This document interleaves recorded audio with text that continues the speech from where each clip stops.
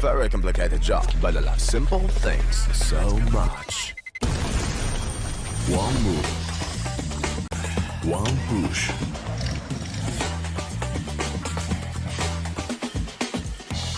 One touch.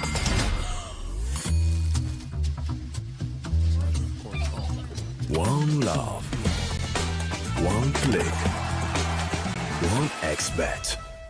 Trying to get the skin of your dream for a long time but can't get it in any way? On our website you have a unique opportunity to get your favorite knife. Users on our site can hand out skins themselves, and participants need to fulfill some simple conditions. For example, watch a video or buy a case on our website. After that, you automatically become a member of the distribution. Go to the user giveaways tab and do what you like. Hellcase.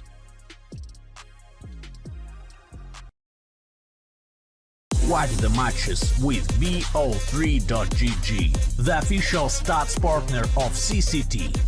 Check out AI-powered predictions in live matches. Get access to live scoreboards packed with in-depth weapons and grenade statistics. Check out round maps in the match results.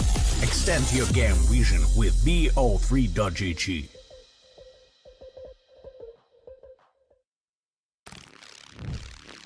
Yo, what are you doing?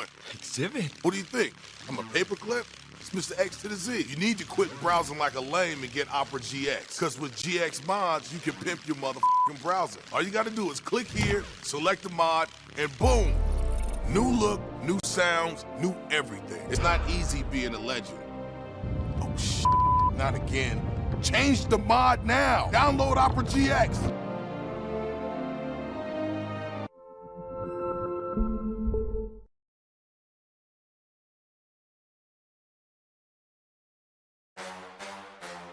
Champion of champions.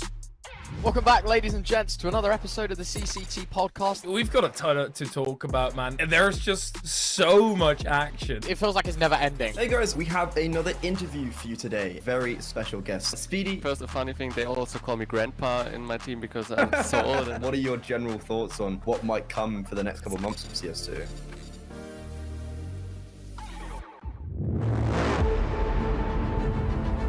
The hunger for glory feeds the desire, the courage to look for a challenge, to feed your ambitions.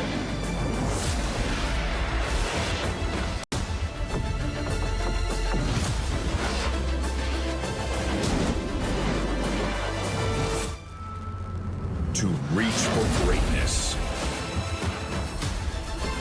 To become The champion of champions.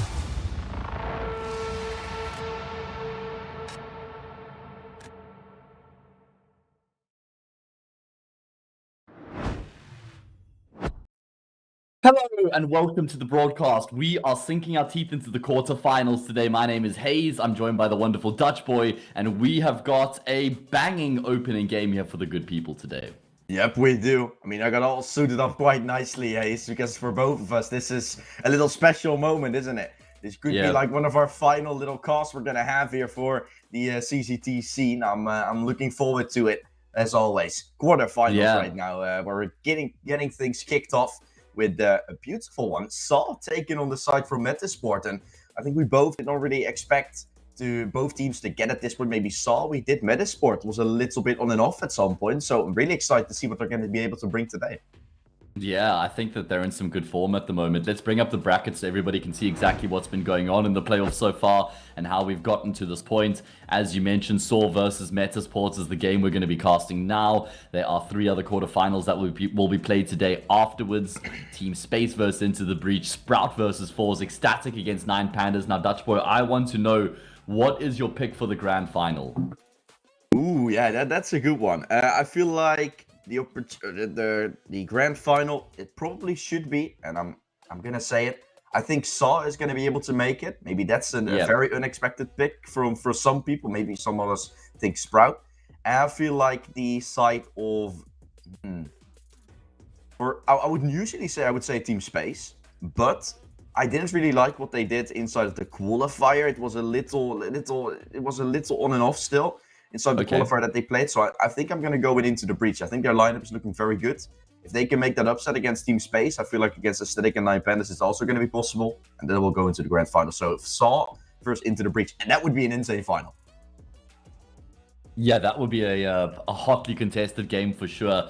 I don't know. I think whoever wins between Ecstatic and 9 Pandas should be able to win that semi between either Into the Breach or Team Space, and then I stand by you on that one. I think Saw should get through to the final, but this game against Metasport is no easy game by any stretch of the imagination. We can zero in our focus on this particular matchup. Let's bring up the Portuguese squad first, Mr. V&Q, the producer, and we can just run through the roster now. Muterus took a brief break from competition recently. Just needed a 2-week little period to get over some fatigue, get his energy, get his passion back, and since he's returned, they've actually won their past 2 best-of-3s 2-0.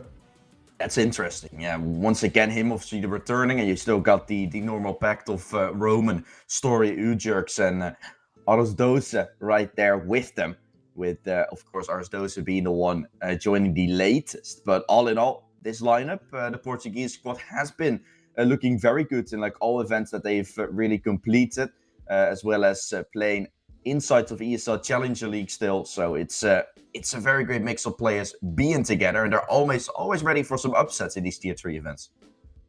Yeah, these guys are like the kings of tier 3, I'd say, pushing tier 2 even at the top of their game for sure. Muter is doing a great job as the IGL, Arisdoce and Ujerks, the 2 younger, less recognized players. Story also took over as the IGL when Muterus wasn't playing, and I reckon that kind of just enhanced his game a little bit as an individual, right? Just getting a scope and a feel for what it's like to be calling as well. Yep, yeah, that's very nice to have. It's a little bit of a mix with that being brought in. But that's what makes Saw very interesting as well to watch, as you don't really know what it's going to be bringing. Players are going to bring in new things every single time, and really is the strength that Saw has to offer. There's also a strength in Metasport, and that's that they have very good names in there, which for some reason clicking together within a few months, I think, really. 2 months they've only been together. And they've already been able to get themselves some very juicy wins, now finding themselves inside of the quarter-final of here. Adam B, HNS, Gianquino, Nilo, and Rusty, of course, been from various different lines. I mean, I can explain where everyone is from, but I think that is going to take quite some time to do so. But yeah, this is a lineup brought together from various different lineups, from various different teams. And in the beginning, I was a little bit skeptical. I casted one of their first games. It wasn't that great. And now they're in the quarterfinals. I'm like, okay, this can get through something. Yeah, these guys have been cooking lately, man. I mean, you got Coach Abdi as well. He was coaching the Young Ninjas team before, if I'm not mistaken. Would have been working with Nilo there. Adam B is a really exciting prospect, only 18 years old. He hits really hard with the rifle. It's great to see Gianquino back in the server as well, in that AWP role here in the team, if I'm not mistaken. HNS is the one guy I know the least about. Not like he was in any major teams before this one. And I feel like he's kind of the guy that they saw and were like, yeah, let's roll the dice, you know, let's take a bit of a chance on him.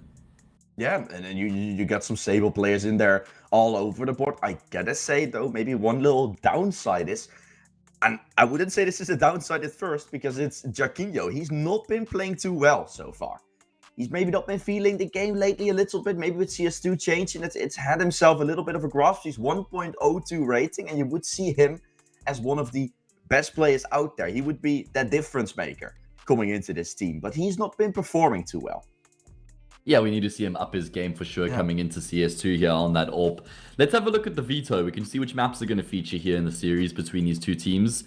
Alright, it's going to be Ancient picked up by Metasport, Vertigo by Saw. That's always been a staple of theirs. And then Anubis will decide the series if we go the distance. Now, yeah, nuke the permaban of Saw. So I reckon we've got the veto wrong here, because Metasports are beasts on nuke. So I highly doubt they were banning it first with... Oh, never mind. I'm misreading this completely. Okay, we're good. We're good. Mirage is the map that Saw never play. That is their permaban. So yeah, that makes sense. And it works well for Saw because Mirage is Metasports' best map.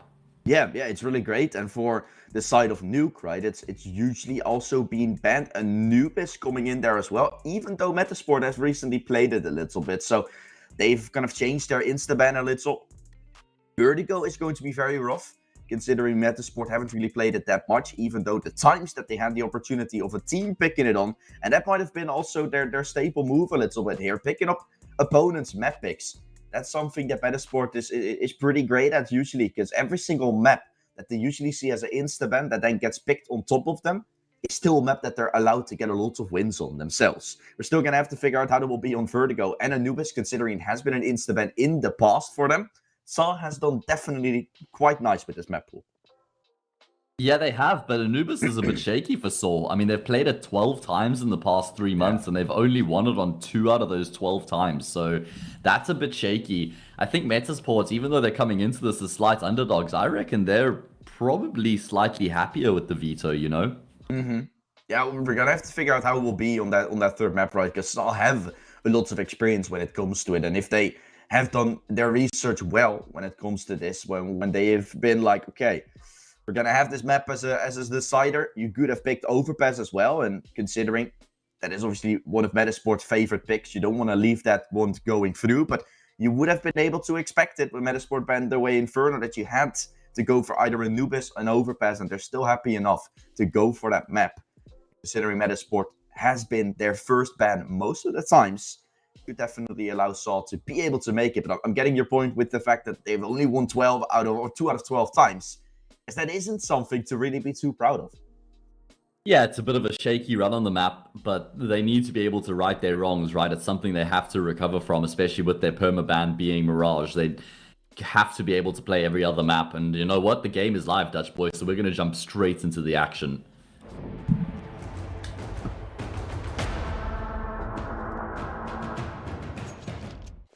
Here we go.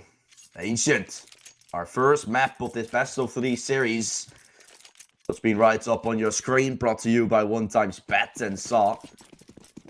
They're the ones that CT side trying to find themselves a good opener here against Metasport's pick, obviously, because I feel like when opponents are now going to take opponent's map pick away, there's definitely a chance for a 2-0 to come by.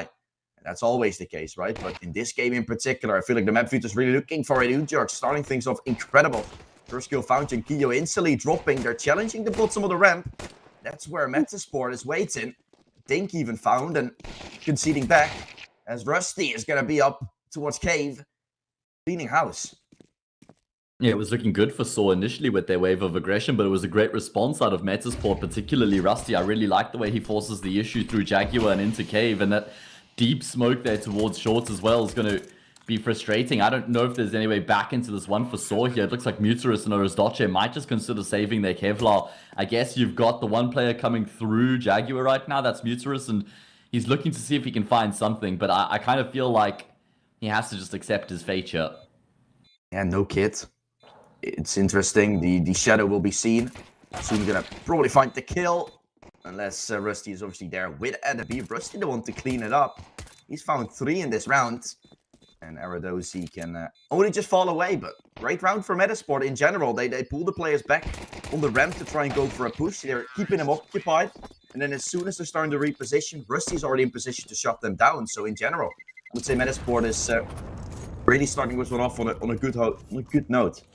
Yeah, absolutely. I mean, like I said, a great response to the aggression coming through from Saw towards ramp. That was the only casualty in the round for Metasport. Here on their map pick, they'll be very happy with that pistol round win, and they immediately buy up 5 rifles. So feels like they're kind of looking towards the future as well, not just this next anti-eco, but they want to make sure they're well equipped when that gun round comes around as well. Yeah, I'm not really caring about the economy too much, nor the youth. I mean, if Saul would have forced into this round, maybe it would have gotten a little dicey, because they would have had armor. Picking up that AK or Galil is then a lot more powerful. They're just going to move in towards the A side, where a triple stack is on the line. Player peeking first. I think Aridosi should be the one on first contact. And then Roman and New Jerk swinging as a triple spray comes by. But it could also be a triple spray down here made. Rusty. Start found there with the Galil. Players are repositioning in a flank as well for Jenkio. Getting very interesting, and should just be a cleanup. Yeah, even though Saw were stacked up on the same bomb site, they haven't been able to do too much. That's a nice little tap through the smoke there from Rusty. Man, he's just dealing in multi-kills right now. 3 frags in the pistol, 2 so far in the anti-eco. It's going to give the IGL a nice boost of confidence. And you know when your IGL's fragging, his calling gets elevated as well. Well done here for Metasport. Should be 2-0 here for them. Utris, he's going to be up close, fighting now against Nilo. He's still getting across towards the CT. Jakio knew this. We just go in with the walk of death and make it happen. Now the Bible come in. Now the first real chance, right, for Saw to prove themselves. Going to be up on M4s. And FAMAS. But all in all, I feel like this is their chance to do, considering Metasport. So still going to have those Galils. Now the util advantage in the side of Metasport. Alright, well, I mean, it is kind of a bonus round for the T side. Losers, they get $1,400. It would be enough to justify an investment in the next. It wouldn't be a great one, but they certainly would have a few pieces to work with. As for Saw, they've got M4s across the board, bar room, and see if they can get themselves on the board here on their opponent's map pick. Wing. Sorry, up close on A. Sprays him down. First one found. Looking for more. Taken by HNS. But those still from the boost. Keeping it. The advantage of Saw. 4-on-3 has been taken. Roman as well reaggressing for some intel. Really well done, I think, for Metasport as well, considering they're going to keep the B side occupied for now, causing the A side flank, Red and B, and Nilo from middle to have a little bit of a freer path. Even though rotation could be called here for Saw any second. Nilo still up close. Muterus with that kill. Taking him away and has full control over middle now. Become a surprise as well for Metasport. Red and B looking away from their position to go for a mid flank. Now slowly creeping through Mutris. What a kill. It's all left to NMB.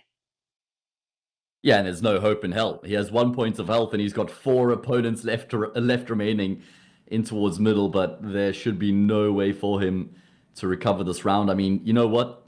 Not even completely adverse to him saving the AK, because he could drop an AK in the next round to one of his teammates with a bit less money. You know, realistically, to win the round from here is impossible. Looks like he wants to try and find a gap to potentially get a plancher, but U-Jerks is now closing the door in on him. It's a matter of time, and there we go. Kill comes through, and Saw get themselves on the board as a result. Saw finds themselves. Sure, this was a bonus buy, right? But I feel like executed very well all in all, forcing Metasport to go first towards the A side, then have a little bit of a flank. There was some pressure towards B, but not over-rotating. Still having a player kind of guarding mid and A at the same time. I really like that positioning from mainly Mutris there inside of window, where he was watching the donut cross still, although he's also still watching middle in case there's a flank coming through. It's really powerful position that he used. And so, 2-1 has been found. An advantage here still for Metasport. They lose this round though. We both know, Hayes, it's get a little dicey here for Metasport, and they might lose that early control that they had. Yeah, precisely, and they're light on utility here as well. They're going to go for the direct approach in towards A. I'm a huge fan of this call on Ancient. Normally, especially earlier on in the round, there's quite a lot of space over on the side of the map, and that's what they're going to be exploiting. I mean, it's Roman who's kind of looking in this direction from Donut. It's Oris Doce. We're getting bamboozled by the numbers on the minimap, which we're going to look to try and resolve. Arizdoce realizes there's a lot of pressure coming through from A main, and thankfully for him, Muterus through the smoke will get a kill. That alleviates the pressure a little bit. Chances to recover. Muterus finding 2. He's really been looking good, taking a break, and he's full with energy. Up close, Rusty and Nilo. Gonna try and hold on. The spray cannot be found just yet. Muterus still sticking, hoping for mates to arrive. But no kills are being taken. Both teams really missing. But Saw to be now the site with all 4 of their players, or all 3 of their members, as B is still up towards Donuts. Gonna try to initiate a flank. Good flash, taking down Muterus with it. The spray down should be made. U-Jerks is all that's left. My goodness, this has just unraveled so quickly, but U-Jerks, he could get this back in contention, running out of ammo.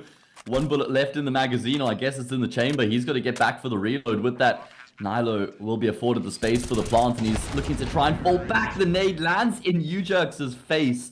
Nilo inflicts a little bit of damage with the rifle, but that nade will finish off the job, and Metasport get themselves across the line. So now they maintain full control as Saw's economy gets reset. I really like the approach once again from Metasport there, just getting themselves into big box and towards the temple, which actually creates more space than the CTs have. They're stuck inside of CT, they're stuck behind the little default box. They've not really gotten too much wiggle room in that regard to work with, whereas Metasport have a ton to go for. And then obviously what you just do is you're waiting around, you're waiting for Saw to make a mistake, you're getting that donut flank in, which is going to be able to capture the player that's stuck still inside of the backside, having him not have too much wiggle room to go for. And so you're just cleaning up. So this is a very well executed round once more from Metasport. And I'm still thinking about the first time I casted him. It was a mess. And now they're organized. They're very organized, at least on this map. Well, I mean, it makes sense, right? The first time they played together, they would definitely still be trying to iron out positions and roles and understand the play style of one another. They've had that experience. They've had that time. Having a look at Saw, though, they're going to go all in this next round. They called for a pause to talk about the situation. And, I mean, they've got a few decent weapons to work with, but this is a great chance for Metasport. Yeah, not really too much to go for. And at the same time, Ecstatic will not have too much loss bonus backing themselves up either. So we got a little interesting. Roman been forced back. Metasport have full control over ramp and bottom of middle. Considering Metasport is only 2 months together, right? Very, very great look. And they're in the quarterfinals. They really want to make a name for themselves right here, right now. And definitely doing so. Chiquinho getting pushed away on the ramp. He cannot get the opener. Saw gets away with a man advantage. Yeah, it's exactly how they needed to start off this Force Spires. Metasport go back to a more default-esque approach compared to what we've seen in the past few rounds, where they try and make their way in towards A. And I love this little sporadic aggression out of Saw. They're never allowing for the T side to feel comfortable, constantly disrupting their setup, getting in their faces, making these flash plays, and all of a sudden it's a 5 versus 3. Hilo. Find an opener. Smoke thrown on short. Look at that flank for Rusty. Although you don't have the man advantage to work with, this can compensate for the control he's going to get. But Arados has a tickling feeling as the push from Roman came into A-long as well. Just repositioning into middle, trying to take back control. Nilo, is he anticipating on a second one to be up close? You got to clear the box, and he will! Nilo shuts them both down, but players flanking and trying to flank the flank now as Roman. Or that's not Roman, it's Aradosa that's going to be seen on this. This is so messed up with the whole map. Roman, all that's left on the side, getting taken away. And now they know where Aradosa is. Oh, and they're hearing all the steps in the world here as well.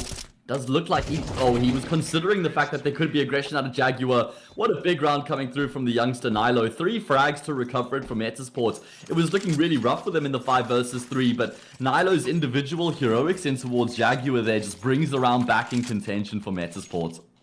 Yeah, and I think if Roman didn't start shooting towards the window, or Aradosis didn't start shooting through the window, it would have been a whole different round as well. Because sure, you're going to be allowed to get 1 kill, but you already know where he is. And you're currently an unknown flank that is coming in to clear up the round, basically. You're clearing up the bomb, you're dropping it, you're able to disallow the bomb from going down. Killing that player in window isn't going to make that big of a difference.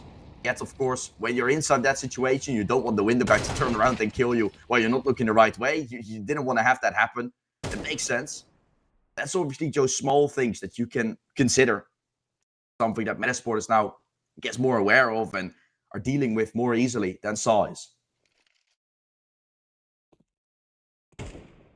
4v4. Rusty already falling away, and I gotta say, guys, these numbers for many people, it might not be too much of a difference that we're seeing the 0 on top.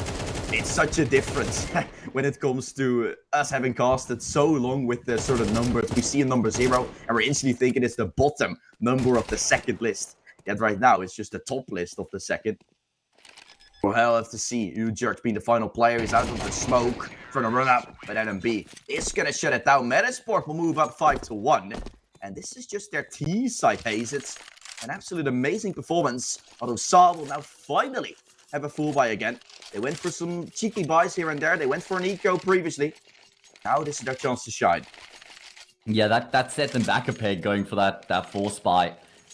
Man, Nilo, 10 for 2 right now. He has been touted as one of those very exciting prospects from the Swedish region, and he's certainly living up to that expectation right now. Saw were significant favorites coming into the series, but after the early successes here from the Swedish team, 1xBet are thinking, okay, maybe we got a bit ahead of ourselves. Let's bring those odds back closer to 50-50, and guess who? It's Nilo who's opened up, and he's not done with just that opening kill. He's taken ground in towards Donuts as well. Very great. To take control, and also to take control over ramp is Saw, but at the meantime, Metasport kind of agreeing on that to be the case. HNS gets a 1-for-1 on Roman himself. But with all the players relocating into middle, and with Utrecht now also being seen, that's usually the ramp player, right? So Metasport should realize that they've just found themselves a chance to push up the B side, but still, they cannot believe their eyes that B side could be clear. So still obviously sneaking up, going for that play. But if Metasport anticipate on this quickly, they can get a free plant, and they might be in a 3-on-3 with Saw looking very good from the start, but now the position where it's all tied.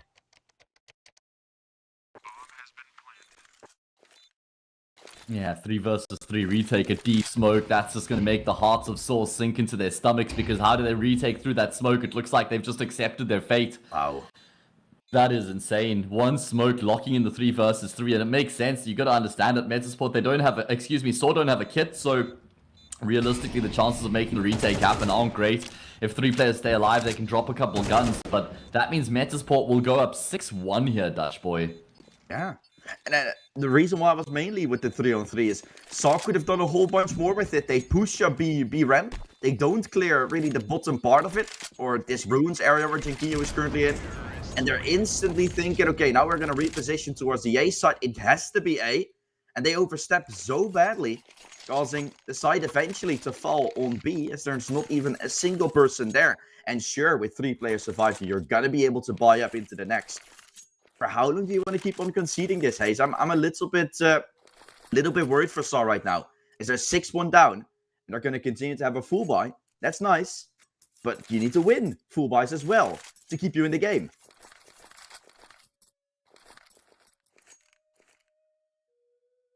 Yeah, let's see if they can make it happen here and now. Otherwise, they've lost the half already inside the first 8 rounds of the map. Ancient, sure, it's the pick of Metasport, but it's a map that we normally expect a fairly decent level out of Saw. They played it 11 times. They've won it on 7 occasions, rather. 61% win rates on their CT side. So normally they do a lot of work on the CT side, but we just haven't seen that from them here in this particular map. Oh, and then that's a little weird for Metasport, obviously, because what we have seen for the T's mainly coming in is the spawns. When it was adjusted back to CS2, the spawns of the T's got pushed a little further away, I think. Or no, a little bit closer, so it made it a little bit more interesting for the T's even more. But on the other hand, like, the map of Ancient hasn't really been known in the Tier 1 and the Tier 3 C to be that much of a T-sided map, not even T-sided most of the times. That's really interesting to see, and as you said, 61%. No stranger to playing the CT side, but Metasport is allowed to chip them away. The Swedish side has really been upping their game. Now trying to make it come to fruition fully by qualifying for that semi-finals, although we're still not there. The bomb dropped far into B side, so even if they're taking all this control over Jaguar, still going to recover it. Giving away their shadow, giving away a swing is Roman. You won't find it. Yeah, round is looking good here for Saw, this all-important round, and now that they've gotten the opening 2 kills, they realize they don't have to do anything further. Just sit back, defend the bomb sites, and force Metasport to make that next move. Look at the position here through Donut right now. Not exactly sure who that is. I think it might be Adam B or Nilo, one of the 2 riflers who's been able to get all the way towards CT. They found a massive gap in the defense right now. That's going to be catching Story with his back turned. The question is the kill even going to be taken here by the T player, or does he want to try and get past? There we go, he activates, first frag found. Could be a second up for grabs, there is. Nilo blows the door wide open on the round. We have a chance, looking for a second. Now they know where Roman is, and it's the only one there on the B site. All down into a 2v2. Bomb will go down. Retake will be needed. Going for a ramp, where Aridos is going for. As Mutris waits inside the smoke again from CT, anticipating on the fact there's someone up close, even though that's not the case. Bomb slowly ticking down. No one watching the ramp push. So maybe Adam B could be a sitting duck. Sudish now anticipating on it. Gets the kill. And now knows where Mutris is as well because of the shoulder peek. This is executed so well for Metasport, and it's all seemed to fall apart for Saw. Mutris will burn to a crisp. And it's Adam B to find it. 3 kills in a round, and Metasport will continue to win. So I said before, Saw can surely save a lot of times, but this one cannot be saved.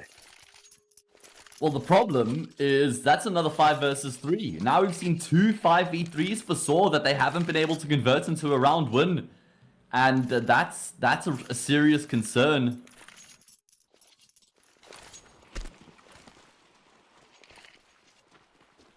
Concerning signs right now for Saw. They will be able to afford another investment, but this half has already gotten away from them. Metasport's in a great position. I mean, regardless of what happens in these next 4 rounds here, Metasport will be very happy with 7 on the board going into their CT side of their map pick. They really are. I feel like this is a very good position Metasport has found themselves into. I still gotta say, when you're still a newer team together, usually the T side is the one that's going to be more favored on your own little individuals, whereas from CT it will probably be a little bit tough to get those things shaped up. Saw is still known to be such a good T-sided team as well. We're gonna have to figure that one out as a shutdown is made. Saw holding on to the side. Adam B finding a second lifeline into this as he swings out for more, getting taken away, getting chipped apart. Saw is gonna move up to 2. Finally, double up their round count. Haven't converted a few rounds that absolutely should have been theirs, but this time they will get across the line. And look at the money for Metasport. You can see the reflection of the damage done by Saw in these rounds they've been losing. So, yes, there's going to be a reinvestment from Metasport, but it's not... doesn't look like a team who won 7 out of 8 rounds. Yeah, sure, there's AKs, but HNS has had to settle for the Mac 10, and not only that, but they're also fairly light on utility. You can also see that particularly the money backing it up due to the amount of kills Saw has gotten. When you see that amount of kills that they have, you wouldn't say, oh, they're only fighting 2 rounds, right? They've done a lot of damage in these rounds. Got some few saves where there's like 2 players surviving only for Metasport, and they're not building up any economy whatsoever. It's really starting to take a toll unless Metasport can continue to win. Jaquinho is up close, gets a kill full blind. Ujerks peeks on top of it. But in the meantime, he's all that's left on the B side now. So much space created here by Metasports as a result. Have a look at how frail that B bomb site looks.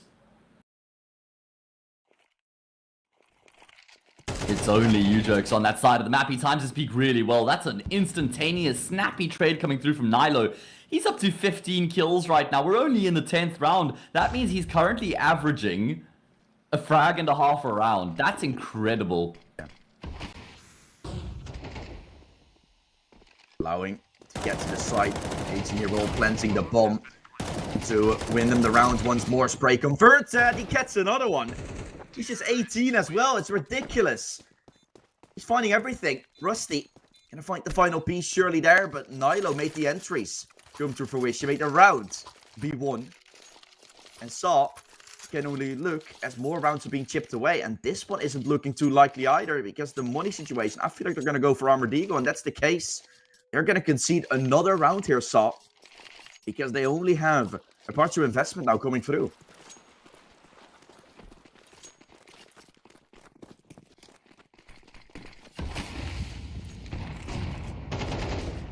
Yeah, this has gotten away from Saw very quickly.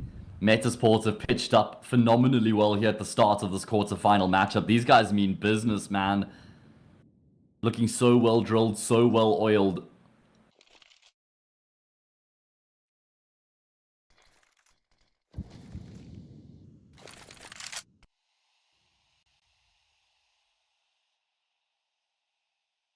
Real through the 9 here. They've already won the half big time here, Hayes. So yeah, going for the 9th to at least have a 9-3 scoreline would be great. Story checking the top. Now Roman getting chipped away. Rusty has found 2.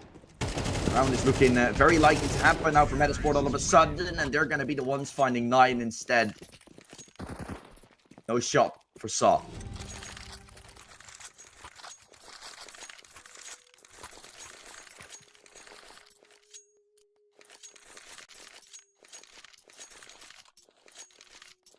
Yeah, I certainly wasn't expecting this to be such a one-sided affair coming into the series. This is the thing about MR12 as well, is the map can just get away from you so damn quickly, Dutch boy. Yeah, it's and Saw is still approaching it as one other game, right? Where they're going for a save here and there when they should have been trying to go for it. It's interesting to see how they've approached it. Maybe still approaching it a little bit in the MR15 way when they think they have windows of opportunity, but I gotta give it to you. When Metasport is gonna be up 10-2, if that would be the case, You're only 3 rounds away from winning it, right? You're already on double digits. It's mattering so much more these particular rounds. You need to try and make it worth it. You need to try and make it worthwhile. Stars trying to make 3 and at least be able to be accomplished. Yeah, and that's, you know, you would say certainly not going to be enough, but it's all they can afford, and it's all they could do right now. It's all they could hope for. And it does look like they still have a bit of an uphill battle to try and get that 3rd round on the board. They knew Arisdoche was behind the cube, and they're eventually able to flush him out of position, but Saw have rotated accordingly. They've got the numbers stacked up on the correct side of the map right now. Oh, Jaquinho finding himself the opener. Story there with the off as well. All left to a 3-on-3. Jaquinho is making a name for himself on the T side. Still gonna be the CT side with an AWP. See how insane that could in fact be. Roman to be burned to a crisp. He's not the case. Missing a shot is Story, and now Roman is his cue, but Nilo flicks the 180 to get the round. What a play from Metasport. Yeah, what a round. I mean, Jaquinho there with 3 vital frags, even one instance where he was completely blinded up, but he's still able to hit the shot anyway. And now 1xBet, well, they've almost flipped the odds from what they were at the start of the series in favor of Metasport. And that's not surprising, considering the complete and utter domination from the Swedish team on the T side of their map. Yeah, it's crazy.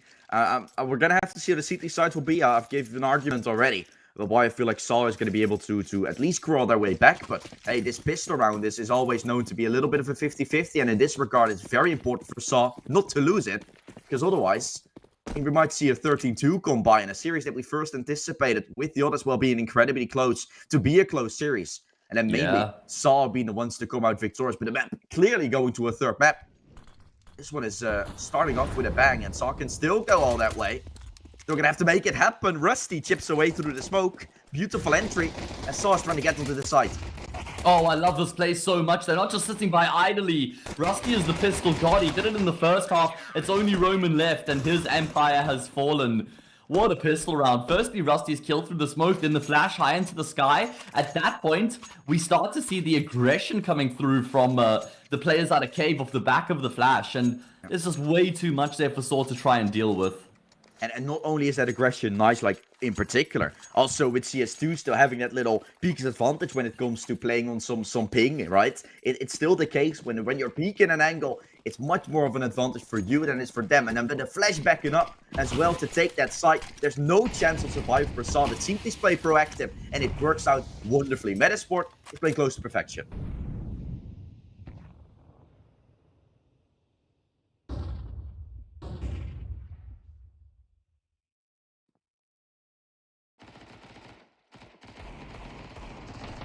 Alright, well, it is going to be Saw in a must-win situation here, but unfortunately they're just not off to the start that they needed in this all-important round. HNS takes a lot of damage, but he deals a lot of damage, and you know what? The 2 pistols, they've both been able to find a quick frag apiece. I think it's interesting. Jaquinho, sitting duck as well. Try to find his way back in. If he would have found that kill, Mutrus was all down to 5 health, so that would have been interesting. Yet now Metasport is going to be back on the double eco territory, like I usually call that, where they're going to have the Armored Eagle buy now rolling by. They're going to be investing. This allows Saw to at least get themselves a stomp in this game and not be losing it 13-3, but still making it somewhat of a nicer scoreline for the visual eye.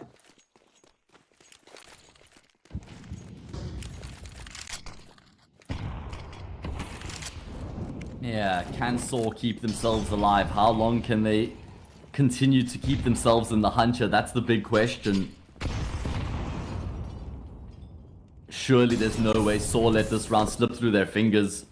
They already lost 2 5 versus 3s on their CT side. And Metasport, well, they've got a pretty good read right now leaning over towards B, assuming Saw end up there.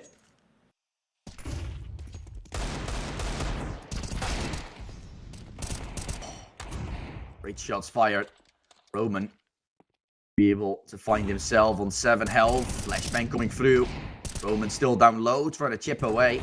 So does U-Jerks as they're up close, still trying to connect the sprays and connecting the swings. They will surely do.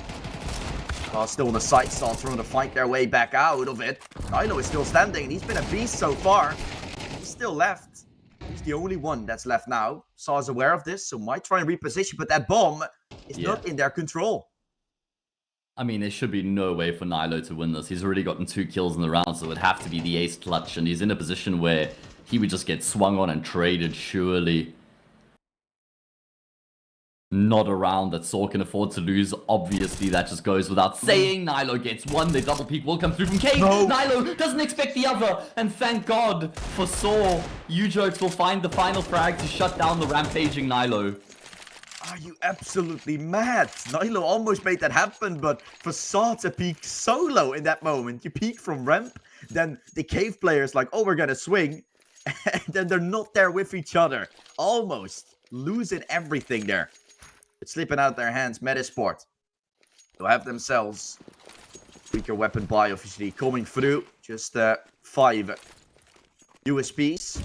But that could have been the difference. And sure, for Metasport as well, it's probably going to be pretty interesting because they only have 1 person survive, and it's now a massacre will probably be coming through.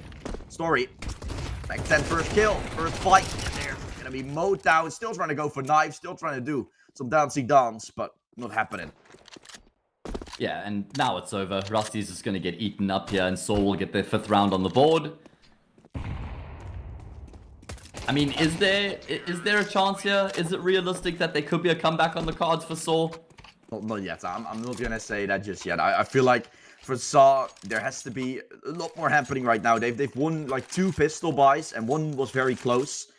And they've picked up this eco, but there's also 2 players falling. Their economy not really backing up.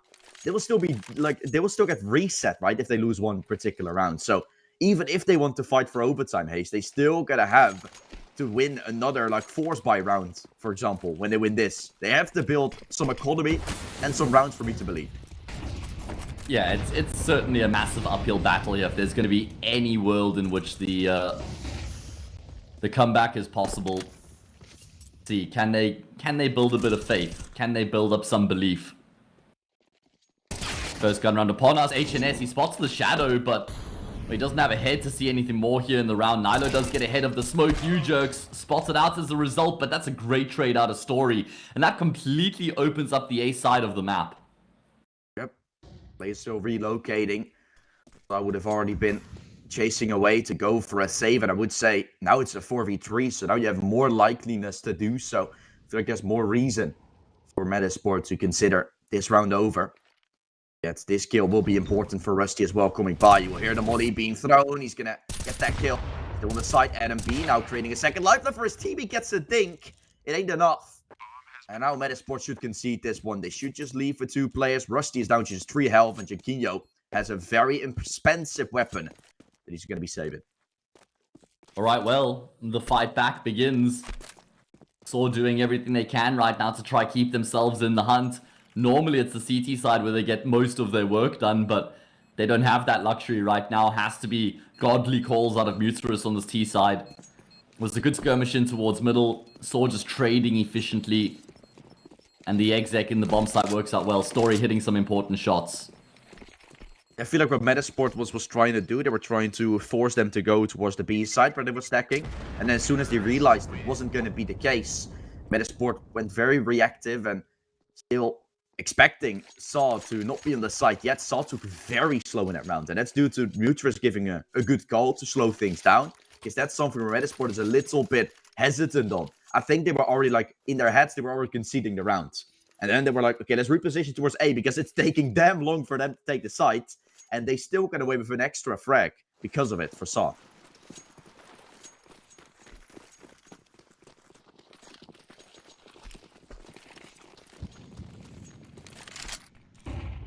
Peek with the op. Oh man, I like it. I like the fact that he tries to go for something aggressive at the start of the round to impose himself. And Saw now know the AWP is on the A side of the map, so the question is, do they still want to commit to this original plan and head in this specific direction? Jaquinho is thinking, well, they saw me A main, so maybe they're going to try to go towards the opposite side of the map. He's trying to stay 1 step ahead here. Unfortunately for him, it's not the right call. Muterus is 5 steps ahead. Really been a good caller so far in this game. Again, known to be a good caller as well, keeping Saw at bay. As you said before, just needed some break. Now he's back with full extent, with full focus. Oh, it's Brecken. Tom, best Iberia team in the world again. Yeah, it will be middle. Moving their way towards the A side. Nilo. All that's left still chasing will be Rusty. Nilo is on the side.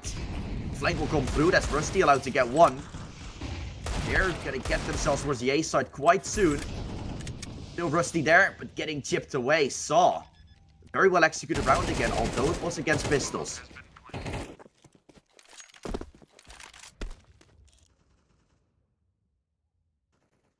Yeah, it was looking a little bit shaky, a bit concerning there at one point. I was slightly worried for Saw, but the double kill from Arasdoce just brings around straight back in their contention.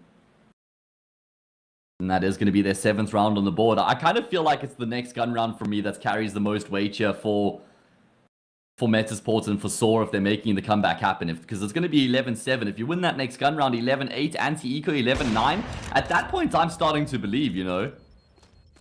Yeah, I'm starting to feel like Saw.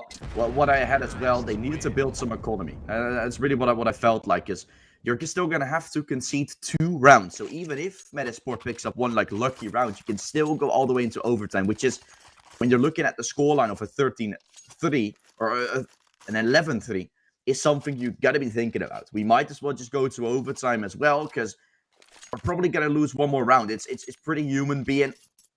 Or the human being, of course, you can make some flaws. You can make 1 or 2 flaws. But if you have the balance now, the economy to back yourself up, that singular flaw as well, that's when things are becoming interesting. Because now Saw just they obviously needing just 6, but also 5 to make it a confirmed overtime for themselves. And they have 2 chances, or they've like 1 chance to still lose. They've one like Joker to use in that regard. It's interesting. I think this is actually not over yet.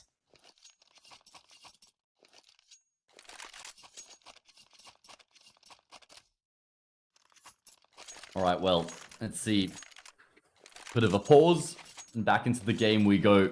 This is where Metasports are going to look to try draw the line in the sand and say, no steps further. Saw in this comeback. They want to end it here and now. See if they'll be able to accomplish that. Didn't you just have the perfect opportunity to say, you shall not pass? I was setting you up for that one, man. Yeah, that's a nice one. Yeah, that's what I'm trying to say here. And Kyo is going to swing himself to try and shut it down. He saw 3 players. That's very good intel that they've gotten.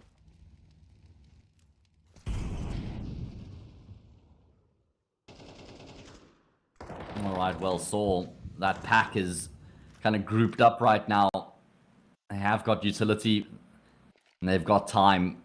And Adam B is by himself in towards Jaguar right now. It's going to be a tough position for him to navigate with 2 players sort of coming in his direction. Flash blinds him up, but will regain his vision before he finds contact. And I suppose at least he gets a kill before he goes down. Look at the push coming through from middle right now to the CT side. They've got so many players there, and they will be able to trade out Muterus. But I think the T's have now realized that means there has to be space on B. Where they're going. Kyo forced away of the angle, trying to reposition, but finds himself having to plant him away. Shot ring through. Nilo is connecting the spray. They are a dozy. Close here. Close and personal. By the edge of the smoke, it will soon fade. Kill could be found. Will be taken. And Kyo still trying to create an opportunity. But sorry, he's peeking him. Wins the up fight. And so, Star's going to walk away with another round. And now we're going into the area that Hayes was talking about earlier. A position where once again, an anti-eco will come out for Metasport. And Saw, they can keep on sailing towards that advantageous position potentially here in the game. And that's crazy to believe, coming off the back of an 11-3 position at some point. Yeah, starting to get a bit scary right now. Starting to get a little bit concerning for Metasport, who are going to have to...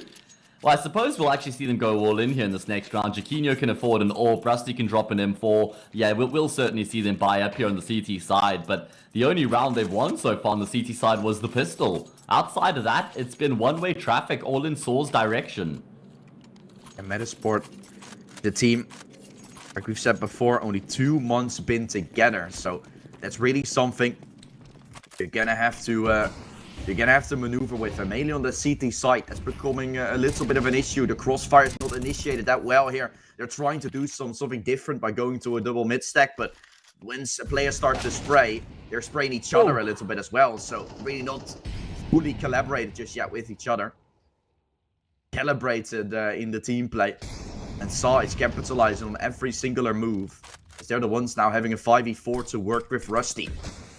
Gonna be up close. Smokes are being used. CT smoke missed as well, so that allows Saw to have a free path to the side unless this boost comes through. Nilo has been good so far, but he needs to be even better than he was before, trying to look on top of it. Cannot find it just yet, but Roman will cross. My goodness, so much damage done to Roman on the cross there, but he gets to the cross with his life intact, and with that, the bomb's going to get activated. It's going to be a tough retake for Metasport. They don't have anything going for them here. It's going to be a standing start, and all four players sort of splitting their way between short and long, but Saw just chaining those smokes up right now.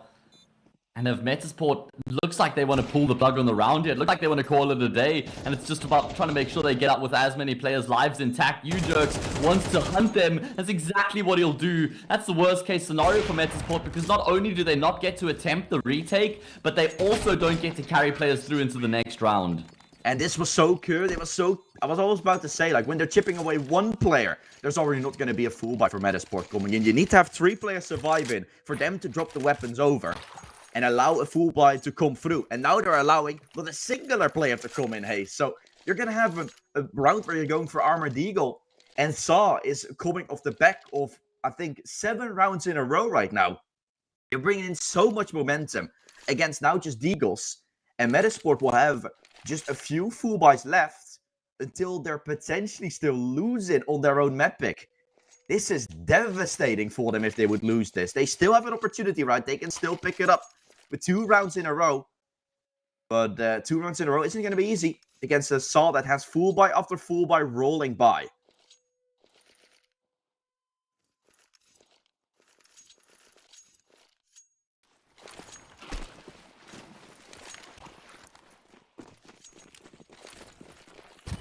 Yeah, Saw now just 1 round away from reducing the gap to 1 round. 11-10, they can get themselves up to double digits right here, right now. They've got the momentum behind them. They're feeling it on this T side. Muterus gets a kill to open up against the pistols. Always a round you kind of want to proceed with caution, right? You've been doing so well in the gun rounds. You don't want to slip up against the 4-sport pistols, or the upgraded pistols, should I say. And they've done exactly what was required, as they've cleaned up and they get full control. And this time, they're not spilling any 5 versus 3s.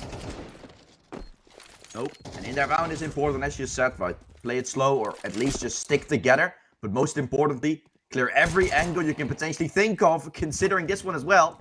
Rusty's going to find the opener. At least a chance to pick up the AK.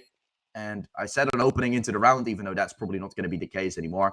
The time of the defuse is also almost over. And Nilo will have to stick, like, almost instantly now.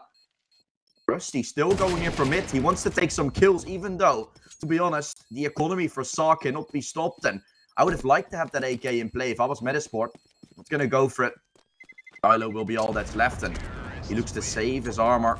Just find a weapon, even though that's not the case. But what I was again trying to say, right?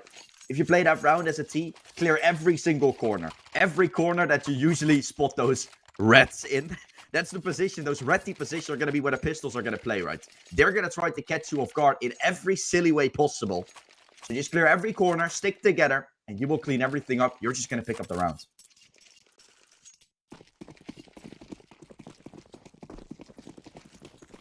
Yeah, really good work. Saw have now drawn within a single round. Was it a 10-2 half? I can't believe it. A 10-2 half. They won the pistol to start off the CT side, and ever since then, it's just been Saw the whole way through. The AWP is here. Yakinio does find one. Surely gets traded. Yes, Story steps out. He takes down his opposite number. That will render the A bomb site in control of Saw through the smoke. U-Jerks finds another. This is looking shaky right now for the CTs as they look to make the retake happen. Will go down. Oh, Roman's barely getting it on. So the bomb's still going down. That means 40 seconds to make this retake called upon.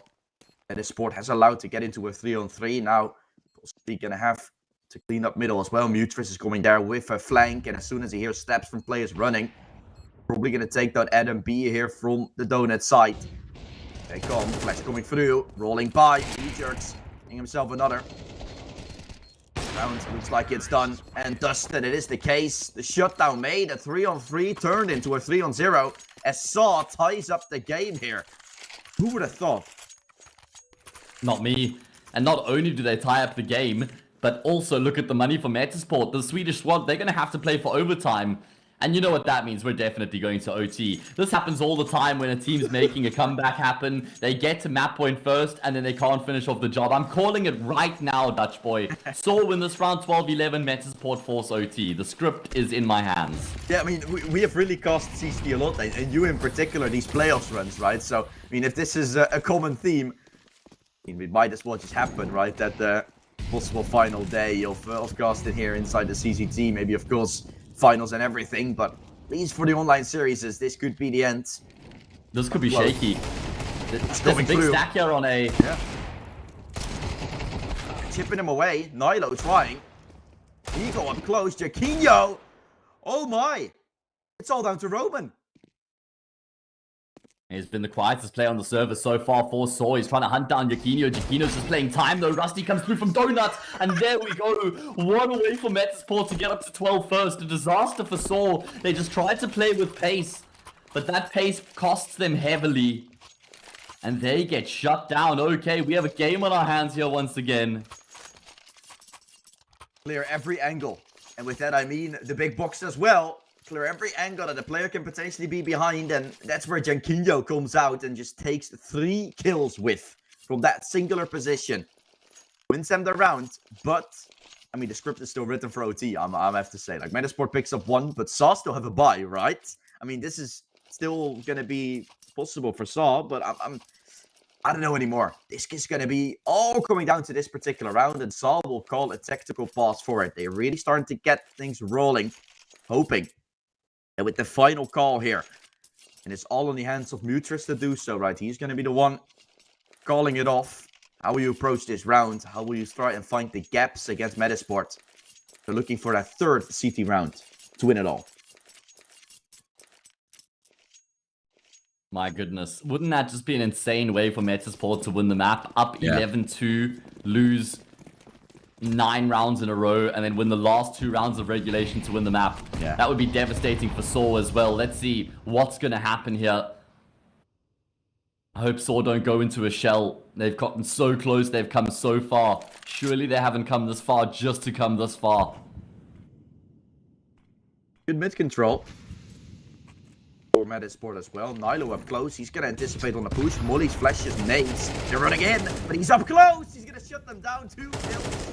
Garden of middle, Garter of Saw, as he's 29 encounter right now. This man is on another level, and it's all left to Story and Arados. Yeah, to save the day, to force it into overtime. Have Saw really gone 95% of the way and then ran out of gas? And think about the way they decided to play that anti-eco as well, Dutch boy, where they just ran into that A-bomb site so aggressively without getting info. Did they get ahead of themselves a little bit, and could that come back to haunt them? I was, like, I guess, saying nice things about them, about how they approached the last eco round, but this could be the up fight that determines it all. Kill found for Story, still attack for Jaquinho, so making things a little interesting. Finding a way back in, could be Adam B. He's going to swing from CT as soon as his plant will come by, but there's an AWP scoped on top of him. Nilo needs to be won over, and he's not one that falls quickly. Although right now he might fall to his demise. He's all down to 22 points of health. Metasport repositions in alongside as well. Take main. They have donut control. Saw have full control over CT. They can take that peek.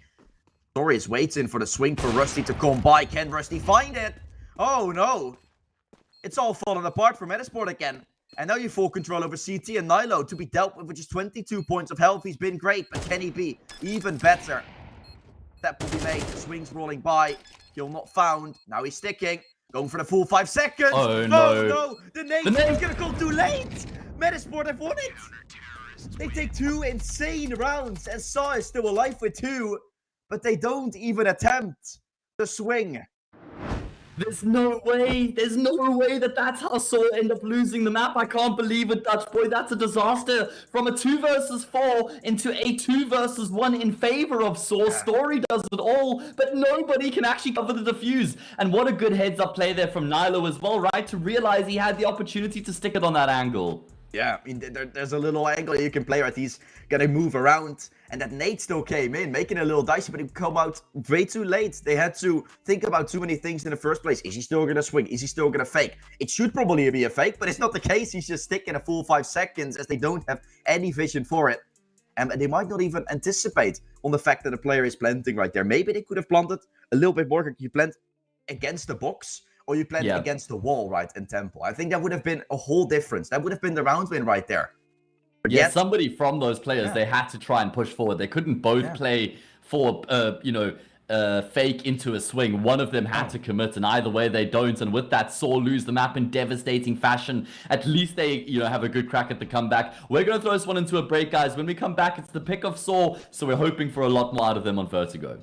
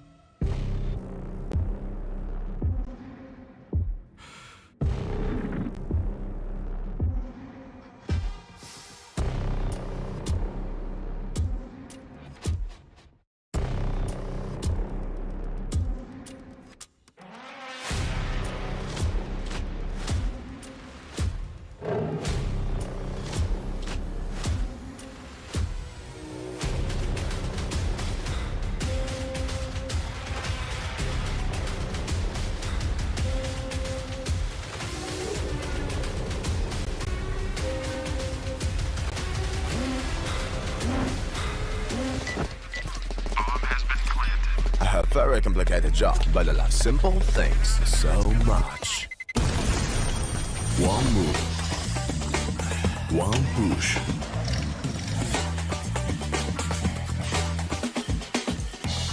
One touch.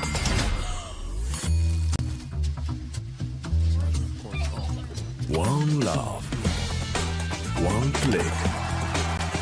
One XBet. Are you sick of just opening cases? Join the events.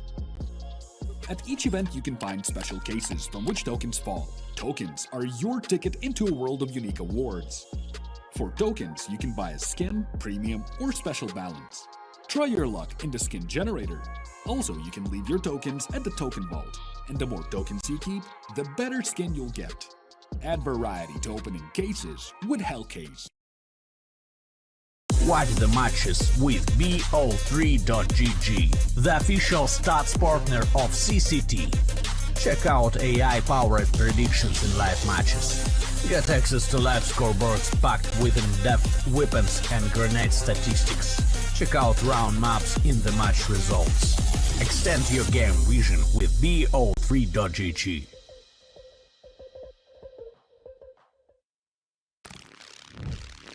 Yo, what are you doing? Exhibit. What do you think? I'm a paperclip? It's Mr. X to the Z. You need to quit browsing like a lame and get Opera GX. Cause with GX mods, you can pimp your motherfucking browser. All you gotta do is click here, select the mod, and boom! New look, new sounds, new everything. It's not easy being a legend. Oh shit, not again. Change the mod now! Download Opera GX!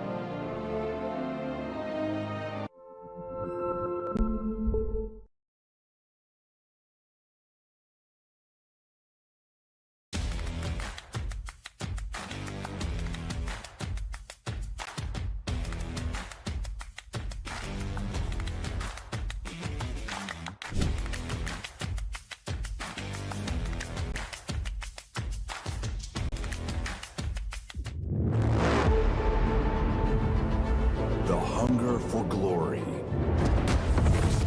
feeds the desire, the courage to Look for a challenge. To feed your ambitions.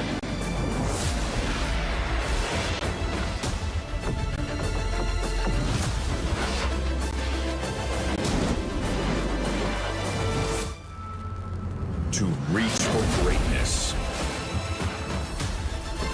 To become the champion of champions.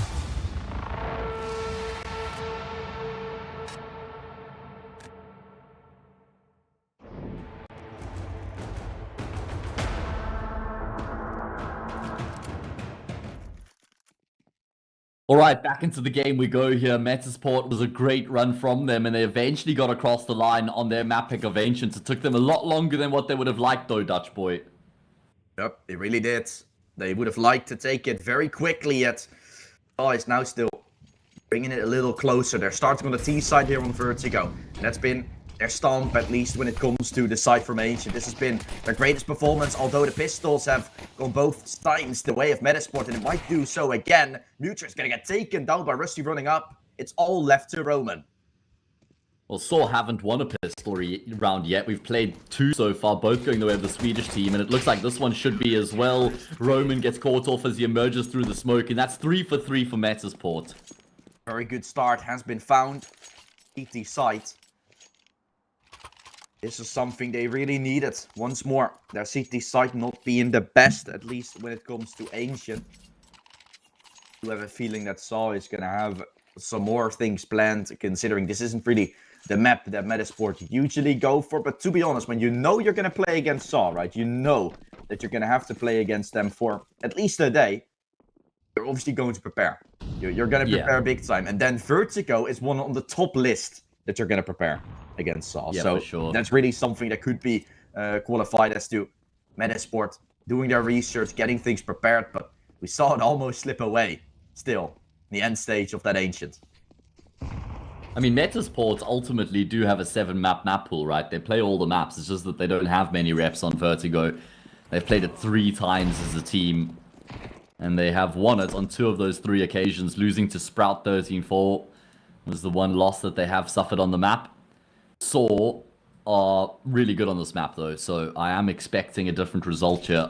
I'm expecting Saw to force us into Anubis, which is still great for Metasport as well, right? We've spoken about at length how Saw have struggled on Anubis, and that means they have to do this the hard way. Somehow, Orozdoche, he's gotten 2 kills with his Glock. Yep. He's made. At this board is gonna... He wants to walk away with their second. Very well done, obviously. Still doing a lot of damage, but not to be. Finally the buy, of course, and the bonus buy now for Metasport, although previously we said, Hayes bonus buy, that's some extra cash for Metasport, but because of the damage they've inflicted, because of the players still falling, Metasport doesn't really have too much of a buffer.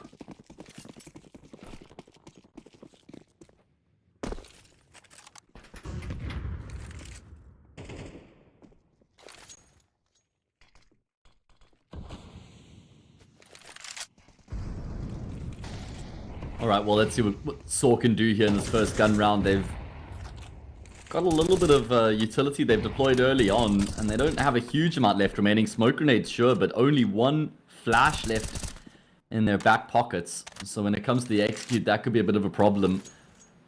Probably going to see a bit more of a direct approach. Roman trying to keep the attention focused over towards that A site, and there's actually nobody towards B right now on the CT side. There and the one up. Oh, that have control everything right now, that are going to move their way through quite fast. These smokes all used, and conceding that site on a 5v5. I'm not a big fan of it, but they're still trying to hold on with the util that's being thrown. Still denying Ujert from planting just now, but he didn't spread out too far, so he's down to 50.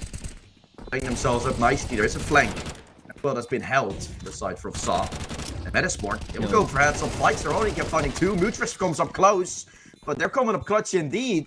Metasport looking for this retake, and they've almost found it already. Roman is all that's left. He was early one to be on the flank. And now the fuse will be made. Nilo, full 10 second stick. He's done it before, but then with 5 to close out Ancient. And he will get the defuse this time as well. Cannot be taken away by Roman. And Metasport will get their CT side start to be converted into a 3-0 start there. Taking Saw to the wire here. Yeah, that retake is very impressive out of Metasport. As you mentioned, the bomb plant coming through with all 10 players alive on the server. That's not normally the best way to go about things as a CT side, but they say no problem because we can make the retake happen, and it's exactly what they do.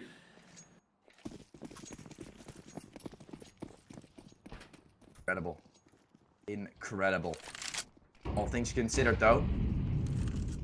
Things in. He throw the U-jerks down. It's a 48. Certainly Metasport having that little bit of damage advantage already. You can really see those nades, those mollies used well. And Saw, they've not really done the usual, right? They've not gone up for standard A ramp takes necessarily. And that's something that Saw is looking pretty good on. But I feel like they could go back to the basics a little because B-side is protected very well by Metasport most of the time. And again, Rusty is here. There's 3 men arrived and they will be shutting them things down here. Nade thrown as well on Eridos and everyone will hit the deck here.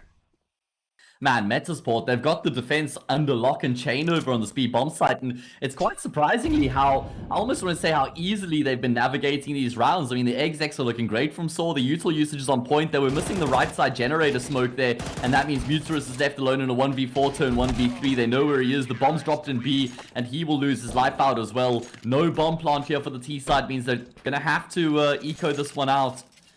It was their T side, they did so well on Ancient, but unfortunately for them, they haven't been able to follow up with that here with their T side on Vertigo, at least not from the word go.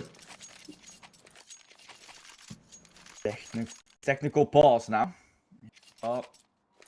They have what it takes right now to can take it. They haven't really been able to find crannies of this push from Metasport, and yeah, I feel like one simple answer would be to approach A little bit. Metasport, there are fast rotations toward B aligning. A is a longer rotation path, and you take it slow, or you're gonna fight there.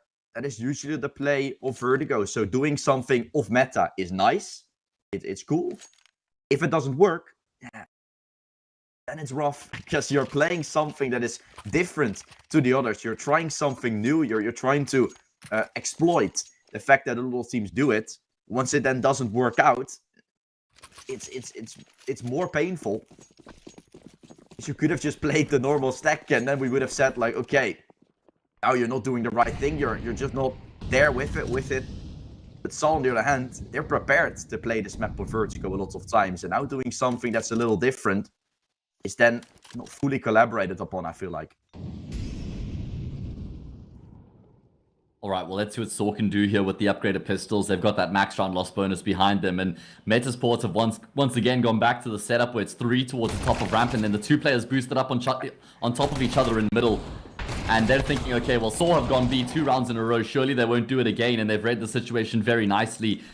I mean, these are the rounds that Saw where you expect to inflict damage, right? Because you've got all the upgraded pistols and armor, but it's only going to be the 1 kill. That's so good for Metasport because look at what that does to their money. Now they've got a buffer in play.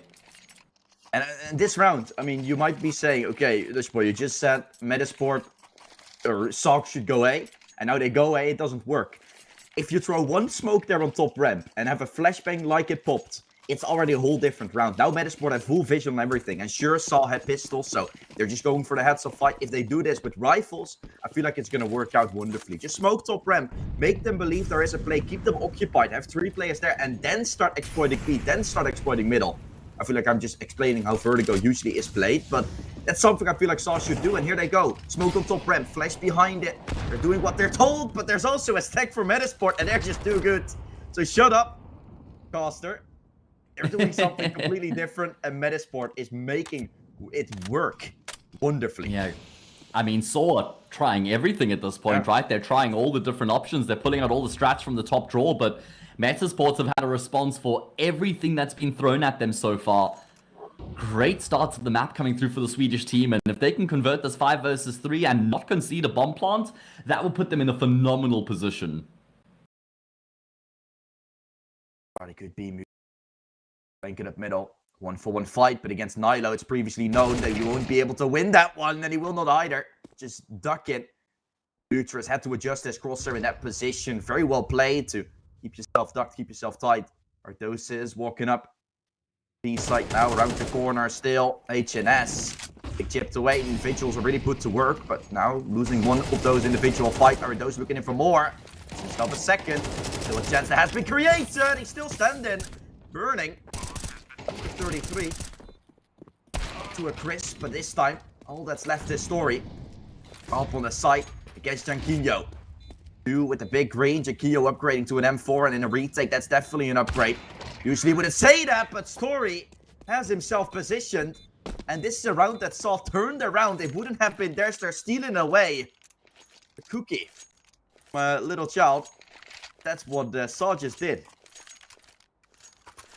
Yeah, that's a 3 versus 5 going Saw's way. We saw Saw lose a few 3 versus 5s on Ancient, but they haven't lost this one. And there is enough money for Metas to afford the reinvestment, but should they lose this next round, then we're into some good positions for Saw at that point. I say good positions, much better positions. It would be a 5-2 scoreline, anti-eco 5-3, and at that point they're building their way back into the game. This is exactly That's a missed smoke though.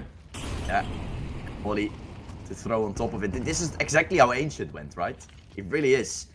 Saw started to get things going, and from that point, anti-eco, everything started to fall apart. And that was how Saw got themselves a firm grip in the game. And now they did it earlier than once Metasport is on 11. So this could still get a little dicey, but they gotta win this round for it, Hayes, and that's very important. If taking the bottom of the ramp, Metasport not going for the peaks this time, but it's not sticking down. Saw could already have gone for a little ramp play, but now it looks like when Metasport, like they're not taking it, they're gonna try to take it themselves, and this could be a triple peak coming out very nicely for Metasport. Praise the name of the game. Rusty gonna be the next man called into action. He'll find a frag. He wants more though. And his double will maintain the man advantage here for his team. So again, Saw are gonna have to get the job done in a numerical deficiency. Scoped in. It's been good so far. Nilo is up close. Story's not gonna clear him. The upscope not extending his vision that well. And Metasport walk away with it. So we said this was the beginning of how it started. Of course, Saw cannot start off with Metasport having something to say about it. Their Vertigo has been looking good so far. Shutting it down every step of the way. And in that situation for Saw, they waited so long for Metasport to peak. As soon as Saw started to make moves, Metasport did the same. And they went on for heads-on fights. And the one that comes out victorious out of those fights is going to be the one to take it. And Metasport was the one peeking into the angle of Saw. Saw was waiting. They were still walking up the ramp. They didn't have the peaks advantage with them. There really is an important situation Metasport has found themselves into, where they're the ones swinging instead of Saw being the ones to peak. What they felt like was with a smoke on top ramp, with a flash popping, Saw is the one that makes the initiative. And in CS2, that's very important to do so. Now Metasport waited for Saw to make the engagement. They didn't. And as soon as Saw starts walking up, Metasport is the one to take the initiative. And they're the ones to peak on top. And now Saw is back to pistols. Yeah, I really like the point you make there, how we're just seeing the initiative coming through from Metasport so far on this CT side. They're not just sitting back in the bomb sites waiting, they're asking questions, they're taking initiative, they're being proactive, and well, now Saw, well, they've got that max round loss bonus behind them again, so they can dig a bit deeper into their pockets. It's upgraded pistols into Galil, but not at all the start to the T side they would have hoped for. Prone. Way up. Take the top of the ramp. Adam up close as well. Personal, but general. Metasport that start relocating. Triple stack here towards the A site. Now coming by. Missed shot from Janquinho. Could be coming vital to him, but not the case. He's not going to fall away, but looks like Saw has still been able to take over the site. And Molly will stop it for now. Arados is in a good position to potentially find Janquinho off guard. He's going to get the kill. You saw it coming from miles away. All tied there in this round. Yeah, great shot out of Aristotle. We've seen him with the Desert Eagle a few times do some serious damage. 3 versus 3, certainly looking doable for the side of Saw. There's still so much time left on the clock. The problem is they've got no more utility. So, how do they try and actually get into the site and find a bomb plant here?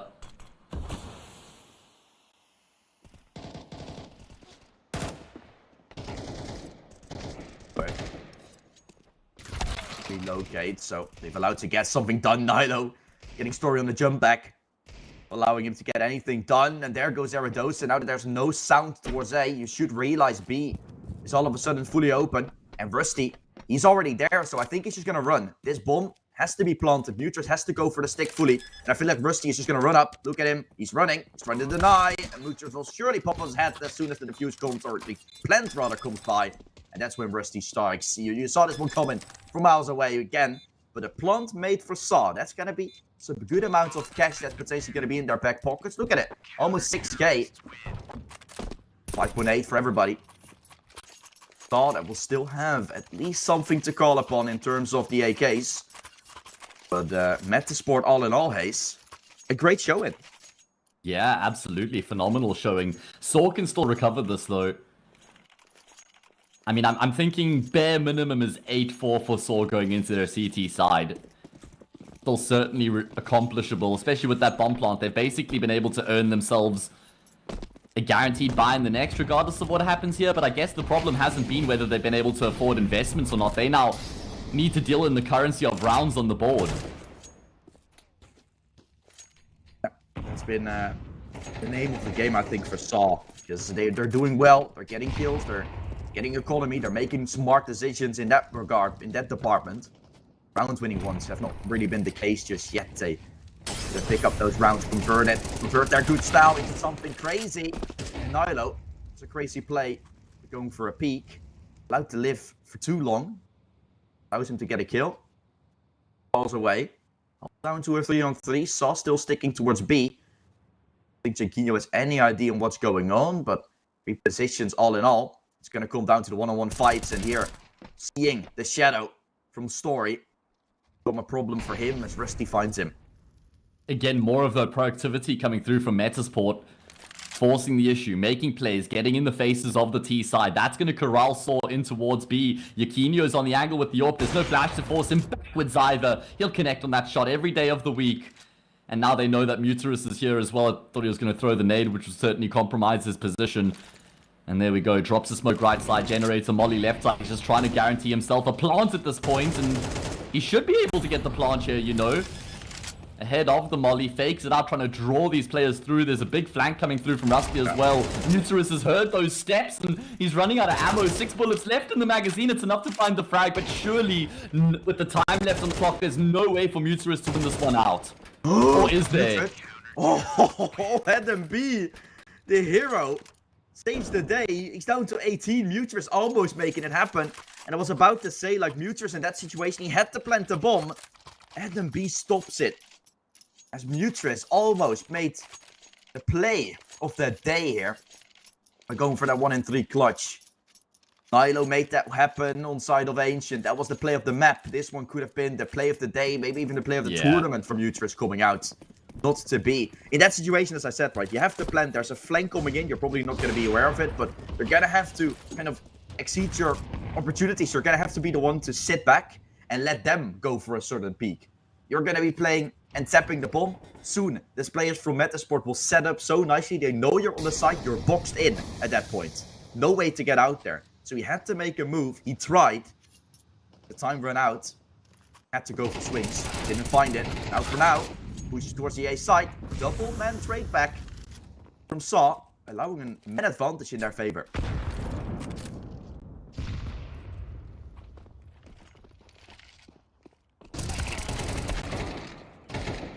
Alright, well, looking very good here for Saw in the follow-up round. In the 10th, it's only HNS left, and not for much longer either, as he jumps up and gets the elevated angle.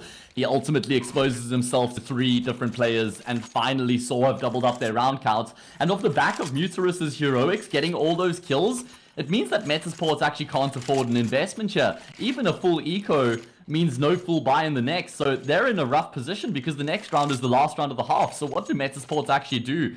Do they go for back-to-back force buys? Doesn't look like it. I wouldn't have said that either. Like, sure, you're not going to have a complete full buy rolling buy, but it's better to have at least a buy than to have double Deagle armor buys. I think your chances are a whole lot bigger when you're going for such a play, but at this one should definitely not be a problem whatsoever. Aradosa could just shut them down. He's going to mow it. One. Won't hear any steps. They're falling back. And Saw still overthinking this quite a bit. They've just pushed 5 towards B.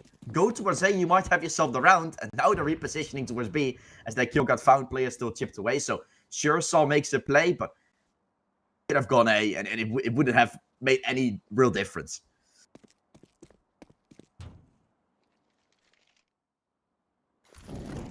Do you think Saw can still do it with 4 rounds on their T side going into their CT side? I'm just gonna say no. I mean, previously I said, like, I have to believe, and now I also don't really know. I don't really believe in the side of Saw. They still have that CT side. That could be a good thing about it, but their CT side, all in all, that first map of goals, it hasn't really been that great, Hayes. So I don't know what about you, but I feel like side from Metasport have what it takes now to win it, as they still have a final round with a decent buy going forward. Maybe a 9-3 half could still be possible.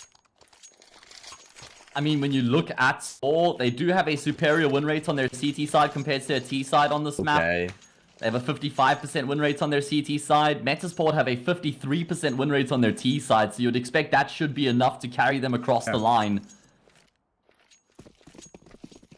Oh, we got a game on our hands here, man. I feel like it has to be 8-4 going into that next half here for the side of Saw. 9-3 would be a disaster. They're gonna go for the ramp peaks. Smoke on top ramp, Molly behind it. Well executed. Saw taking ramp pretty instantaneously. And then B gets shot down. Jankinho getting timing there on ramp. Causing troubles to be on the horizon, and the flashes are good. The peaks are even better. Saw mows them down. Ujert gets them all. And Nilo, yeah, there's no way going back to B to save, because this is the final round of the whole buddy. Should be 8-4. Well, where's this reinvigoration been, man? Yeah. Where has this Saw been throughout their entire T side, moving with so much pace and confidence? And this is how easy it can sometimes be, right, on Vertigo. I said top ramp smoke, Molly behind it, flash on top ramp, peak, and boom, it's in a complete sync. Metasport gets taken down. Sure, Jankinho gets timing there with the AWP a little. He could have found one. But in sandbags with an AWP, are you realistically going to find yourself more? I don't know. I don't think so. It really all comes down to how Saw executed that ramp, and that was very great. Alright, well, they do have to follow up with the second half pistol round. We played 3 pistol rounds in the series so far, and Saw haven't won a single pistol round yet.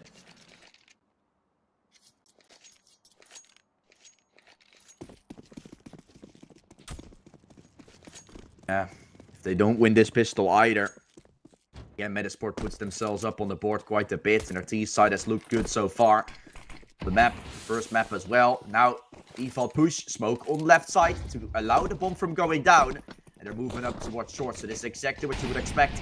Molly still thrown to try and deny. Jankinho finds an opener, finds a double. They went for a flank. They're getting absolutely chipped away. The pistol round goals are continuing as Metasport is smiling towards Saw.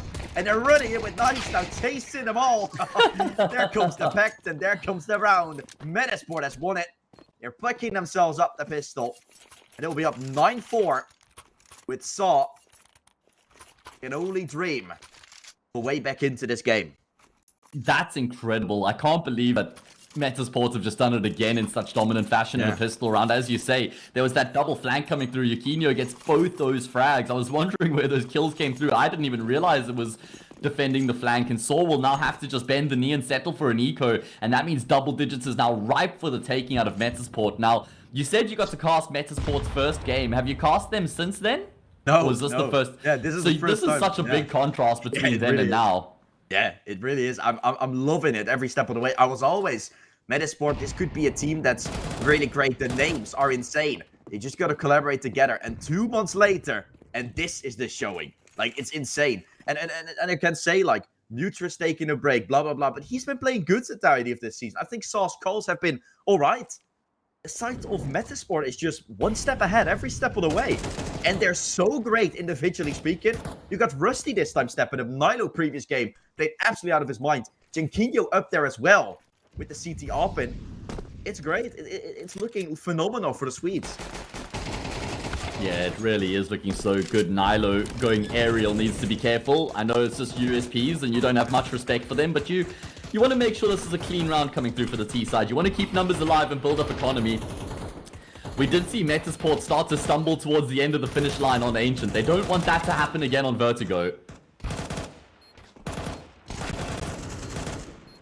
economy would be a key factor. So losing only 2 players, that's very, very interesting for Story to still take 2. And that's, yes, very promising for Saw for that comeback again.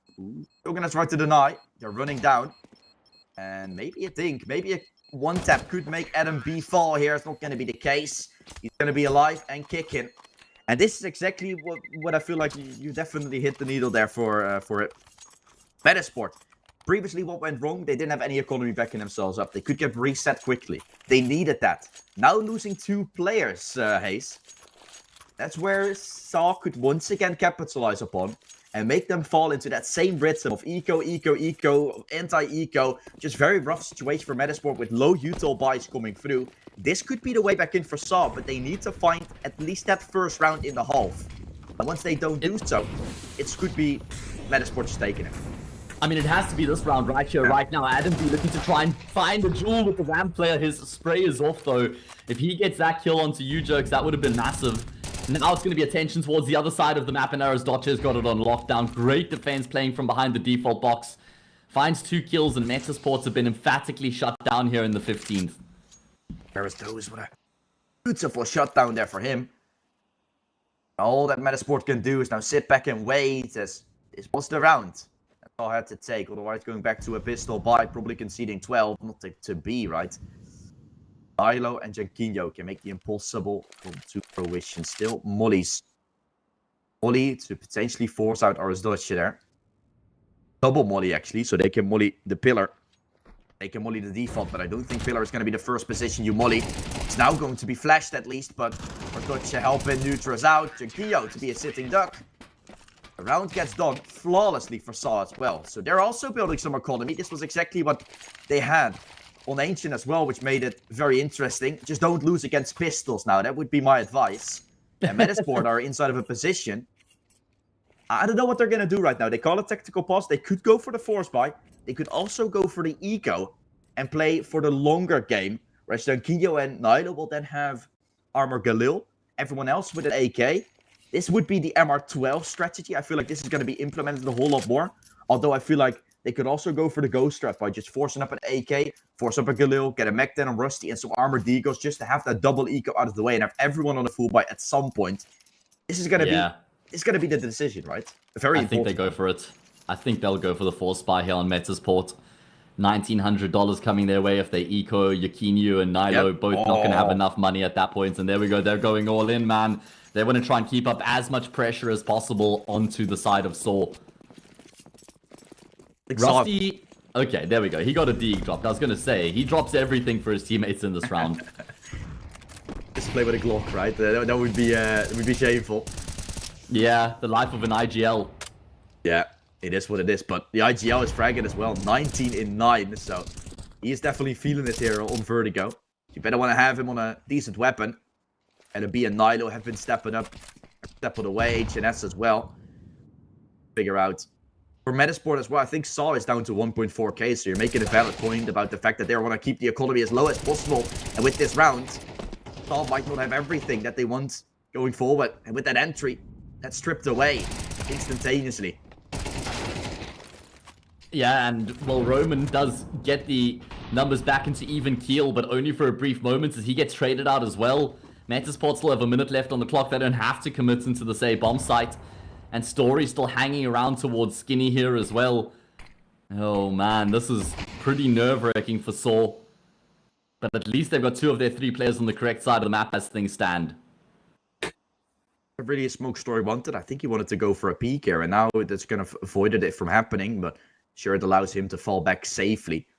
With a man disadvantage, I think Saw is the ones that have to make an engagement when Metasport are the ones to do so when they're smoking both sides of the ramp. At least right side now, which you have a smoke for. That will be a plant, and then you're all of a sudden having to complete a retake with a man disadvantage. Ripped away, now tight, but that was the player down to low health. The bomb will be planted. HNS trying to make it even more. Story tries to deny, but he will not be allowed to. It's all down to a 3v2 now with Metasport having the plant to their name as well. Yeah, this retake, there's certainly a chance, but that chance has almost certainly been dashed. They know exactly where Dodger is, and Adam B finds the frag. A triple kill coming through from the 18-year-old, and Metasport find a really big round in the grand scheme of things. 11-5. now just 2 rounds away from the 2-0 victory. Saw have enough money to buy here, but there won't be any AWPs, and they'll be slightly light on utility as well. And this is where things start to get seriously concerning for Saw, who used their last tactical pause. Tactical pause for Saw. And will they be forcing this one? I think they should. They should be buying. They don't have too much util, but you're thinking about what piece of util they're gonna need to attempt a ramp boost or something to stop. We've seen Metasport really gone for ramp every round. They're doing what is the usual here on Vertigo. But yeah, Redo's the only one with a molly now. He's usually playing towards B as well. So no util or no molly really to stop the A push. Maybe a double nade they're gonna try to throw as Metasport is gonna walk up. That's all they can really go for. And I just took a look at the side from Metasport as well, considering their ages. Right, you mentioned 18-year-old Adam B and Nilo are both 18.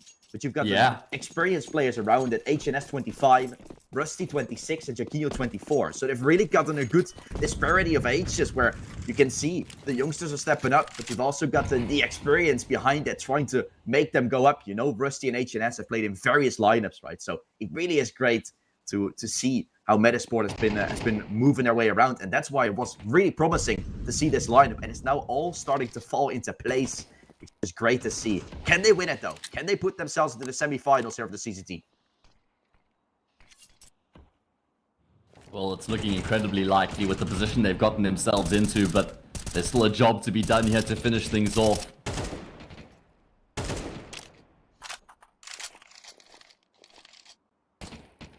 So, no money in the bank if they lose this, and that's series point for Metasport, so don't even think about them having a life right now, because it's not even like they do.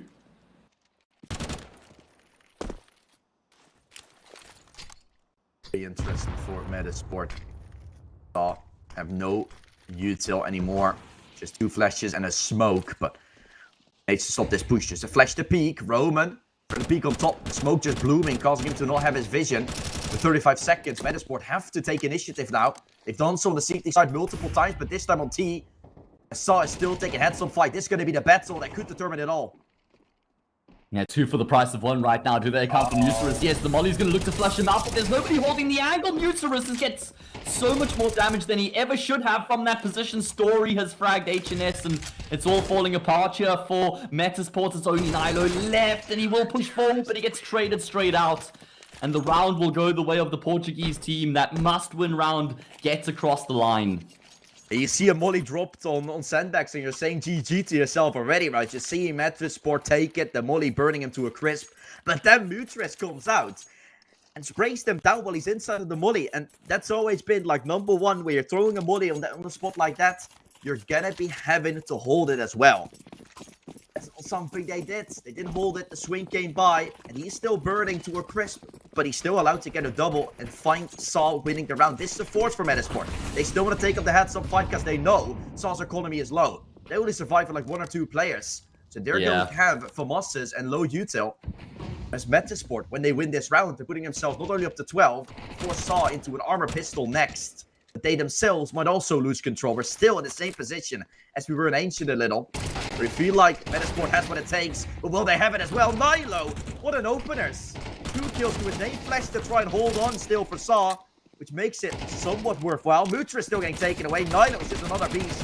He's feasting on them right now. It still has a chance. No Nilo. ways. 4 kills. He's going to go for the ace. Nilo has it. He strikes them down. The 18-year-old making a name for himself right here, right now.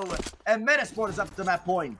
That was the only AK coming into the round for Metasport, and it finds all 5 frags. I'm thinking, okay, the double kill's great. That wins the round for his team. No, there's a response from Saw. They level it back in. Nilo gets another. Saw get another. Saw versus Nilo in the round, and he just does it all. I can't believe he gets the ace from that situation. Nilo is a god. He's just a butcher. He's just slaughtering Saw at this point. And look at the money now as well. This armor pistol. This is not looking good, Hayes, whatsoever. For the side from Saw, we already knew that. And once you're losing against pistols, that's making it even worse. Sure, you had Nilo on an AK, and as long as Nilo has an AK, you're good, it looks like. Apparently. I mean, he's had such an impressive game. His presence of mind, even after he keeps getting kills, it's not like he thinks, okay, now the bomb site's clear, I can just run forward. Still clears out all his angles, takes all his fights with great presence of mind. 4 versus 4.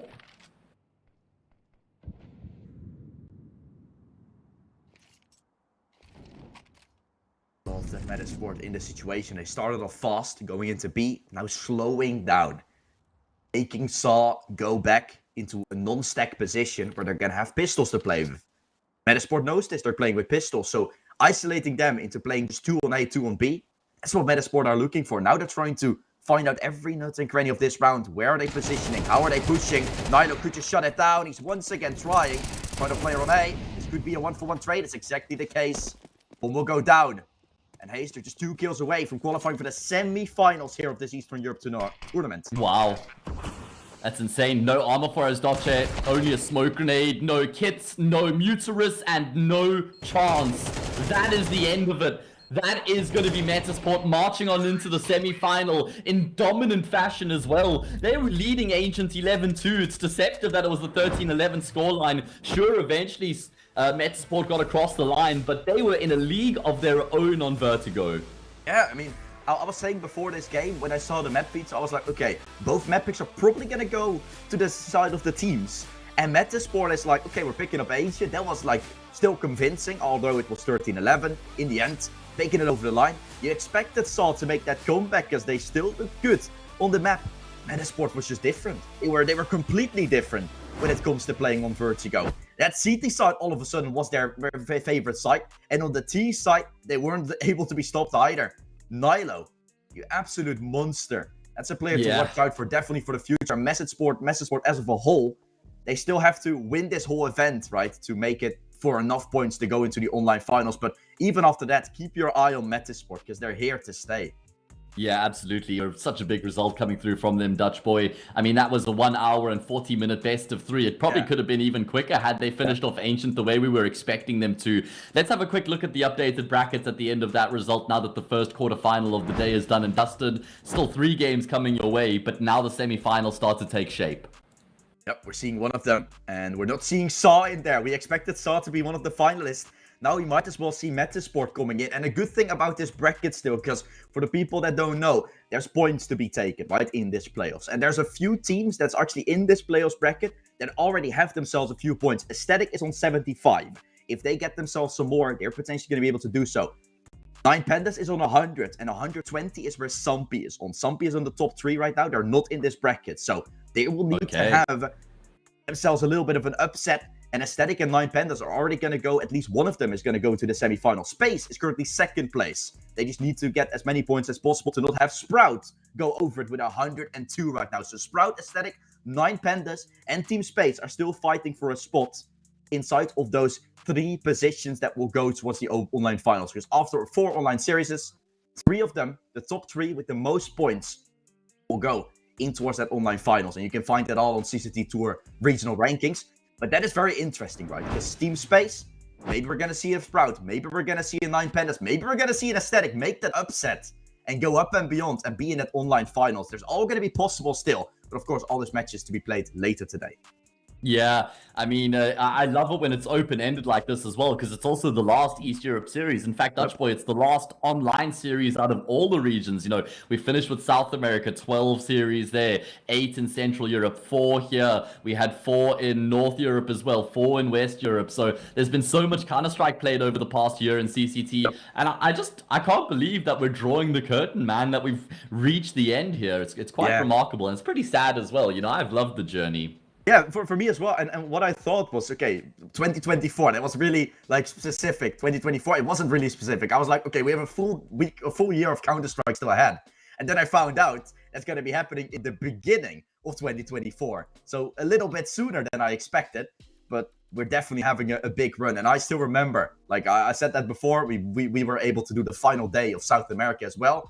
I started off with the first cast ever on the CCT. It was a play-in match for South America. I still remember the map, the radar being over the screen for the entirety of the game. People didn't know what was going on. Like, they just couldn't even see the game properly. That was the beginning of CCT. And now we're here, finishing off with these big names playing against each other, these big online finals. And in the end, the global finals, of course, that is still going to happen in the beginning of 2024. But it's really sad to be from that beginning point to now being here, ending it all off on a sweet note. I mean, I suited up quite nicely for this Yeah. end, you know? I suited up quite nicely.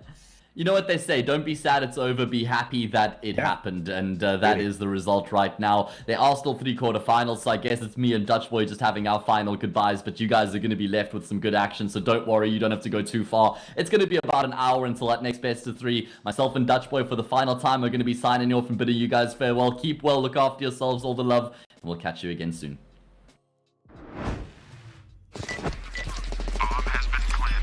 A very complicated job, but I love simple things so much. One move, one push.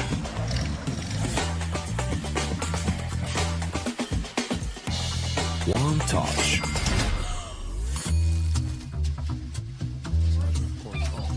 One love. One click.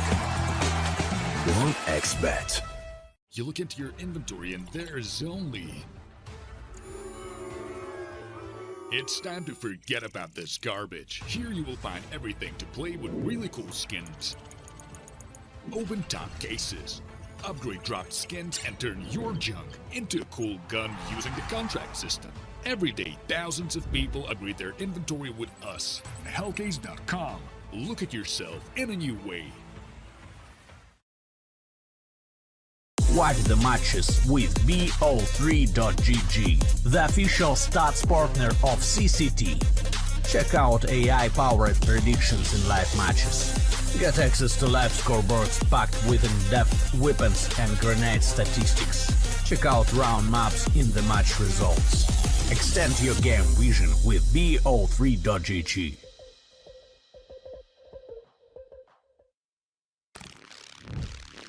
Yo, what are you doing? Exhibit. What do you think? I'm a paperclip? It's Mr. X to the Z. You need to quit browsing like a lame and get Opera GX. Because with GX mods, you can pimp your motherfucking browser. All you gotta do is click here, select the mod, and boom! New look, new sounds, new everything. It's not easy being a legend. Oh, shit. Not again. Change the mod now. Download Opera GX.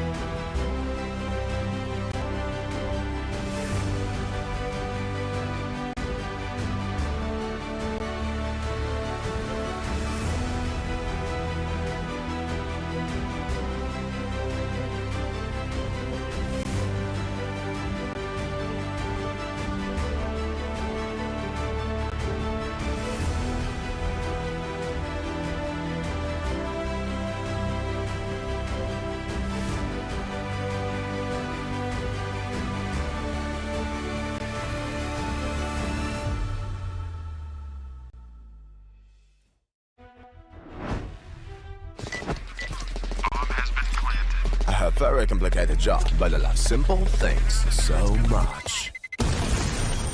One move, one push.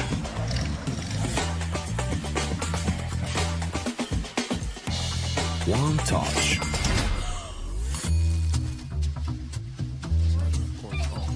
One love. One click. One XBet. Trying to get the skin of your dream for a long time but can't get it in any way? On our website you have a unique opportunity to get your favorite knife.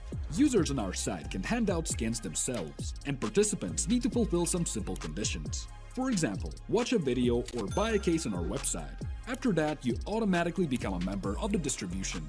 Go to the user giveaways tab and do what you like. Hellcase.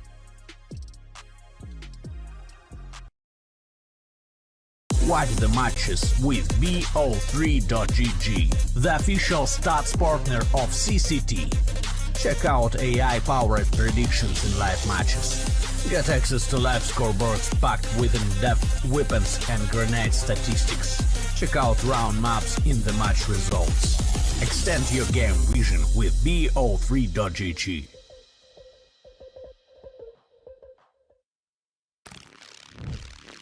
Yo, what are you doing? Exhibit. What do you think? I'm a paperclip?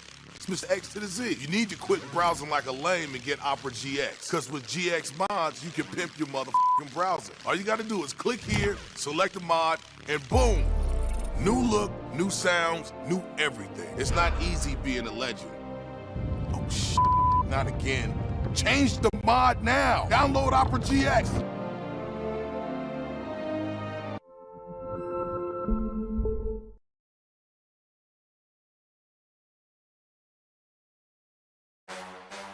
The champion of champions. Welcome back, ladies and gents, to another episode of the CCT podcast. We've got a ton to talk about, man. And there's just so much action. It feels like it's never ending. Hey guys, we have another interview for you today. Very special guest, Speedy. First, a funny thing, they also call me Grandpa in my team because I'm so old. And What are your general thoughts on what might come for the next couple of months of CS2?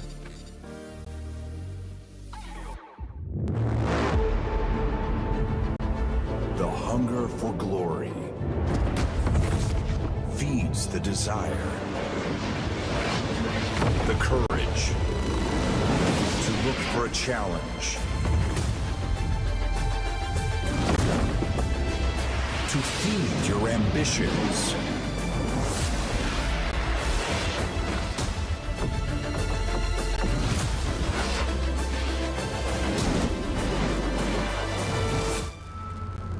To reach for greatness. To become the champion of champions.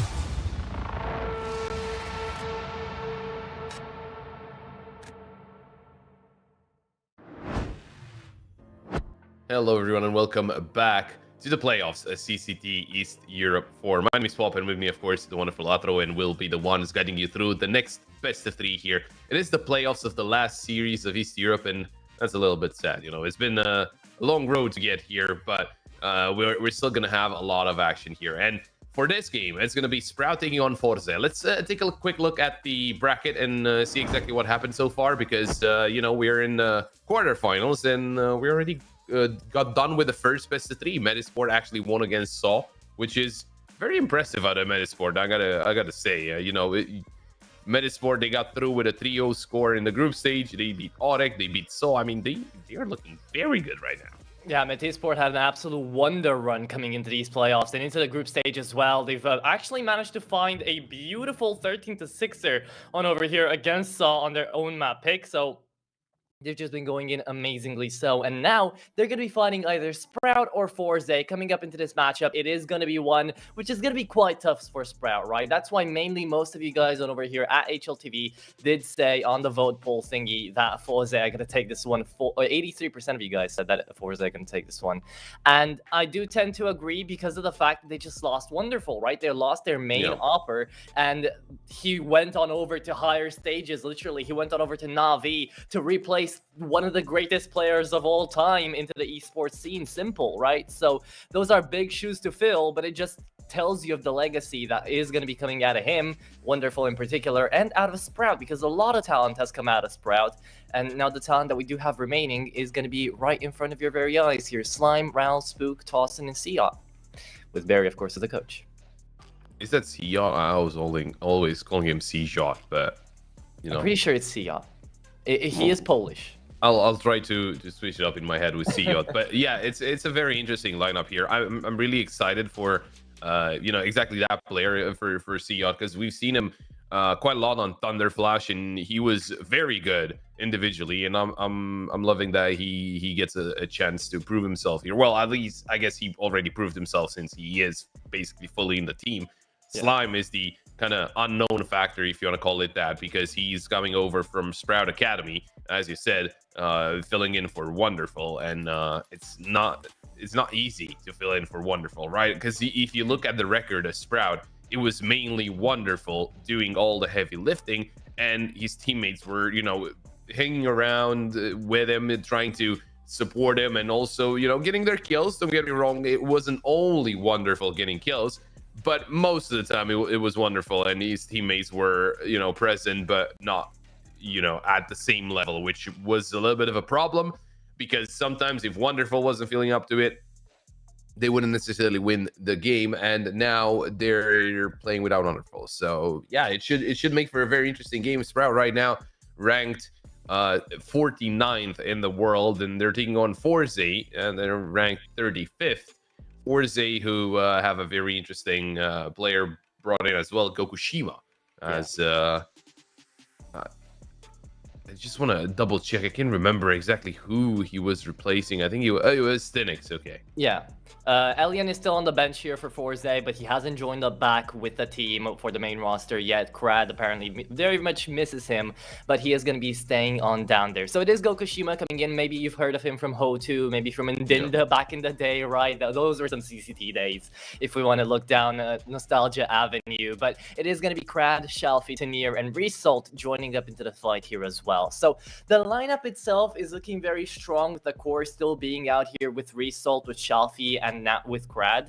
Gokushima joining up into the fight is going to be a great thing for them, as they will be having a much more malleable addition to their team to really send around any of these sides. Gokushima loves to play kind of just all over the map, and that is going to be a great addition to Forze, because usually we got to see them be very aggressive. So having somebody there in the back lines, making sure that, there is stability, is going to be great.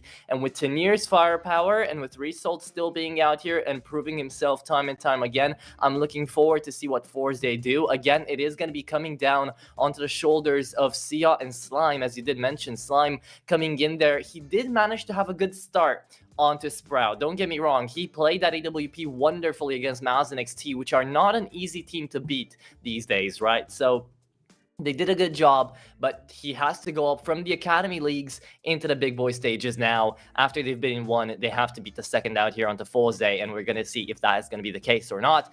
But Pop, we always know map vetoes are important, right? Let's see how this one's going to go, because, I was expecting the Ancient coming up here. I've seen on every single playoffs up until now into East Europe, Ancient has been played.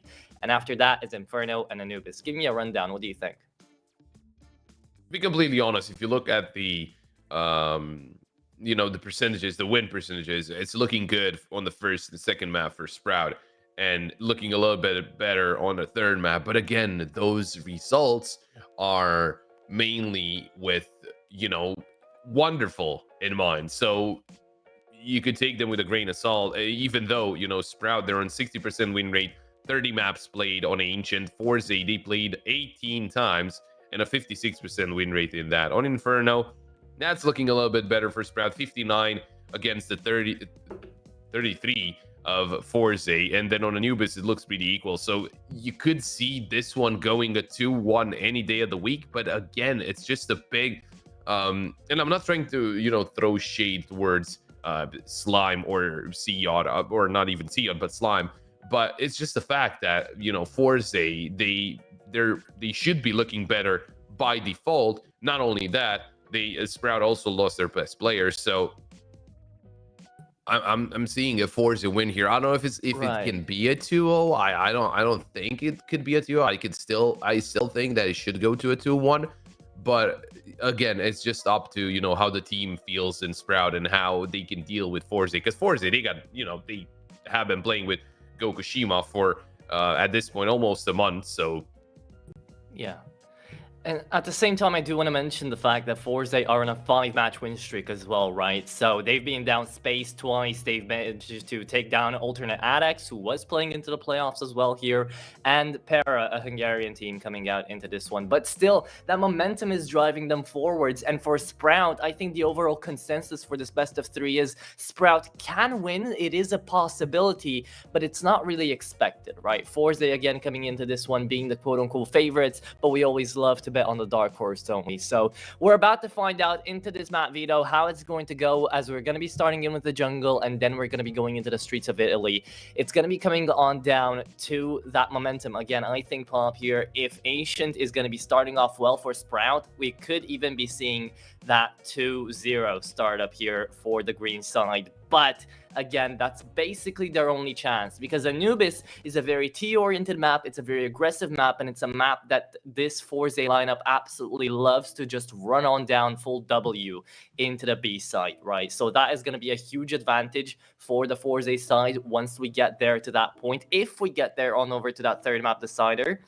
And remember, there is no tally out of this one. It is just all going to be out of the fight. If they lose, if Sprout or Forze lose, they are out of the tournament once and for all. And this is also the last tournament we're going to get to see at the CCT for the, well, European stage for a while, actually, Pop, isn't it? So we're going to have the Romanian duel possibly for one of the last few times here on the CCT.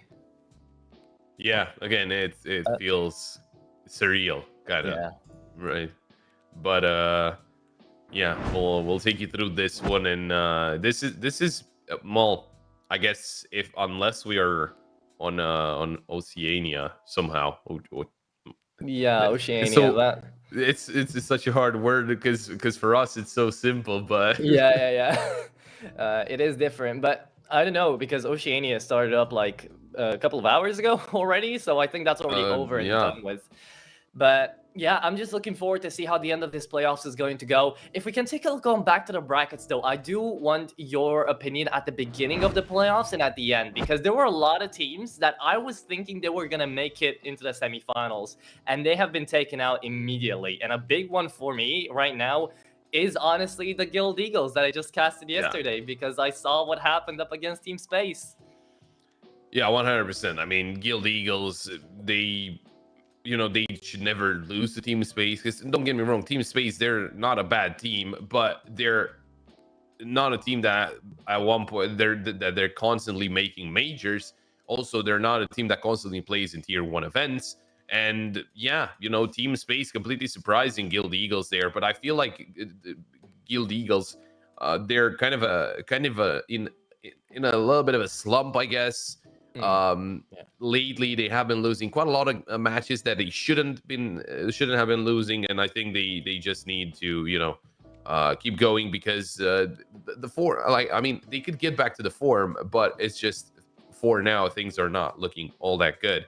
Apart from that, I'm just looking over the bracket, and I don't really see any upsets apart from maybe Medisport taking down Saw, because Medisport taking down Audic, yeah, I don't think it's really a surprise. Again, Audic, a team that we've seen time and time again on the South American series, but Medisport, they just had the upper hand there, and yeah, and Saw expecting to win against Pompa, it feels like, and yeah, that's about it. I mean, maybe Forze against alternate Adex, maybe that's a little bit of a surprise. Yeah, a little bit, I'd say. But overall, I mean, I'm taking a look on down to it as well. The first team being on over to the semifinals, being Metis Sport, is a little bit of a wow factor for me. Because, again, I was expecting, just like you, Saw to be able to shut them down. But that wasn't the case. So now our semifinals are going to be quite interesting. I think we're going to get to see a semifinal between Metis Sport and Forze and Into the Breach and 9 Pandas. But I do not have a clue as to how the final is going to be looking like. That is actually going to be something that perhaps it's not the usual teams we get to see out here into the CCT playoffs, but it is definitely going to be interesting in my eyes. Who do you think is going to be going all the way? Who do you think's winning this one? I mean, we've got only 8 teams remaining. 7. Wait, no. Yeah, 7 teams remaining that we can choose from. To be honest, just looking at the teams remaining, I'd say it's kind of hard to call who's gonna make it into the final. I'd say Forze and Into the Breach, to be honest. Yeah. I don't know if they manage to win here, which I think they will. I take down Metasport, and on the other hand, Into the Breach, they shouldn't really have problems with Team Space. And then whoever comes out of Ecstatic and 9 Pandas is going to be a very hard game overall. But I think Into the Breach might have that one, and that's how to get to the final. Then, I don't know. In the final, I have no idea. What do you think, Alto? I don't know, because at this point in time, I know for a fact that Into the Breach is having struggles getting Thomas to actually play, even though he has been officially transferred on over back. He has been swapped a lot of times with Body. So Team Space, they might be a dark horse, but they won the first CCT East Europe. And honestly, as much as I would love to see Into the Breach continue, I think there's going to be an offset into that matchup. I think we're going to get to see 9 Pandas going on over to the semifinals against Team Space. Forze are probably going to take this one up against Metis Sports, and we're going to get a Forze versus a Russian lineup on the final. It's going to be just an absolute derby in my eyes. Again, that is only a quick prediction that I'm putting out from what I'm seeing on screen right now. But we are having a couple of issues with the server. That's why we're delaying this one a little bit. But we should be going live quite soon. And speak of the devil pop, I guess we're going straight into it. Let's see.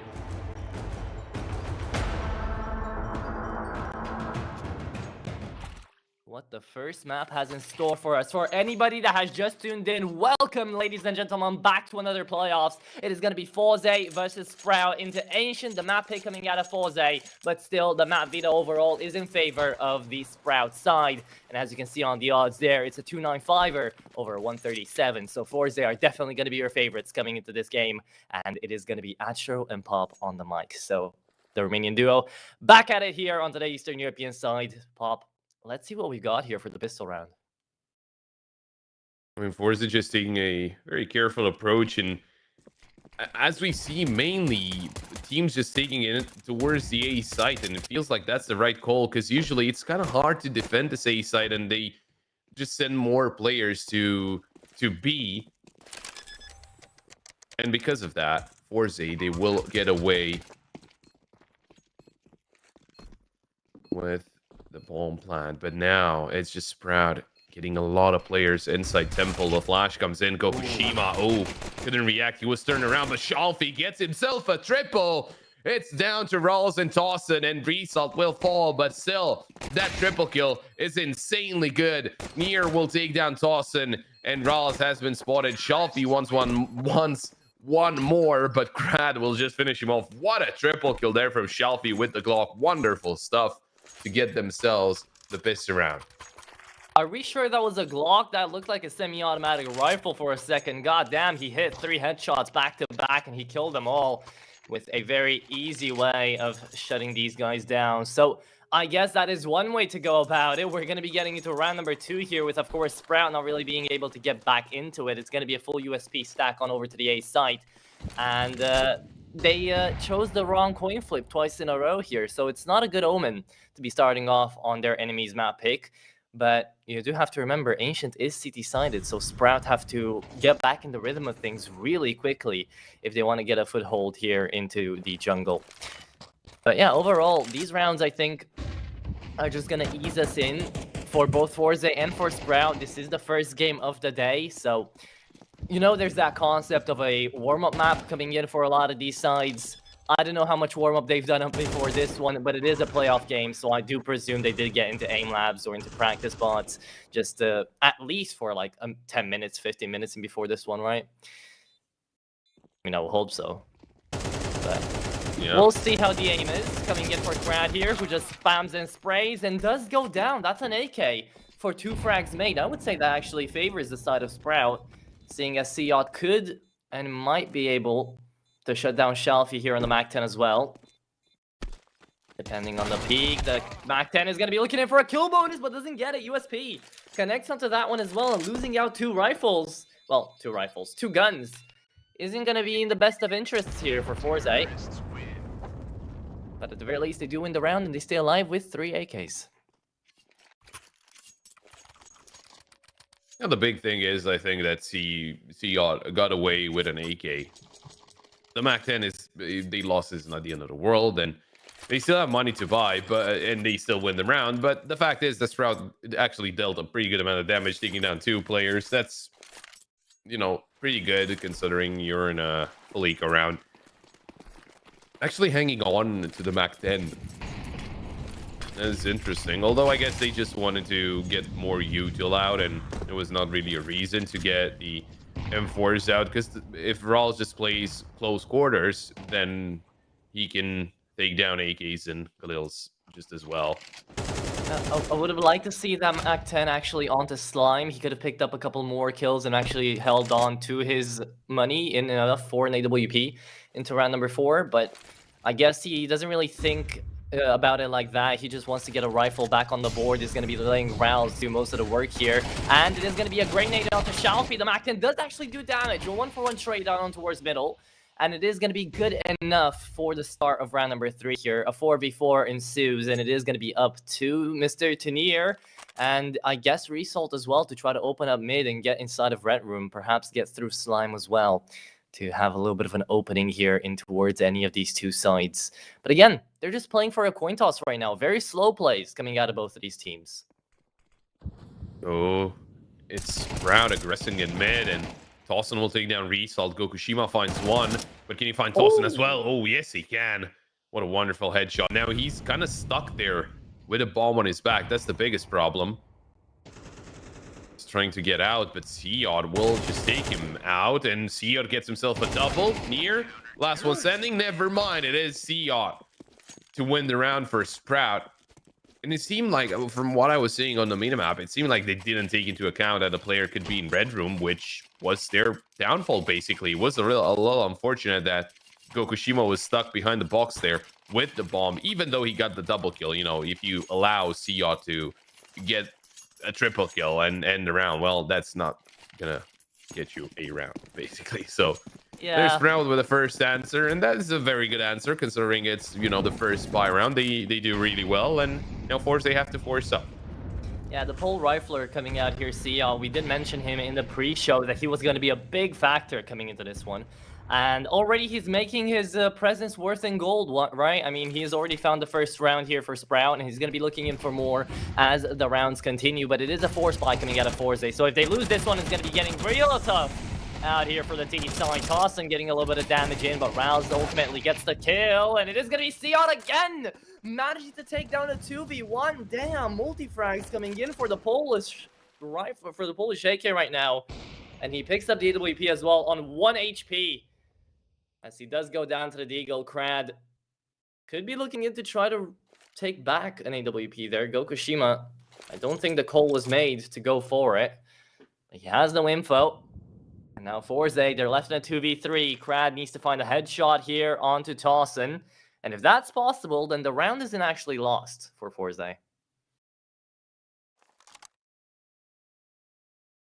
Trying to get himself with a Moss, and he's still sneaking through, but I think there's a possibility that he flanks B as well. B, Gokushima still has an amazing angle to try to take down Spook out here alongside his teammate. 20 seconds remaining though, and the A1S did get spotted, but that is going to be Sprout taking on ahead, a 2-round lead back to back, and now he's going to be looking in for the third as well. Pop, I mean, Forze had a good start, but is the defining factor here Seod? He's found basically 2 rounds in a row. Yeah, no, he's having a lot of impact right now, and that's exactly what I was saying. You know, he was a very impactful player on Thunder Flash. He was spotted and you know, taken into another team, you know, and into a team that's doing way better usually.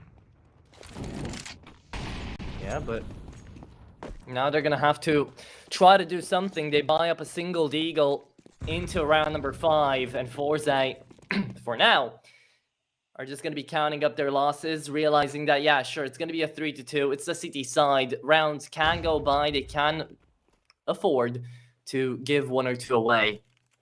But they need to bounce back with a huge momentum if they want to have an advantage here onto the T side of Ancient. And actually, interestingly enough, here on the CS2, on Ancient, it usually is going to get to a 7-5 split for the T side. So it has gone over to the T side quite a little bit, as we're going to get to see a little bit of a massacre down in towards ramp.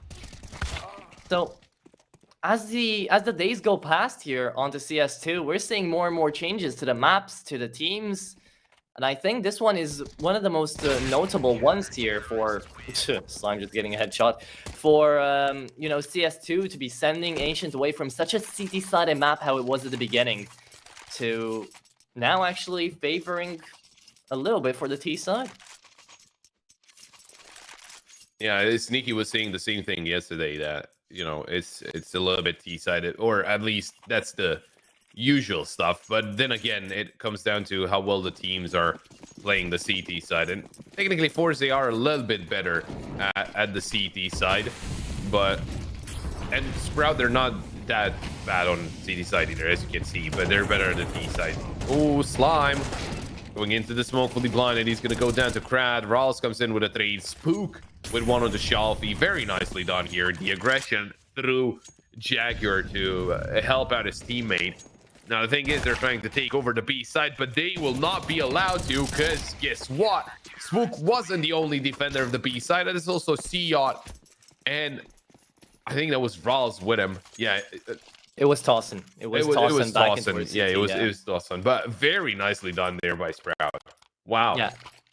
Amazingly well done to hold on to the site, really. They played that defense as they should have, and now the odds have swapped on their heads, literally. Forze are realizing early on into the game that they are about to be losing a lot of leeway into their own map pick, so they need to change something up.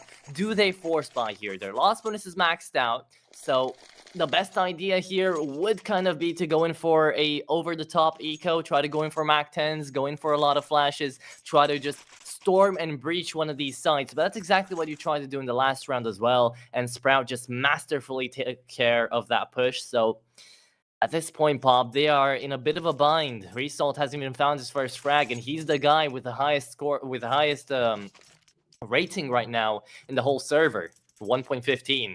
So I would say that's not a great start here for Forze, if anything. Yeah, no. Yeah, not really all that good, you know. Maybe it's a little early. Not looking likely, but Shelfie is on an AK hero buy, so perhaps something can happen, something can change out here, as it is going to be up to Mr. Slime to try to hold down to this AWP and find the first frag onto Krad, as he was by himself. But this does buy time for Forze. They could take away that bomb and head straight in through Jaguar, take on over B, take control of Cave, and get that bomb down. But Slime, he's still there on the A side. Nobody rotated. Sprout are still steady as stone onto their positions. And the smoke down onto Red Room is going to be starting off a little bit of an engage. Now, they are playing this very slow, but chances are not that high, right? They're just, you know, relying on Shelfie to get multiple kills. And, well, he goes down to Tossin, so that's not possible anymore. Tossin finding one more into near, and it's all down to Result and Nagokushima. Sure, they got the AK back. I don't know why the AK isn't dropped over to Result, because he has armor, but, you know, they'll still try. Maybe they can get the bomb down, get a couple of kills. Well, they get one, but C-Yacht just shuts him down, and that's Sprout on 5. That's so Sprout. far, yeah. You know, Sprout is doing really, really well, and Forze, they can really find their footing. And I feel like it's just Sprout changing things up constantly. I think that's one of the main plays that they're going for, and that's how, you know, that helps get rounds on the board. Now, it seems it is a technical pause, though. The timer has stopped. Hopefully nothing too serious, because the start was delayed. It was a little bit of a problem on Forze's side, so hopefully he didn't, you know, come back. Yeah, hopefully it's going to be all fine. You were talking about how Sprout are putting up rounds, being very, different in their strategies, but I also have to say that Siot is putting up a monster performance here in the early game. Oh, yeah. He continues this pace all throughout Ancient. I think that 2-0 possibility isn't that far out of the realms of reality. They could actually be going in for that. Forze, they're taken by surprise right now, and we're seeing high fraggers, top fraggers usually, like Result and Tanier, not really be able to find their footing yet. So we maybe have to wait for a couple more full buy rounds to happen, which one of these is going to be that. Right now into round number 8, we're going to be seeing Gokushima on DWP. But yeah, right now,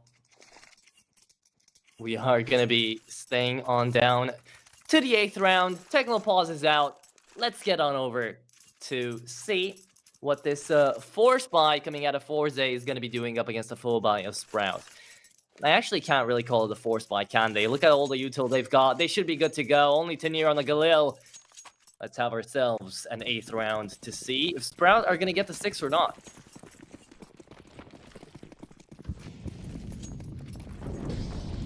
Well, if they keep playing like this, I don't see a reason why they couldn't. Indeed so. Oh, there you have it. Yeah, Rawls already taking down Krad, but there's the trade. Siot finding Result, but Gokushima finds Siot. Oh, Spook. The late strike onto Shalfie. And Gokushima is looking for more, but he can't really see. That smoke is actually very good. And Tossin, he's not going to pop flash through that side. He's going to go through short, and Gokushima, he's just waiting. He's also waiting for the flank of his teammate, but the bomb is really far away. And Gokushima doesn't know, did Spook push up behind him? Oh, they're just going around each other, and he gets himself into cave. Oh, this is kind of an awkward situation, and he should be able to do that.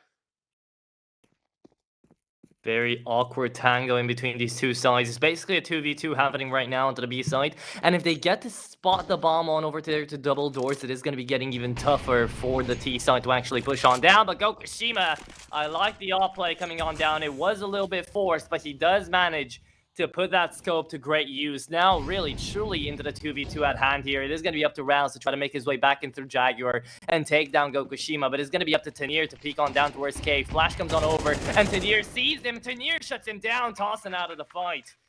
2v1, Rouse. He does have a defuse kit and the smoke, but he has to get into the site as well. He doesn't have any clue about where Gokushima could be at. Tanier has been spotted in towards long, yeah, sure.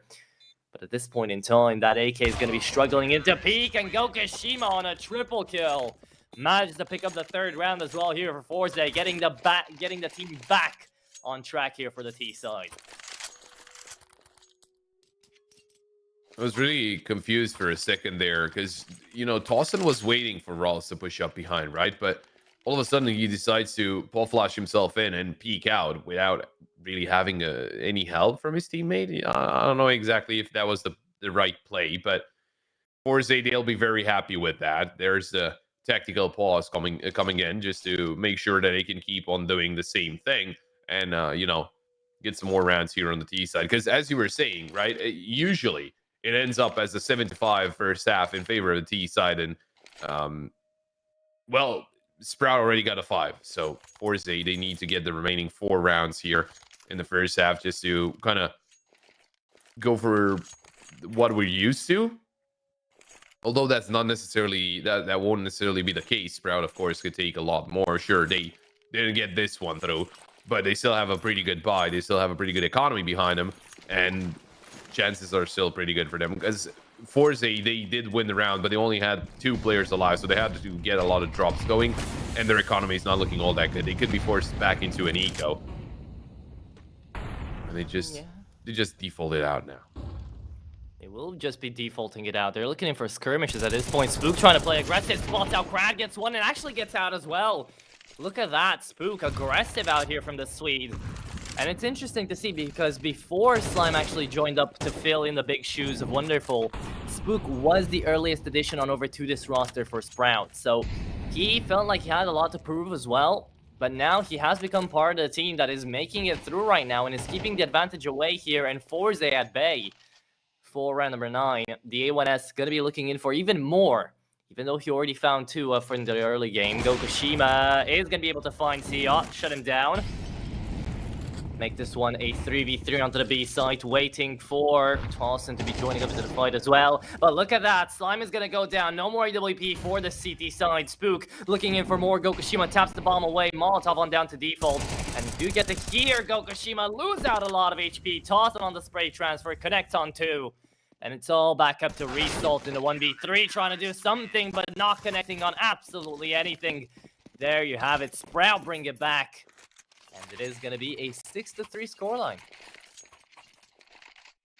There we go. That's what I was talking about. You know, Sprout not allowing Forze to link to run together is very good, considering, you know, the momentum that the previous round should have gotten them. Well, that backfires. And now Sprout, they widen the gap between the 2 teams. Now, it's not an eco yet for Forze, right? They can still buy up. It's not the greatest buy in the world, but they can still manage to do something with this one. Oh, yeah, Nate is good from Siot. Very, very nice. Done early damage. But yeah, if they win this one, then it's going to be very bad. Oh, and look at that. Siot didn't even realize that he dinked the second player as well. And oh, what a bad start here to the round for Forze. Already losing 2 players to Siot and only dealing about 25 HP and damage. Shelfie will take him down. But it is Grad to slowly push out a cave. He wasn't spotted just yet. There's a lot of players behind those smokes. Nate goes in, the second one as well on the Molotov. Lots of damage on over to Shelfie. Back away to half HP, and the Hot Rod is going to be joining up into the side. Crad takes him out, though. Spook not in the fight anymore. He's trying to go in for that rifle pickup, and it is going to be Crad going on down, focusing rather than on the enemy on the floor, and he is going to be left on the floor now, as Sprout are going to be getting themselves up to 7. They're picking up rounds 1 by 1 here. They're not even wondering, or they're not even struggling at this point to be able to find these skirmishes. They're winning out duels left and right. And you can tell that by the fact that right now Forze, they have nobody from their side has breached 10 kills yet. So they're struggling when it comes down to the actual aim department here, looks like. Which is a very surprising thing, seeing as it's Forze we're talking about. Yeah, it is indeed. It's not a good start, and again, this map, sure, they usually do better on. Sprouts still have the upper hand with a percentage, but then again, it's just the core of 3 players. But the problem is that Inferno is not really a map that Forze usually do good on, so it can get a little scary when we do get to the second map. If it keeps on going like this, if Sprout just, you know, keeps on getting rounds and they manage to win this map, this is a very nice crossfire to hold down for mid. And the Rolls and Siot, even if they take down one, it's just the other player swinging in from the complete opposite direction. And there are a couple of players inside Red Room already. Rolls takes the duel and he spots the second player as well. Rolls will take down Crad. That smoke was, I think it was body blocked by Siot. Oh, slimy donut. They might have slipped past him, but look at Dawson.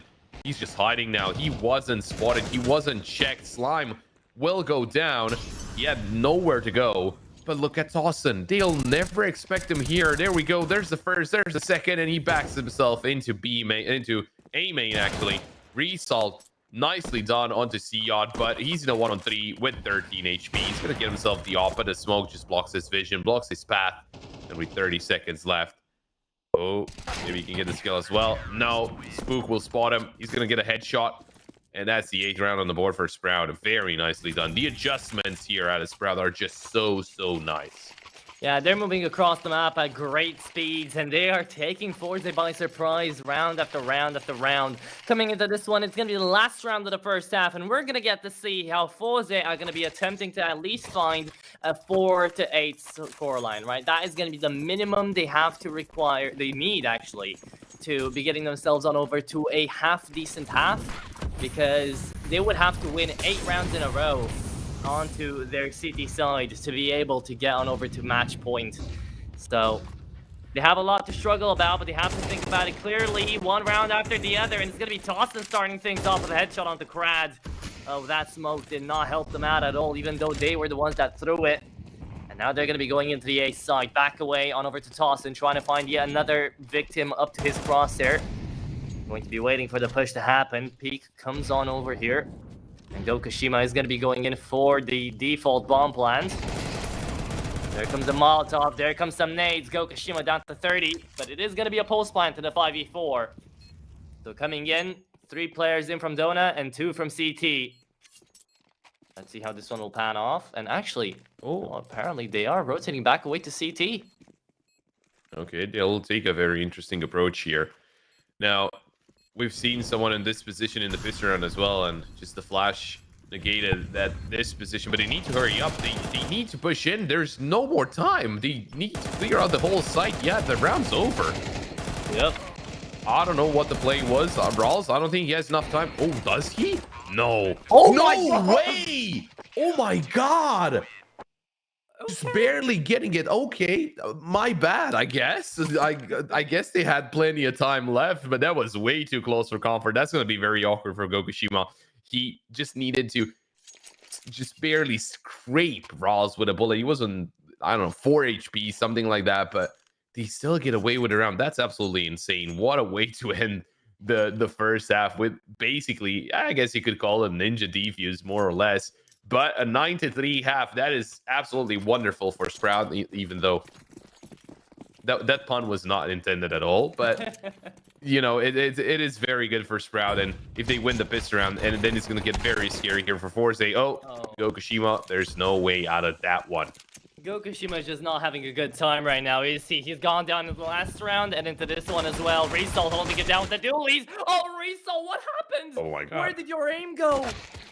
The mouse fell off the table right there, and it's going to be Crad finding one headshot, looking in for the remaining players onto the B side. The bomb is going to go on down, and Slime finds another tap to the head there. To be shutting down both Tanir and Shalfi now. Crad finding clean shots, but it doesn't matter if you're alone in a 1v5. There you have it, double digits in for Sprout, and they are taking this Ancient overwhelmingly so right now, shutting everything that Forze were looking to build up on.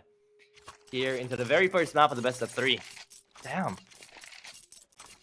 Yeah, no, I really like how Sprout are looking. You know, I was talking about, you know, having Wonderful as their main player. He was usually doing all the heavy lifting, and, you know, if he wasn't doing all that good, Sprout weren't necessarily winning matches. This play or play style, or however you want to call it, at a Sprout, this is looking so good. C-Shot is an insanely good player. Slime, okay, I had my doubts. Nice nade there. I had my doubts, but he is hitting some insane shots as well. Sure, he only got 9 kills and 8 deaths. It's not the greatest play in the world so far at a Slime, but for a player coming out of the academy team, he's performing very well. Rawls, he's just farming out more and more kills. He's on 13 and 5 right now. Tossin doing really good as well, and Spook, you know, he's up there. He's getting kills. He's helping out the team. Very well played so far at a Sprout. And in this round, sure, might have overlooked a couple of kills gotten by Forze, but the round itself is just secured from the start. Sprout, they get away with it. 11 on the board, and Forze will buy up here, but it's a do or die moment. They need to win this round, otherwise Sprout could be getting to map point even. Yep, map points is a very big possibility, and maybe, you know what? Maybe Wonderful going out of the team is forcing people like Tossin, like Sia, and like Rouse to be coming up into the fight now, to be on the big stage, to really try to take away that spotlight. Because before, you knew you had an amazing opper in your backline who was always getting those multi-frags, those rounds. It was yours to take if he was having a good day. But they were falling on deaf ears when, you know, he wasn't having a good day. And Sprout were just losing out matches because Wonderful couldn't carry, right? Now, maybe Sia, Rouse, and Tossin have the opportunity to be showing us what they're made of. And maybe they're not going to be the only ones, but Tanir does shut down the Polish man here on the rifle, and it is going to be him finding that man advantage. 3v4 as we go out here into middle, where Rouse is completely surrounded right now. If you take a look over to the minimap, he shuts down Tanir, but that's only going to be good for 1. 2v3 now ensuing onto the B site. And Sprout, after they lost a couple of players, are now set on falling dead silent. They're most likely going to be playing very slowly, as they have a whole minute and 10 seconds left on the clock.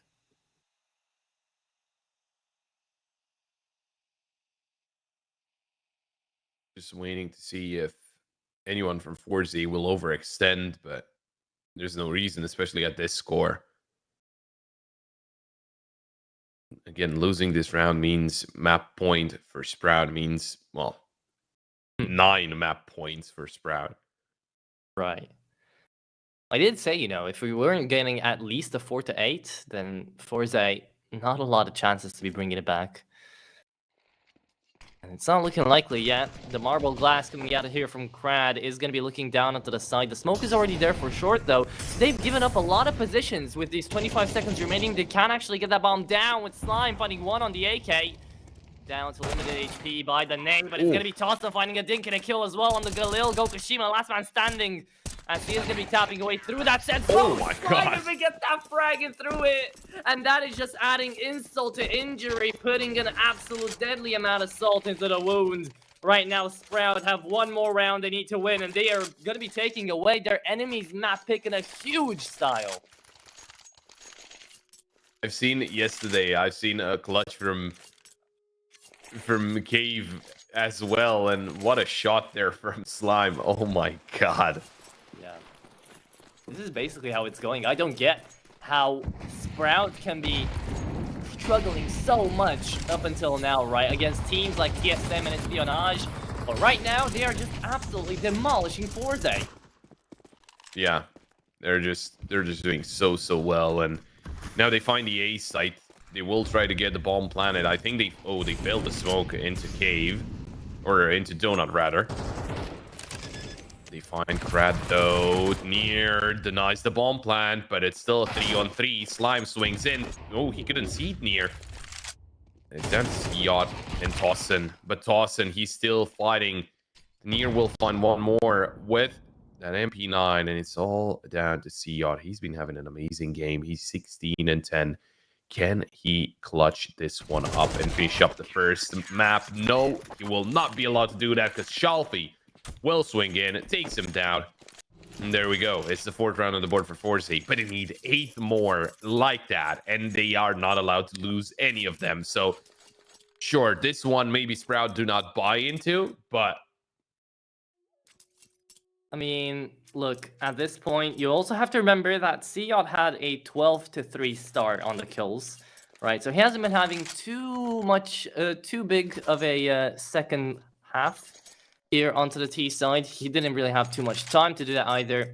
But what I'm trying to get at here is that now it's become much more of a team game out here for Sprout. It's been getting scary of picking any corner here for the Forze side. And again, nobody has yet to breach those 10 kills. For the CT side. Nobody's over 10 frags right now, and that is because they're struggling to actually get across onto these sites and win out those duels. To Near, managing to find 3 on the MP9 was an absolute godsend out here for Forze to keep them in the game, but it's just, winning rounds to be winning rounds, because at this point, as you mentioned, yeah, there's going to be 8 rounds that have to be won in a row. And as much as I don't like to be a pessimist, I don't want to be unrealistic either. Sprout, with the way they've been playing, should definitely be able to win out any round they're putting their minds on. And even under this 4 spot, even though it might not be looking like the greatest decision, they're still going to be going in for it because they believe they can close it out.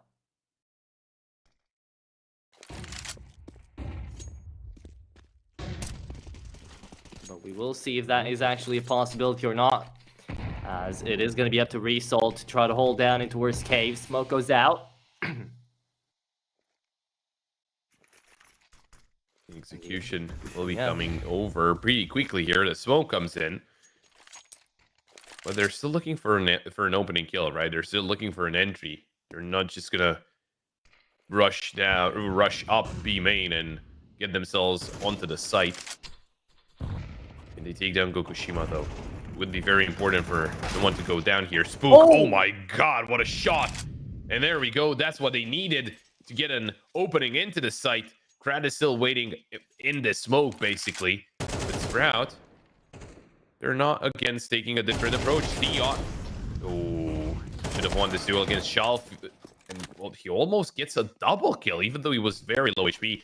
Near inside Donut, and he will not be spotted. He won't be checked. Oh, this is going to end the round right here, right now. Near gets both, but is traded by Slime. Now, there's still a chance, I would say, in this one. Slime, he needs to find a 1v2. This is the perfect testing ground out here for the Academy player to prove himself. He needs to check down in towards main as well, though. It is going to be the lurk round coming in from Gokushima. He does have the defuse kit as well, and Krad moves in through CT. And there you have it. It is Nye on the bomb plan. Gokushima finds himself on another frag, and it is going to be 12-5. 2 in a row. Forze, they do manage to keep it together. They string together rounds, and they shut down the force by coming out of Sprout. So we could be looking at a 12-6. But again, it's still very far away from a possibility. I'm going to start believing in Forze once I see a 12-9. That's the moment, Pop, that I'm going to be like, maybe we're going to get to see something. But for now, it's just going to be 5 blocks. We like block rounds, right? We like to see just an absolute massacre on over to any of these sites. Yeah. We'll see how it goes, yeah. Just farming always away. Fun. Yeah, we're ranged like that, so. Yeah, we're used to it at this point. After, well, how long has it been? A year and a half here onto the CCT that we've been seeing stuff like this? I don't think it got to a year and a half. I think it was a year and a little bit. Might have been a year in a little bit, yeah. But here's the push, and I do think, okay, I thought they would get the bomb planted, and if they did with everybody still alive, there would have been a lot of cash to be picked up, but here's the massacre I was talking about. In behind the smoke as well, they barely saw one enemy as they connected on those frags, but it is going to be the 12-6er, and now the full buy should be coming on in here for Sprout, as we're having another quick technical pause. Hopefully everything is okay. But yeah, Pop, for right now, with how Ancient is going, do you believe in Sprout trying to find themselves on a 2-0 right here? Because you have to remember, Inferno is not necessarily the greatest of maps here for Forze. A 33% win rate in 15 maps played.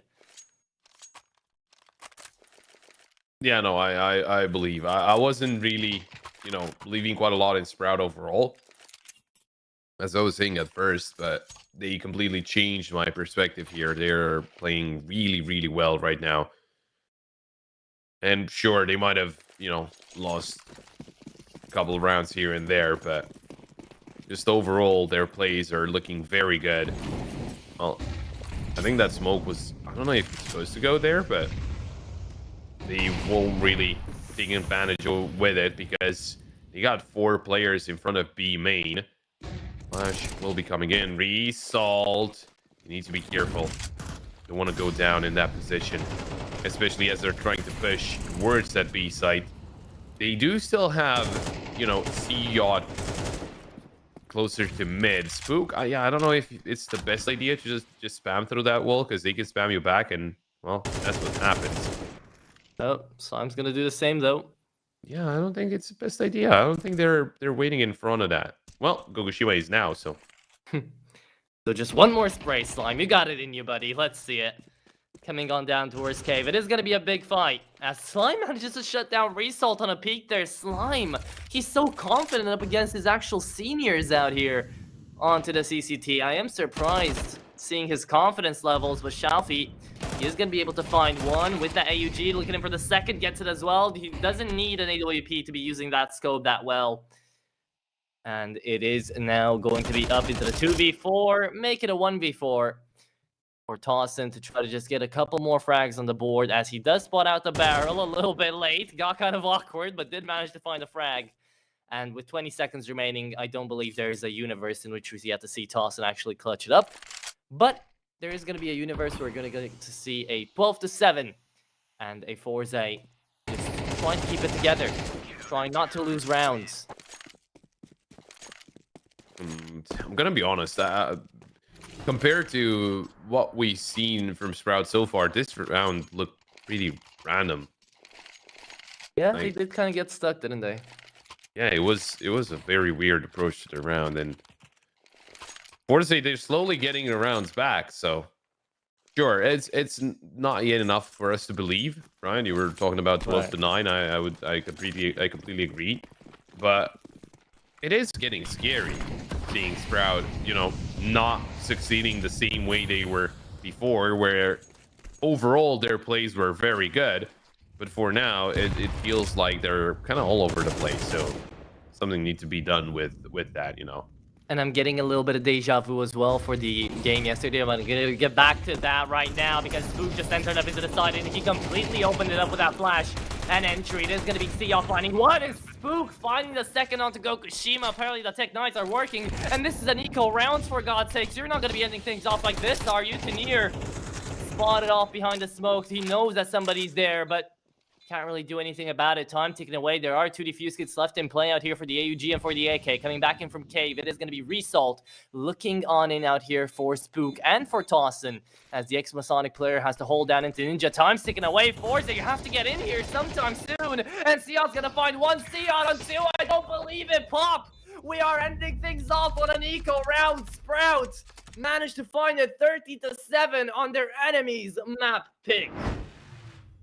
Well, very nicely done. You know, that's what they needed. I was talking about how their strategies were looking a little bit weird. Well, just rush B. I guess it works sometimes. And well, you might as well, right? They were on pistols. They would have been able to buy up next round either way. But there's no next round. They just finish it off all here. So very good performance out of Sprout. Forze kind of lackluster, so they're gonna need to pick up the pace there in the second map, and that's not necessarily one of their better ones. So Sprout, they could be on their way for a 2-0. Inferno is coming up next, and we'll see what happens there right after the break. Don't go anywhere. We got more action here in the playoffs of the CCT East Europe.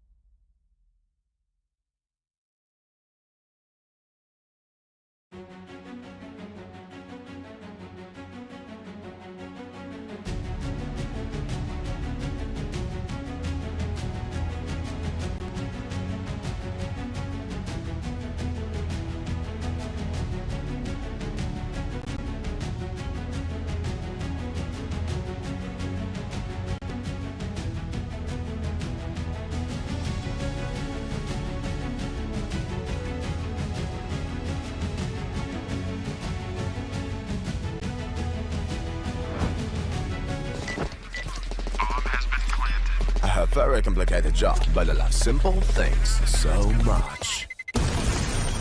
One move. One push.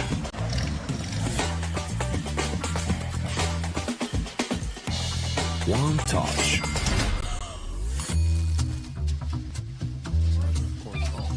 One love. One click. One X-bet.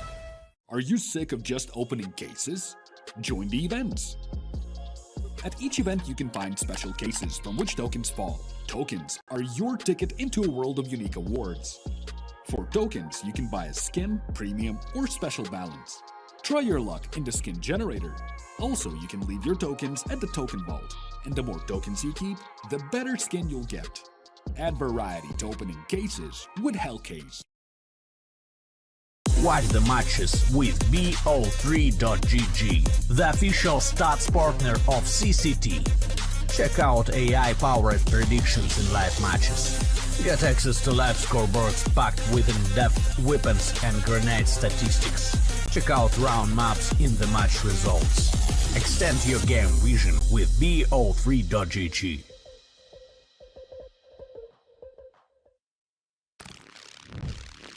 Yo, what are you doing? Exhibit. What do you think? I'm a paperclip? It's Mr. X to the Z. You need to quit browsing like a lame and get Opera GX. Because with GX mods, you can pimp your motherfucking browser. All you gotta do is click here, select the mod, and boom! New look, new sounds, new everything. It's not easy being a legend. Oh, shit. Not again. Change the mod now. Download Opera GX.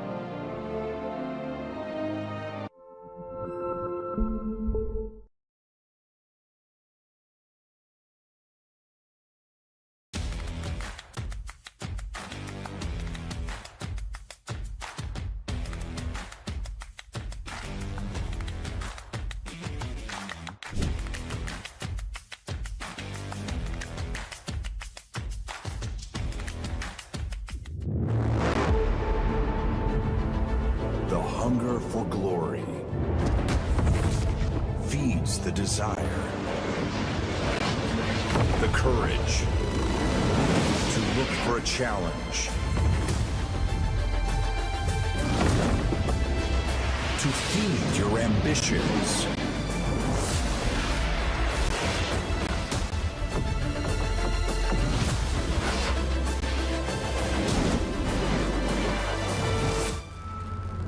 To reach for greatness. To become the champion of champions.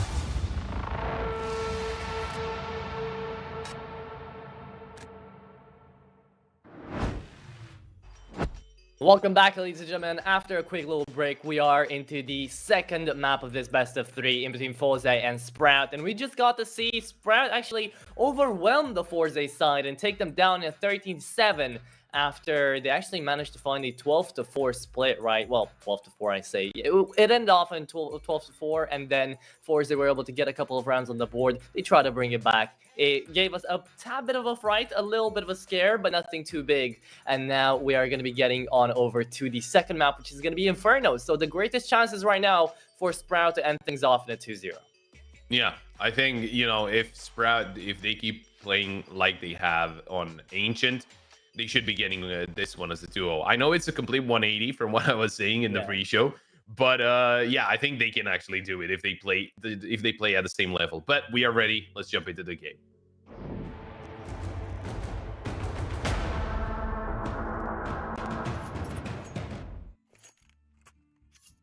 Well then.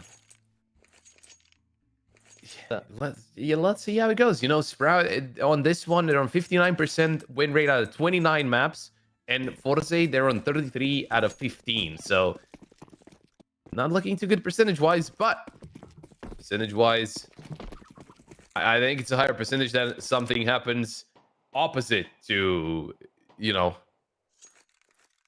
to what we were expecting. To what we were expecting, yeah, 100%. But now it is going to be a 3-man holdout here for the start of the pistol round from Forze.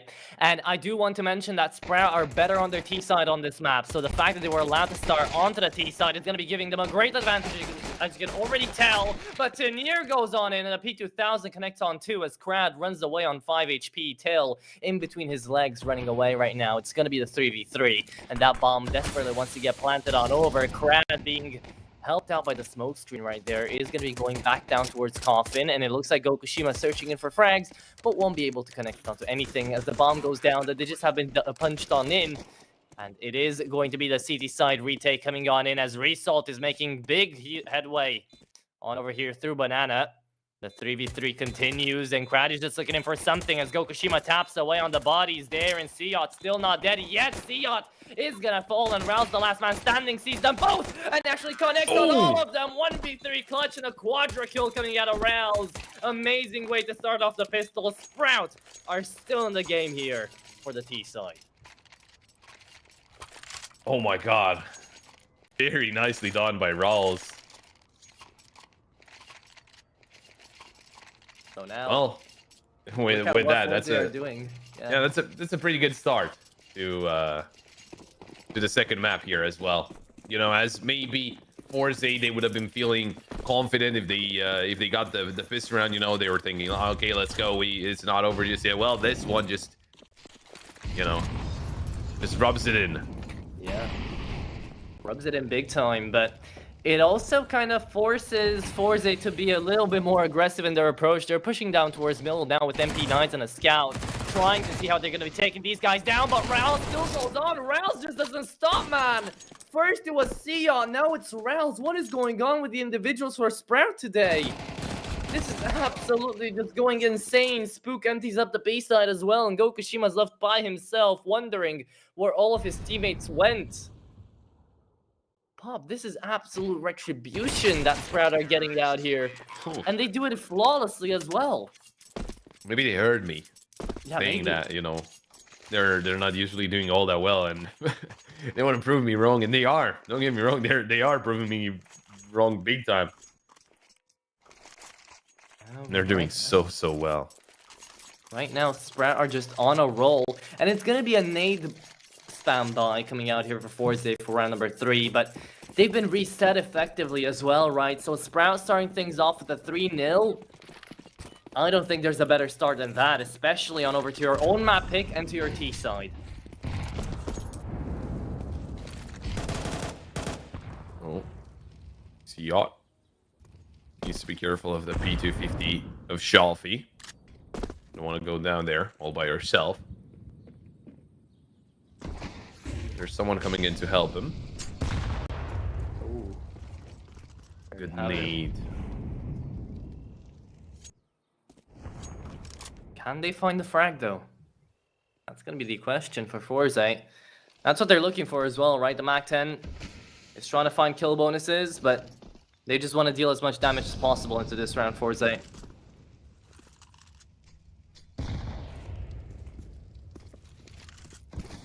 Rawls will be the first one to peek in, and oh, down he goes to the USB. Brad actually getting a double kill with a USB is insane. Nier takes down Tawson. They need to be careful. Siyot is on 12 HP, and oh, Slime is just staying to get the kills here. He gets the double and the triple. Oh my god, he actually saves the day. That was very scary. They almost lost the round against the full eco, but they get it safely over the finish line, and there we go. That's the third round on the board. And this is exactly what Forze, what Forze wanted to do, right? Because coming into it, they, at the end of the day, still took down 3 guns. So economy is going to be quite tough out here for Sprout to try to hold it down if they lose this round, which, again, in theory, Forze won to win the round, of course. We do have Gokushima on the AWP. But Sprout are still looking deadly, man. I'm still looking forward to see what they're bringing to the table. Well, this could be the first chance for them. There we go. There's the opening kill from Gokushima onto Slime. For some reason, Rawls and Spooky seems like they went into a molly. And, well, oh, they went past one another. Nier actually will take down Spook, so Krad gets away with it safely, that he's just waiting inside the smoke. And well, this spy round is not looking all that good. Gokushima waiting for a push into short. He's posted up with Yob. Flash comes in.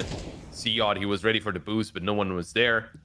He's checking all of his angles, but they still need to go through an AWPer.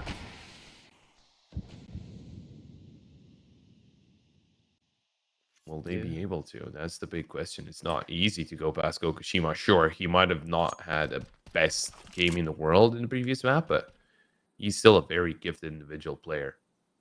Krad, though, he has to be even more gifted as he holds out to the angle. He finds one and runs out of bullets for the second toss and manages to trade on back. And now, sure, it's a 2v5, but it's a 2v4. But they're still trying to get inside of the B side, and they have 25 more seconds to do so. They get that bomb down as well. The nade is going to be actually defending Shafi here for a little second, forcing him into the smoke and not throwing away that nade. Doesn't get his position away, and Tanir is going to be the first one to fall, coming in from the smoke still from Cave. From a coffin, it is going to be there. Resol trying to attempt a retake, and Gokushima, he finds out toss, and all that's left is going to be Sion, and that spray just not connecting, labored as it may be. It did not manage to find itself into a way in the kill, so it is going to be 3-1 as Forze do manage to put up their first round on the board here. So quite early on into the game, they do manage to stay alive, and they do manage to stay kicking into this one, Pop. Forze are not out of the fight, even on their enemy's map pick. Not yet. Yeah, you know, just if Seod gets the kill there onto Gokushima, maybe, you know, he turns around and gets the other two. Kind of do what Rawls did in the piss round, but well, he couldn't this time. Wasn't the best spray in the world. But they still have enough money for another buy, and Slime now has an op as well. Gokushima will not take a big swing down mid this time around. He knows better than that. Flash coming in from Rawls. So, and a double nade. He's going to take some damage from that. Another nade there by Shalfie to blow up the smoke. And there's Shalfie taking down a couple of players. Spook will finally take him down. The Result is there to trade on the Slime. Seod can really push out here through the smoke. It's a suicidal mission, so might not want to go for that. 4-2 already. Forze, you know, they got the buy round in the previous one, and in this one they're still looking pretty good. They are indeed looking pretty good.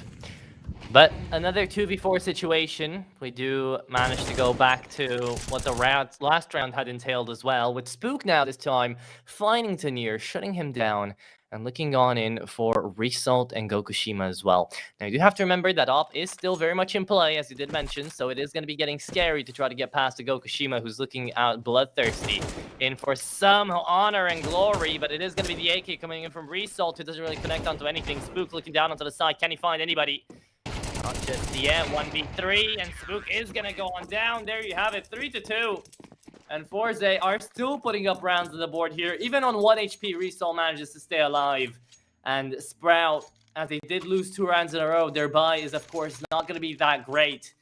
They're most likely going to be heading into an eco. Perhaps the Deagle coming out of Rals. As Result himself is out here on a full buy, as is everybody else out here for Forze. They're fine. They're looking good. They're moving into round number 6. And the hero AK is coming out of Rouse. Pop, we've only seen 2 multi-frags coming out of Rouse, and those were in the beginning 2 rounds. So, I don't know if that AK is going to be misplaced or not. But we'll see if the top fragger in the lobby right now can actually continue to perform even after the initial early game that he had. And that's not a good start, is it? Not really. He's on 17 HP already. AK dropped over to Spook, but the problem is that Rawls was the only one that had armor, so sure, they can still get instant headshots, you know, but still the fact that they almost lost the only player that actually bought up. You have some Utah as well. Rawls smoking a flash. They are interested in this B side, or at least in Banana. Oh, deep molly. And they have to use the smoke there. Look at that. They just completely mowed them down. Shalfie and Krad They're getting the kill. Yacht will get one in return, but that is about it. And that is Forze tying up the game here on Inferno. That molly was so good because they only had a smoke and they were trying to save it, for CT, trying to execute into the B site. But as the molly comes in, they have to use it because otherwise just like 3 people go down to the molly. So it was very well done there out of Forze. The timing was perfect, and it's going to be another buy for Sprout. I mean, it's going to be a buy for Sprout because they just basically ecoed the previous round. Vral's, of course, playing a P250. No off this time, though. No off indeed. Krad is losing out a bunch of HP down to the Molotovs at hand. Krad is still playing out here into car, though, so he could have a perfect angle in through those smokes to take down 2 players. Looking out for Spook. The flash is perfect. Dead, set, and center. Slime manages to connect onto that one, and Spook manages to clean it up. So, of course, Senior now has to hold the angle by himself on the B site. Although we do get to see Gokushima playing in there from CT, helping him out with the AWP. Sprout. They can pick and choose their sites. Forze having 2 people on one side, 2 people on the other. Mid is quite clean. Spook, what happened? Hello? He just stood inside of the flames. That's one way to be getting back to a 4v4, I guess. Spook just deciding he feels a little bit cold today. Yeah, 40 seconds remaining. Round number 7. And Sprout are still not really getting a move on.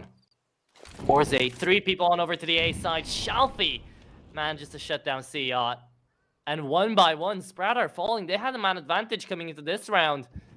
It's all just truly falling apart right now, Paul. Oh. Well, there we go. Shalfie taking down Tossin as well. Rawls did find a kill, but he has no idea. Result is here, and the bomb plant is denied. So there's not going to be another buy for Sprout in this one.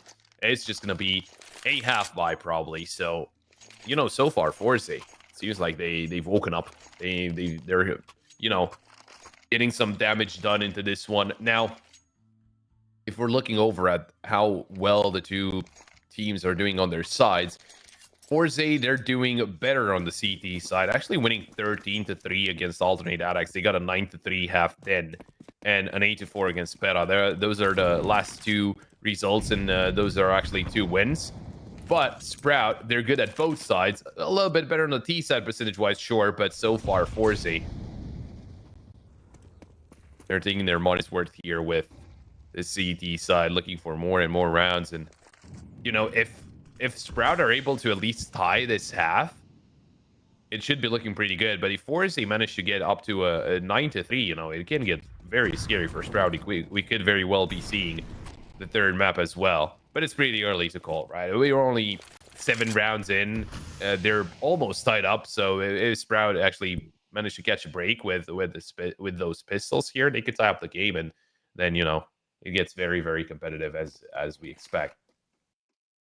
It will be getting quite competitive. But again, we have seen rounds before for Sprout, like the last round of the first map, where even if they were on Tech 9, they were just rushing on a side and it was working. Yeah, right now, that pushing power is not being seen at all from the Sprout side. So I am a little bit disappointed in that, but Shalfie definitely isn't. That is going to be Shalfie finding himself a triple with the AOG to near cleaning it up, and Rouse does at least manage to find 1, but 1 is all he'll get. So 5 rounds in a row here for Forze.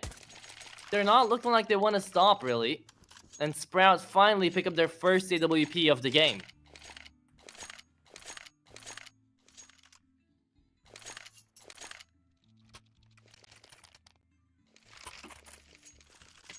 Well then, can he take on Gokushima? Can they?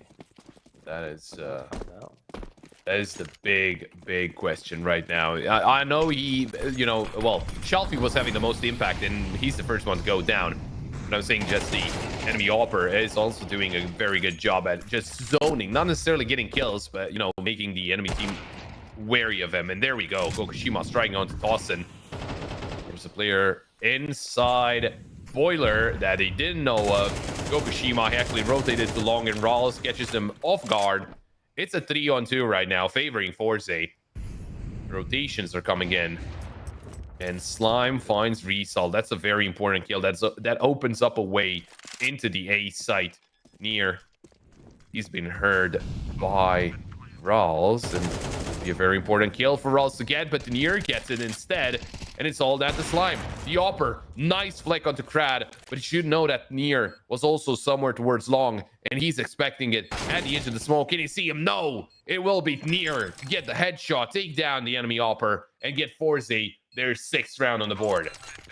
Even though Slime had such a nice attempt at the round there, Tanier just goes on in and plays it perfectly with that smoke, knows exactly how to throw it for the moto position, and manages to catch the upper off guard as well. In that scenario, if Slime just took a huge gamble and just hid in a corner or just waited for him to tap away the bomb, I think that could have gone way, way better. But again, you were feeling on a roll. You were feeling like everything was going your way. And he found 3 frags, but he couldn't really connect on the 4th one. So that is how it is going to be played on out.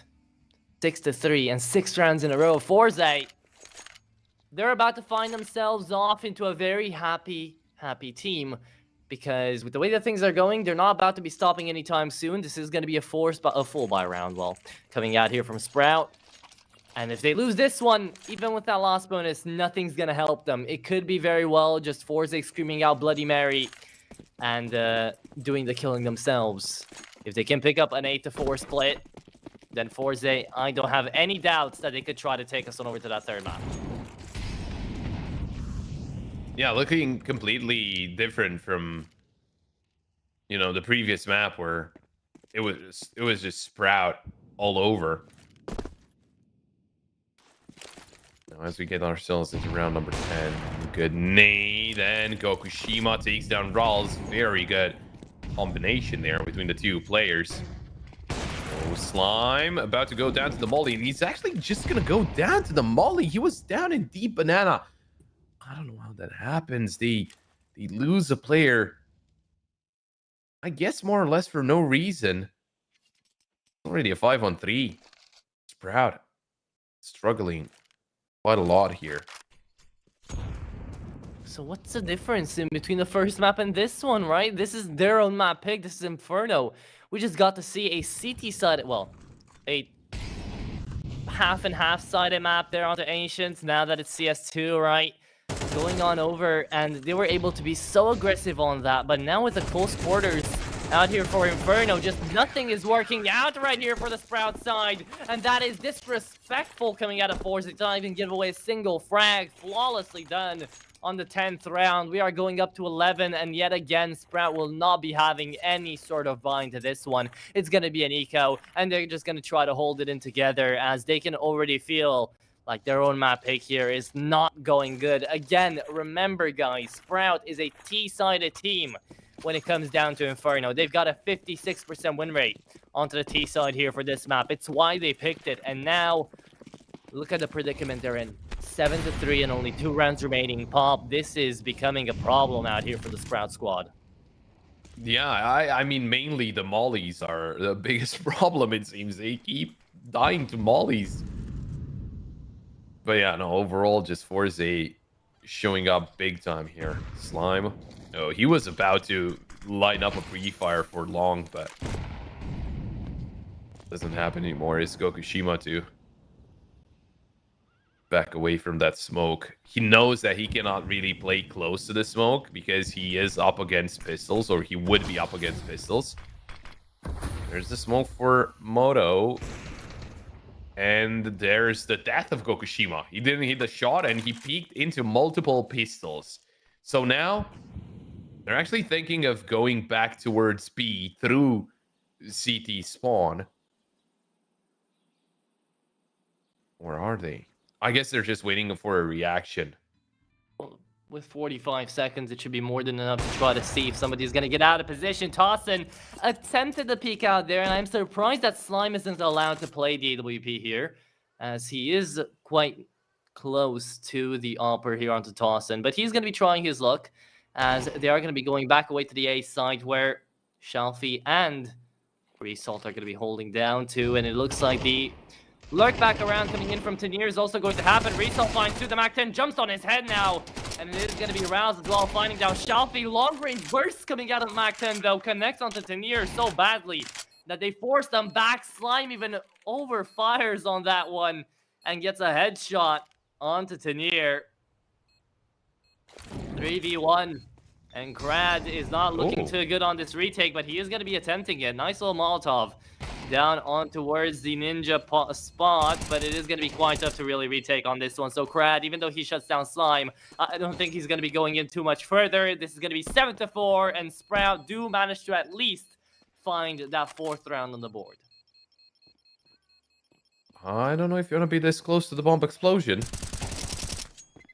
He gets the kill, but I don't think he gets away with his life. No, it's Inferno. Remember, you take damage. I think everywhere on the map. So, yeah, a lot of teams haven't realized that by now. By the way, and it's already been next to close to 2 months. I mean, that's even old Inferno and CS:GO, right?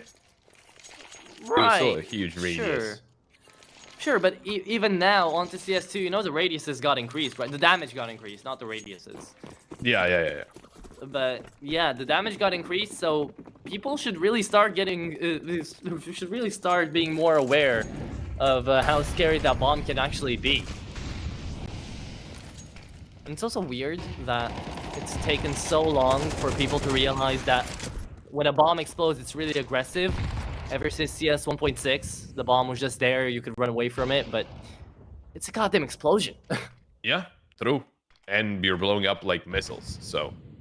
Yeah, right. I think that's kind of the reason why, because it's just C4, right? C4 is not that, like that amount of C4 is not that destructive, but, or I guess, you know, relating to sure other games, because or whatever information that you can freely find out. But let's just focus here for a second, because it's a 4-on-3 at the moment. It was just a very good start at a Spook and Slime, but right now, it's kind of an awkward position that Slime is in.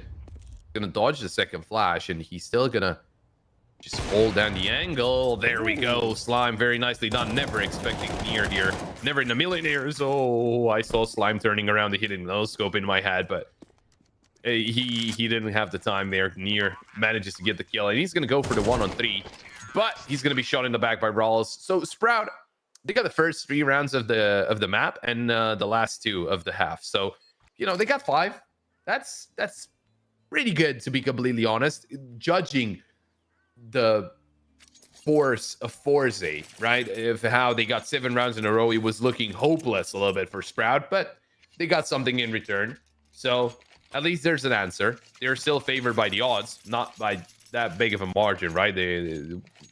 Forze certainly got what they need to, you know, take us to the 3rd map. But now, Forze, they're on the less better side, and Sprout is the same. But Sprout, they have a very good percentage. I'm pretty sure it's pretty well over 50%, if I'm not mistaken. 54%. 54, while Sprout, or not, but Forze, they're on 43.7. And look at that, Slime and Spook getting the first 2 kills. Rawls with 1 as well, but Slime will go down in the end to Result. So it's a 3-on-2. The round is not over, not by a long shot, but they're already being flanked by Tossin, and he is anti-stairs. He's going to be smoked up. And he's not going to find the shot through the smoke. Oh, do you want to push through that smoke? Result is waiting for you.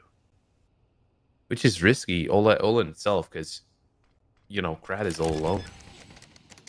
Yeah, but the bomb is going down, so at least there is going to be cash in for the next buy. Result, Patience of a Saint, managed to actually take down Tossin as well, make it a 2v2. But speaking of how many people are left alive, Rawls manages to find that double frag and shut down Krad as well. Now looking in for Result as he does get tapped away. There you have it, 6-7. A pistol round is won again by Sprout, and this is going to be their attempt at a comeback made. As what? It was 7-4, right? 7-3, or was it just 7-4? Either way. 7-3. Yeah, 7-3 right now, and it is 7-6. So If they can take up this next round, and then the one after that, if there's a force spy coming in for Forze, then they've got the advantage, and Sprout can take it back on their own map pick as well. There's the force spy, and it all comes down to round number 14 here to see who's going to take away the momentum. Is it going to be Forze getting themselves up to 9, or is it going to be Sprout getting themselves up to 8? Either way, somebody's coming out of this one very happy. Yeah, no, it's like the scenario that just happened. It's what I had in my head. You know, they had a player in the mid just holding down for Tossin. Sure, he gets the kill, but as soon as he gets the kill, Sprout get the info that there's only one player on the side, and they just push together. It's still risky because you're pushing through a smoke, but there are better chances if you push it in a 2-on-1, right? So very nicely done there by Sprout. The reaction is very good, and now Forze, a couple of Mac 10s and 3 big weapons. They're looking to take this one from Sprout, get them into a force spy and into a bad kind of force spy with Deagles and 5-7s. They're all focused onto that A site here. Forze about to start pushing in. They need to go through the FAMAS of Tossin, but they're going through long, actually. And Tossin peeks out into the crosshair of Result. Gokushima, he's holding down Banana. Oh, Spook, he's been spotted. Gokushima not able to win that duel, but they're actually trying to take the play to B. And in B, well, Rawls is waiting for them. Yeah, 14-9 Rawls to be precise, and Shalfie just shuts him down. There you have it. 3v4, and it's going to be making its way on over to a 4v2, but apparently they just cross ways. A little bit of traffic happening inside of the smoke, but they have no problems of just going past one another. Sia trying to make something happen here, and into the chapel, we do have Spook fawning to near, shutting him down, looking in for more. It is going to be a 3v3 on hand still. No defuse kit though for the CT side, and that could have been a lineup, but instead, Result. We do still have ourselves Resol getting out there. Indeed, he finds the duel, he wins it out, but now Shalfie's looking in on the FAMAS, is going to be looking in for a frag, and I think it's going to get made as well. 8-6. And Forze, they're going to be the happy bunch as they reset Sprout, and they could be taking us on over to a 6-9 split. Well, I mean, just the fact that Result was spotted in CT was very important, but I think the tipping point was when Rawls just went down without getting a kill. He was the full-on surprise. Yeah. You know, they never expected him to still be there, and in especially that position, but he just went down without getting anything in return, and because of that, they got a lot of map control. They got a lot of space, you know, to play with. So now, as I was saying, the bad kind of a force spy for Sprout. It's pistols. An MP9 for Spook, sure, but it's mainly pistols here. And Spook needs to peek out. The flash was well timed. At least he gets a kill before going down. Luckily, the flash came fast. You know, he was burning alive. Again, just the Baldi's dealing a lot of damage to the side of Sprout. Rawls gets away with a kill, and he's still very much alive. He's on 72 HP. Forze, you don't want to lose this one after you just won a very good force spy round with, you know, Galils and AK, Mac 10s. Oh, and they're going to be boosting up, and they're actually... Rawls is the one getting boosted up, which is very impressive because they might expect him, right? Crad just crouching under the smoke. Doesn't see Rawls because Rawls is crouching, but there's the kill. Tossin gets both of them. And there we go. Sprout somehow, they still away this round with only 4 pistols and an MP9. Very nicely done. Yeah, Tossin just made that round happen, man. He finds the first frag and then the last 2 as well with that AK. Rawls, Spook, they come in together. Don't even ask me how those pistols managed to win out the fights in between the smokes, because it just happened. Forze were so overconfident that those were only going to be an eco that they have to get through, and they didn't stop and think about the fact that, wait, Sprout already won an eco before, and it made us lose the map. So they're going to be winning another eco, and perhaps, you know, stuff could be turning out worse out here for Forze. Looking down on their bind, they're going to be calling in a tackle timeout to be speaking together, to be talking about what needs to be done into round number 16. And what needs to be done right now is to go in full Glock rush into the B site, most likely, as they only have one objective, one purpose into this round, and it's to get that bomb planted on the site. Now, whether or not they'll be able to do that is going to be a question to ask in around about 20 seconds. But Sprout, They're gonna try to hold on to as many rifles as they can. Moving on into this one. But after this pop, it's most likely looking like an 8-8. Can Forze find the reverse sweep here? It feels like the game is slowly getting out of hand for Forze, and that's going to be a big problem. It is. Just the fact that the eco here, when Tenier, you know, is on 1550, is a little scary. Is it? Wait. It should be enough. No, I'm wondering if the game. Well, I guess the round is live. I was thinking maybe they're having some issues because they're just, you know, jumping around, but. Maybe they're just okay. Maybe they're just using this pistol round as a tack timeout. You know, as the French teams used to do all the way back in 2014 when there were no tactical timeouts. They would just play the full eco rounds. They were just waiting in spawn and talking about what they should do. Yeah, and sure, I mean, they cannot talk to the coach, but still. Yeah, that's still a good tactic, especially when you have an IGL that really likes to speak a lot. Now, I don't know if that's the case for Crad or not, but I am pretty sure that Forze have used up this pistol round to talk it out. They've come to a consensus, and they just rushed it on down towards Slime, who manages to find a triple kill there. So they do manage to find a kill. Sure, a bomb planted. It didn't really happen. But we're going to be moving into round number 17 with a 4-spy coming out here for Forze. And all of that talking only to get to see 2 Galils, a Mac 10, and 2 AKs going into a good util buy. So I would say, actually, I didn't start that phrase off well because I think this is the right call to be made on the buy. Having that Mac 10 on the entry and prioritizing util over firepower right now is exactly what Forze need to do. Yeah, I completely agree. Sure, he could have gotten himself a better weapon, but in this situation, especially as, you know, again, Nier was on 1550, so money was kind of short. It would have been... They would have required quite a lot of util, and it's very important that they do buy it up. Now, for now, all the utility that they used so far didn't really amount to a lot, right? They maybe got some info and banana, and well, that's about it. They still have 3 smokes. They have a molly for maybe pit if they decide to go towards A. So, you know, they can still force it out here. Slime. I'm not gonna use the nade. Oh, not yet. Oh, there we go. There's the nade. Oh, but it gets blocked by the edge of the roof. That is so unfortunate because he threw it like that so they wouldn't hear it. That is unfortunate, but that might actually work out in their favor. The only big thing is if Gokushima finds Seiyot. Oh, he won't. But the rotation is coming in. I was saying it might play into the play of Sprout because they had 3 players towards B, but they will rotate back to B and the execution will start. Flash comes in. Now they have no more smokes, but it cannot get through without the smokes. That's the big problem. Resalt, oh, he's going to be taken down by Toss, and Gokushima will find the trade, but he's in a 1-on-3 with 52 HP, 15 seconds left, and he needs to get to the side, get a bomb landed, and not die to Spook. Well, that's not really feasible, to be completely honest. So Gokushima will just hang around and gets another kill. Don't go down after time ends, Gokushima. You need the AK. You don't have any money left. So, yeah, I think everything that happened, even though it looked like, you know, Forze were getting kills, they still played into the hands of Sprout.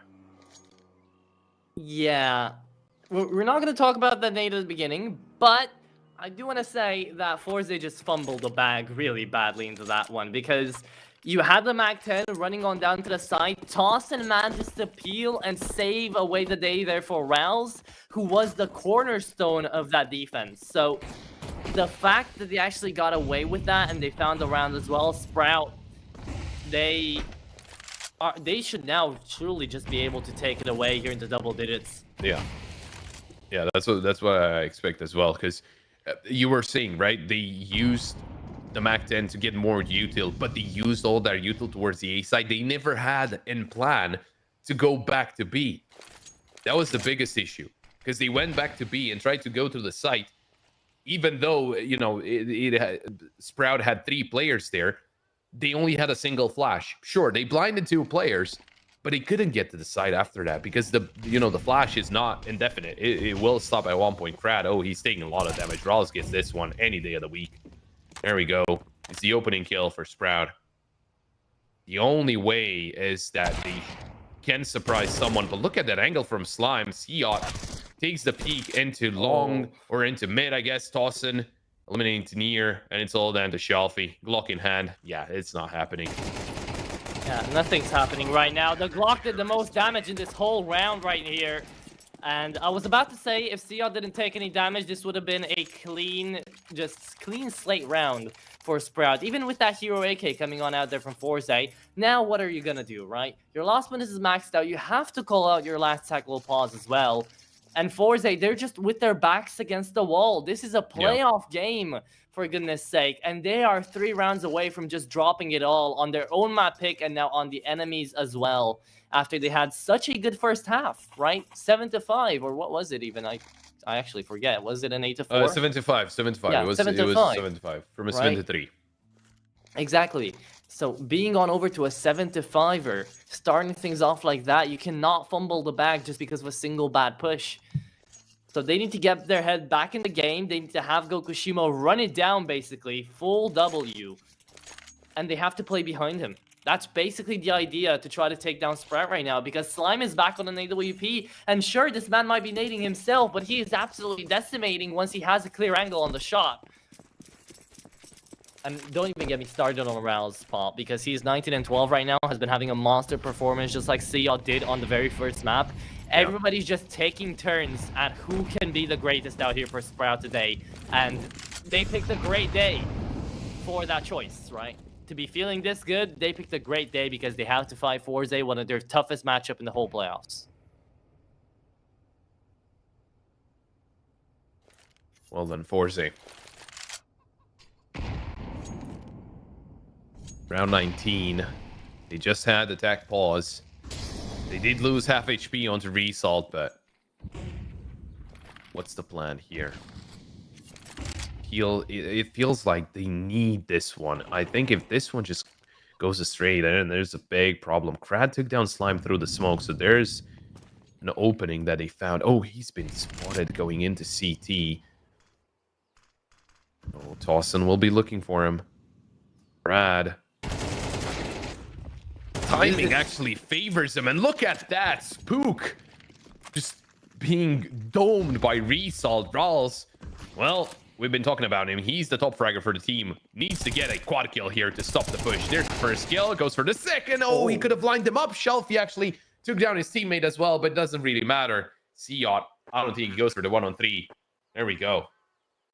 Now, look at how different this round would have been if Krad didn't bounce back in towards archways and try to take down the second player as well, because he finds that double, even on 12 HP that he's on right now. Siot is not going to be going in for a retake. This could have been a 2v3 right now that Sprout could have gone for, and it could have been played out quite badly by Forze if they weren't careful. So, good job to Krad there. Good job to everybody who pushed into the B side here for Forze as well. They do finally manage to find a little bit of space to work with. But, Pop, it's still the advantage for Sprout, and it's still going to be the full buy coming on in here from the CT side. So we should be expecting an op. We should be expecting a lot of util, and we should be expecting Forze to still struggle on these pushes, right? Because for now, I haven't seen that entry frag really come on through consistently for this T side. Neither for Sprout nor for Forze right now. It's a big problem. But, you know, Forze, they'll be happy with that one. That actually gets Sprout into a very bad economical position. So this is going to be a very important round. If Forze manage to get away with it, it should actually mean that they get to 11. And then it gets pretty scary. It could. At the same time, though, you do have to remember that Siot can always go in for a hero play. And that peak, oh my goodness, that is the beauty of CS2, man. Every single time I see just those nades being used up with the smokes, my heart is just happy we got to see something new, a new mechanic into CS, right? Because it was getting a little bit stale, and I think it's such a good one as well, because it gets plays like that done. There was no way Gokushima could have anticipated it. The nade was silent. The P came on through. Sure, it wasn't a headshot to be fully like, okay, I'm just dead. He could have had time to react, but yeah, it just adds an extra layer of depth out here into this gameplay. Yeah, no, I love it. Every time there's, something big like that, it's so interesting to see how the players are going to react to it, right? As the update was when you could drop the nades, right? That was huge because nothing, the scope of that happened in CS since, not since it began, but like since the R8 or something. So, damn. Yeah, no, it's really nice to see. It's like a breath of fresh air, but Rawls can't really get a breath of fresh air here because he's in a side of smoke. Oh, there's a lot of players here. He spotted 3 of them. There's no flash to come in. That's the problem. He's going to back himself into the site. Siot. Oh, it's actually going to be Dawson, the first one to peek in, and he gets himself a double. There's a player in apartments near, and Shalfie. They find a couple of kills, but they have no idea that third player is still here. Or they shouldn't. Oh, Shalfie. Oh, he's going to plant in front of him. Oh, there's Rawls striking back, denying the bomb plant near. Oh, there was no more time. He needs to stay alive somehow. Will not be able to. And he's down to 2100. Forze. Are they going to force up here? Are they going to eco for map point? I mean, it would be 12-9. It wouldn't be the worst situation in the world, but what a play there from Sprout. I like how well, they played around each other. They shuffled in the site there. Very nicely done.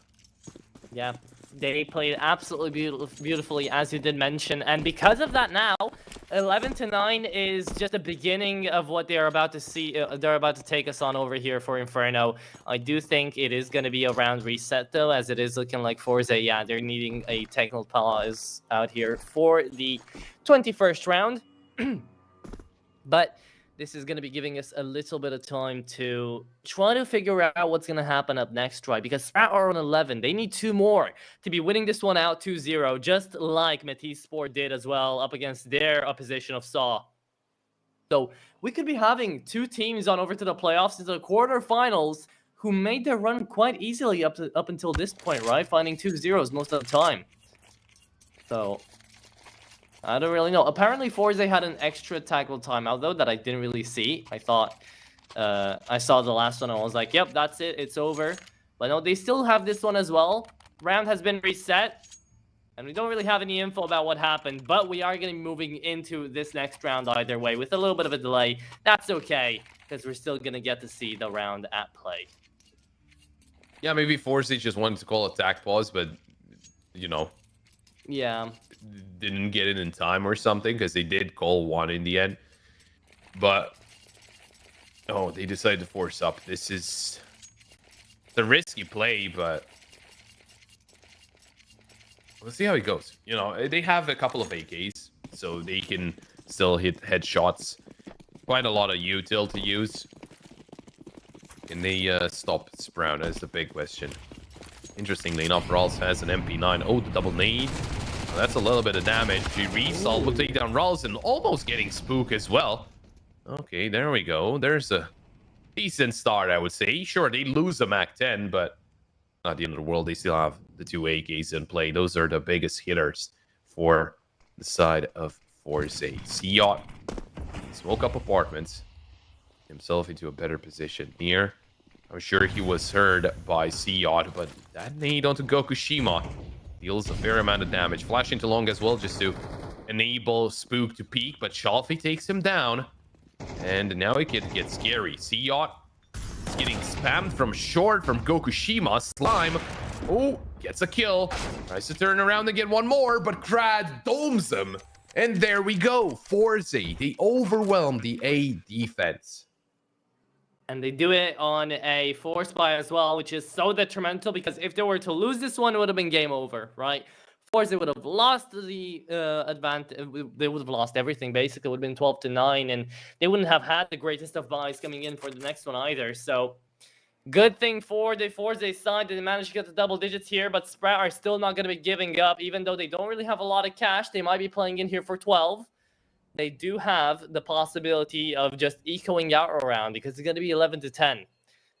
But if we get to 11-11 pop, I'm going to start getting a couple of hard palpitations because I don't know who's going to take this one. It's anybody's game at this point. And everybody's looking great.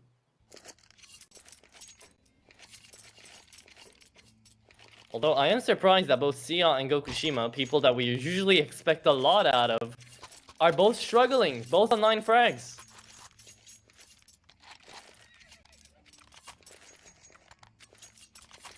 Yeah, it's not what we expect to see, but you know, everyone struggles from time to time. Yeah, now we're gonna struggle as well, though it's a force buy. It's a very risky decision as well, but you know, in the last force buy, they did really well, and Gokushima was also tagged by the scout, which is a very good start. I mean, yeah, sure, but Slime has to hold off very tough angles onto this one. They're using up the nades as well early into the round.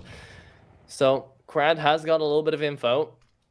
Knows that there should be at least one guy out here into the A side. They saw the scope as well from the scout connecting onto Gokushima, as you did mention prior.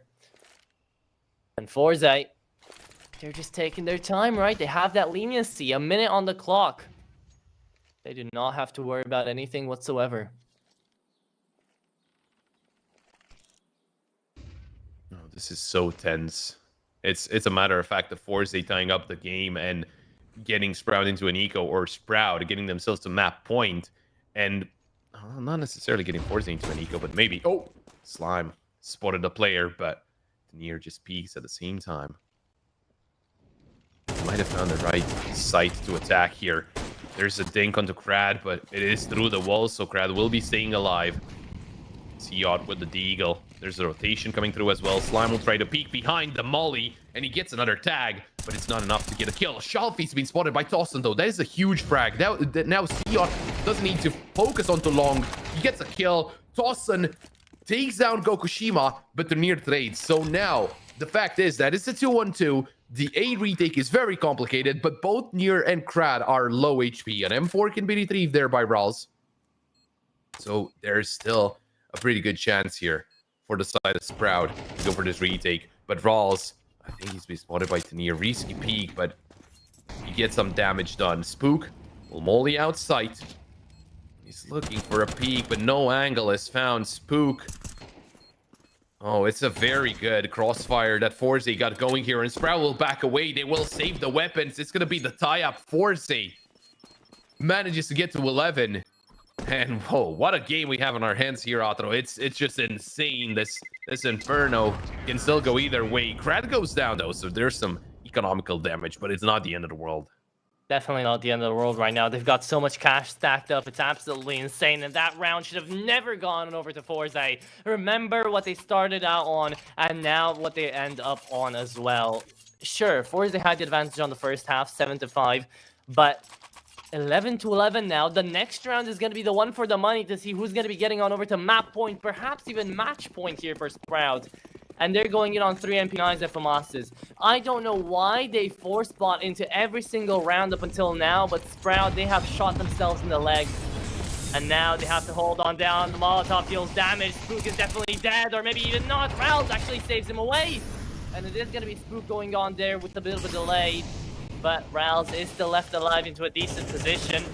Could be shutting down Resalt going in on the peak here. Resalt's going to fall, and that's going to be 2 on here for the A1S. Shelfie trades it back, and a 3v3 ensues. The MP9 still has to hold. Tossin and Seaot, they don't really like their weaponry, but they do have to play with them. Either way, Slime, he's going to be the saving grace for this round, and Tadir is trying to take him out for a 1v1 walk. Oh, this is getting tense, Pop, right now. The bomb is still being left on over to the B bomb side, and it is going to be going out here. Tossin, can he hold down with the MP9? Close quarters on the SMG. Surely he can't burst them all down, but at least 2. That's what's needed for the round win right now. Tossin waiting. The peak comes on. He finds the first one, Tossin. That is going to be a great start. Looking in for Tanir as well, the highest killer of the server. And that is going to be Tanir going on down. There's those 2 frags needed for the round win, and Slime taking way too much time. But does manage to find the 12s on the board here for Sprout, as they manage to go on over to the 12-11 and secure match point here. Oh my god, that was so intense. We were just waiting, you know, just stuck to our seat waiting for Dawson to get the first duel, see if he can win it. And well, he delivers. 12-11. Sprout a single chance to close out this best of 3 with a 2-0 score. And well, the fact is, Forze, they're not gonna have the best buy. They're gonna have a couple of Galils and a Tech 9 in the mix. No op. Oof. It's a tough one. The Force buys finally worked out for Sprout when they needed them most as well. This is the best scenario that Sprout could have hoped for at this point in time, and, well, Slime is just keeping up the advantage, isn't he? Takes down Gokushima. Molotov goes down on towards Car. Tossin held the angle for way too long there, but he does have the info that people have passed, so he's calling it out to Slime, who finds 2. Slime is 20 and 16 right now. Getting up next close and personal to Rouse on 23-16 as well on that scoreline. And right now, Sprout are just decimating the opposition. Forze are about to lose this one away when they were the favorites, when everybody thought these guys were going to take it. It's a 2v4, and it's about to be the end of the line out here into the end of regulations as well. Seos struggling to connect on shots, but it's still going to be the advantage for Sprout. Looking on in, Crad is about to be heard, is about to be seen, and about to be taken down as well. Spook finds the frag, and it's back to 1v3. Result left in an impossible scenario. Oh, has to clutch it up 1-on-3 to keep 14 this one, to keep Forze in the playoffs, but that will not happen. Sprout 13-11, and they will move forward. They will eliminate Forze with a 2-0 score, but what a second map here. That was absolutely insane.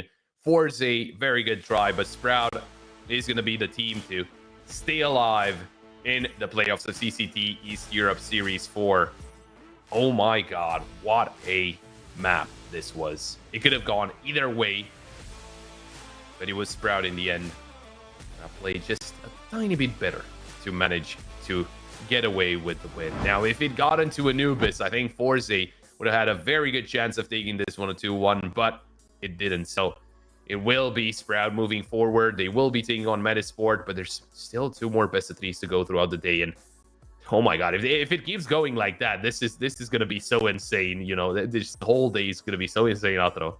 Yeah, I can't wait for it. Honestly, it's going to be a worthy day of calling it one of the last few ones out here for the CCT into the Eastern European side of things. But this was the end of the second best of 3, and Forze are sadly going to be sent home, packed away out here from the quarterfinals, going on over to the semis. Sprout are going to be having a chance to go on over all the way out through here into the Eastern European side of things. But I do hope that you guys have enjoyed not only the game, but the cast as well, as this is going to be our, well, one of our last few appearances out, actually our last appearance out here into the CCT for the Eastern European side of things, and for overall the tournament, as the circuit is going to be coming into a close here in 2024, as we're going to be reaching it on down, as we always got to see in the Champions Path there. But again, I do hope that you guys have enjoyed the cast. Definitely the Romania duo is going to be waiting for you guys to be seeing some more stuff. Be sure to check us out there onto Twitter, onto X, whatever you'd like to call it. But this is going to be the end of the line for us, Pop, right? Anything else left to say for this best of 3 and for the day?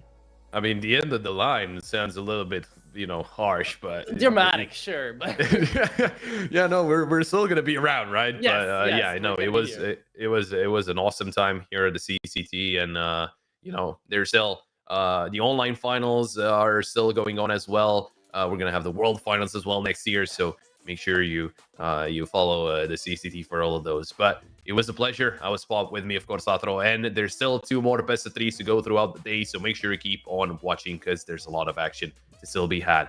We'll see you guys right after the break.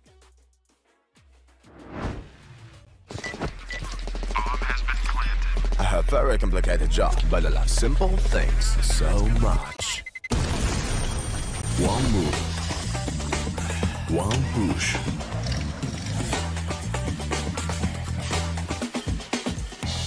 One touch.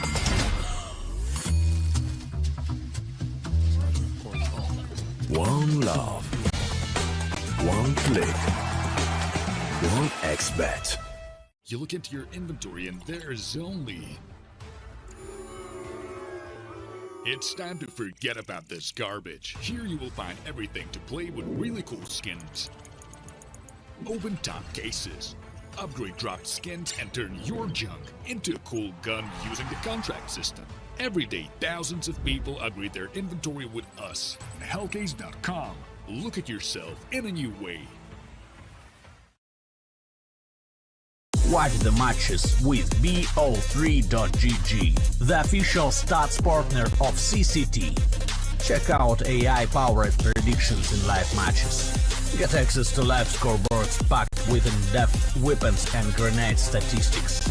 Check out round maps in the match results. Extend your game vision with BO3.GG.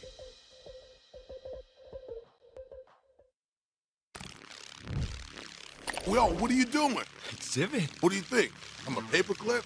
It's Mr. X to the Z. You need to quit browsing like a lame and get Opera GX. Cause with GX mods, you can pimp your motherfucking browser. All you gotta do is click here, select the mod, and boom! New look, new sounds, new everything. It's not easy being a legend. Oh shit, not again. Change the mod now! Download Opera GX!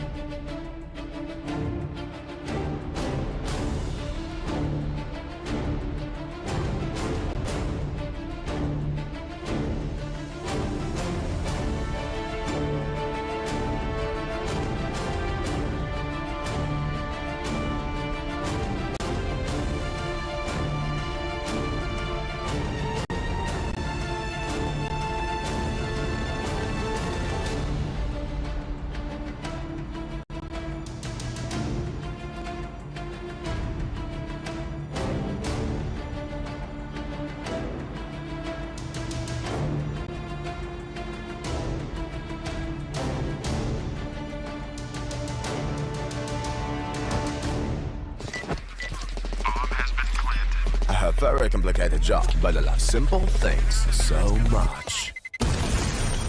One move. One push.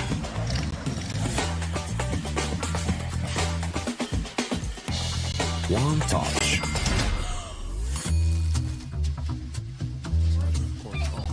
One love. One click. One X-Bet. Trying to get the skin of your dream for a long time but can't get it in any way? On our website you have a unique opportunity to get your favorite knife. Users on our site can hand out skins themselves, and participants need to fulfill some simple conditions. For example, watch a video or buy a case on our website. After that, you automatically become a member of the distribution. Go to the user giveaways tab and do what you like. Hellcase.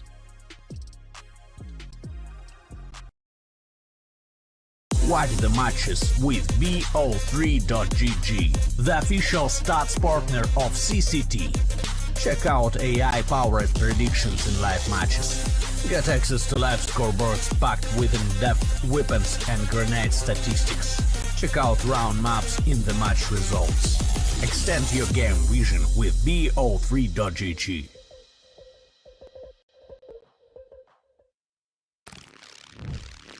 Yo, what are you doing? Exhibit. What do you think? I'm a paperclip? It's Mr. X to the Z. You need to quit browsing like a lame and get Opera GX. Because with GX mods, you can pimp your motherfucking browser. All you gotta do is click here, select the mod, and boom! New look, new sounds, new everything. It's not easy being a legend. Oh, shit. Not again. Change the mod now. Download Opera GX.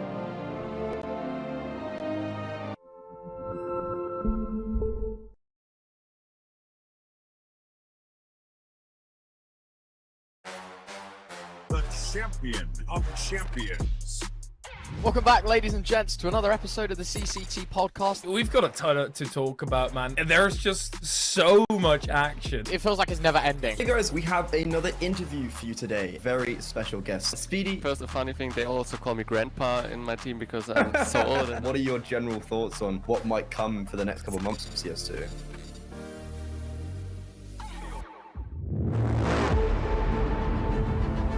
The hunger for glory feeds the desire, the courage to look for a challenge, to feed your ambitions.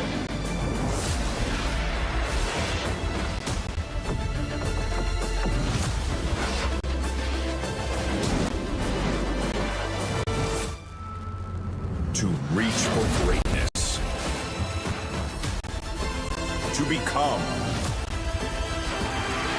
the champion of champions.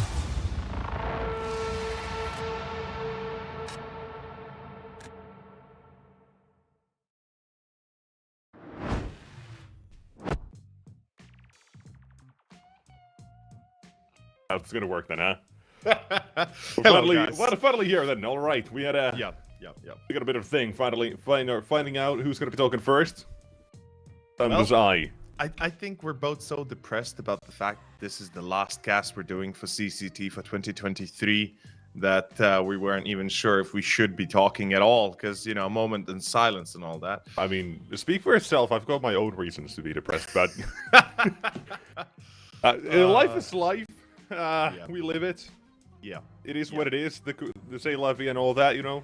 Yeah. Instead of actually addressing emotions, you just say it is what it is and life is good. Yeah, just push through it, you know, go balls to the walls with your head through the wall, potentially even. But with that being said, yeah, with that being said, ladies and gentlemen, welcome back to the CCT East European playoffs. This is the quarterfinals coming up next.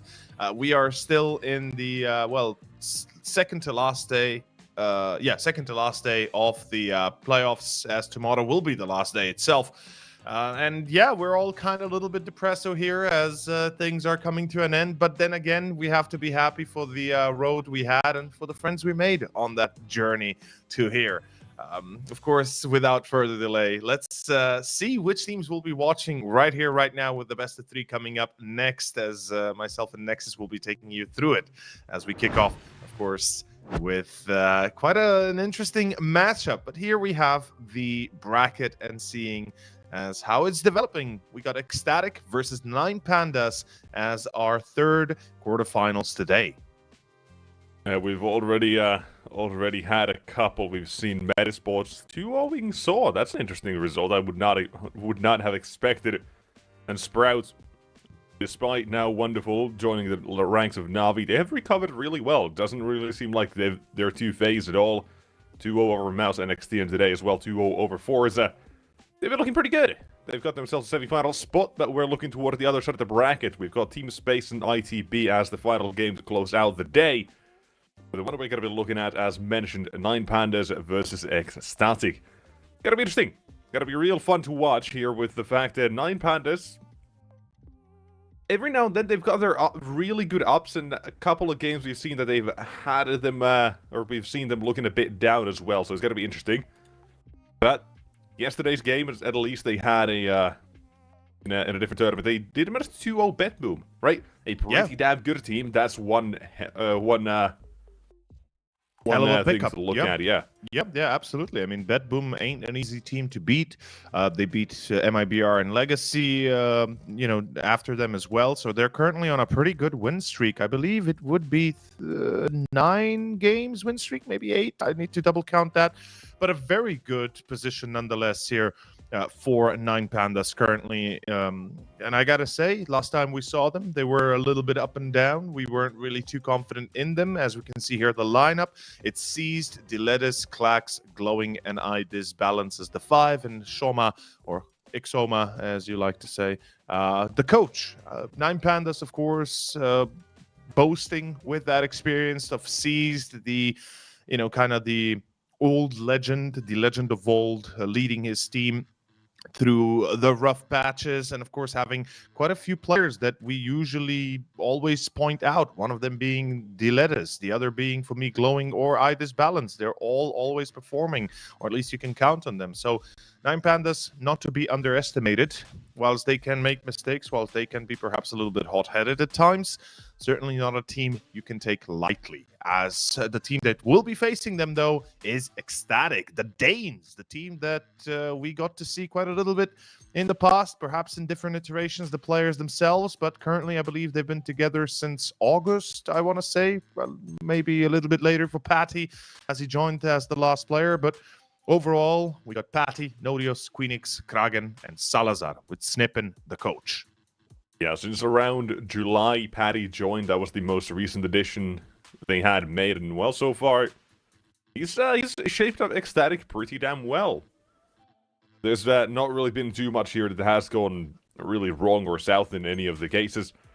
One thing I really would like to see is overall a bit more firepower on this team.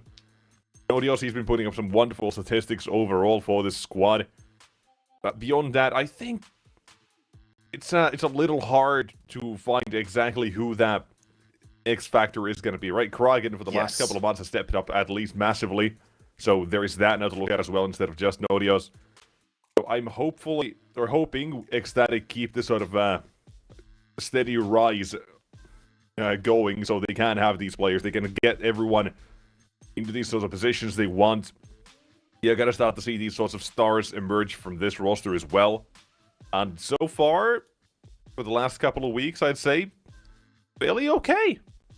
Right, they've had a couple of losses, a couple of closer ones, but they find themselves nonetheless here in the quarterfinal, so that's one thing we gotta be looking out for as well.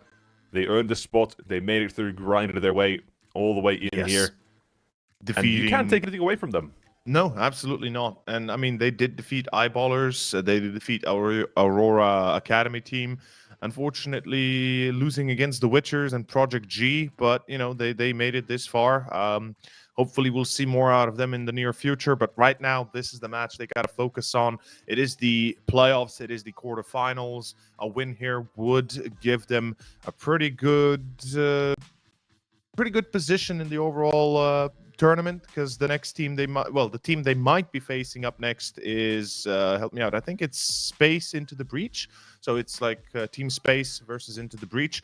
So one of those two will be the team that they'll be facing off if they get through, of course, first 9 Pandas. But let's go to the details of the matchup itself. We got the Veto up next and the maps which will be picked or banned. Vertigo and Mirage both removed, with Overpass being first. And this is not the first time we see 9 Pandas pick Overpass. I believe last time we saw them, they basically went for Overpass as well. And then we got Ancient as our second one. Well, what do you make of that one? I think overall the Veto's not bad for either team. Right, Overpass is a map that both Ecstatic and 9 Pandas play a fair bit. Both of them have a decent amount of knowledge on this, right? Ecstatic, even if it is not their map pick, they've had 13 maps played on it.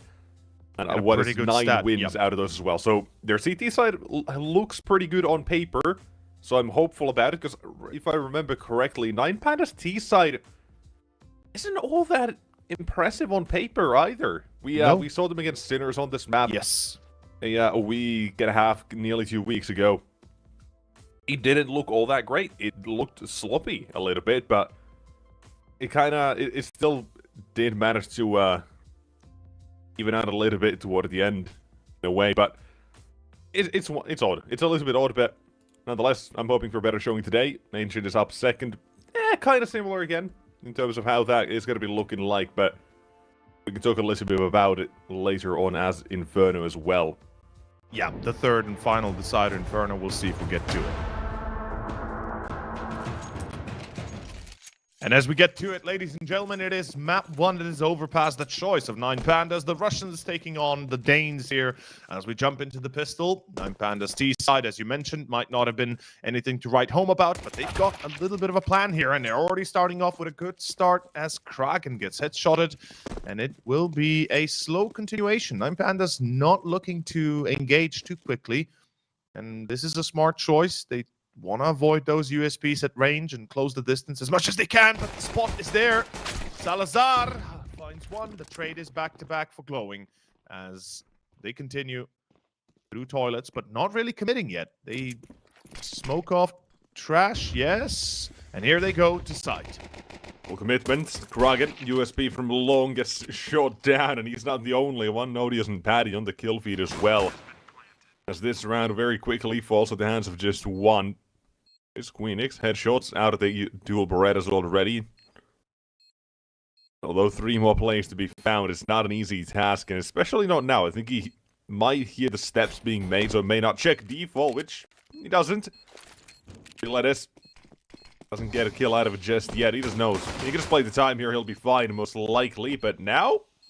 At least I'm interesting. He had that smoke, he has to do, at least, is there a kit somehow? Time. He's got time. The smoke is going to start dissipating. They're still not hitting him. No one's hit him.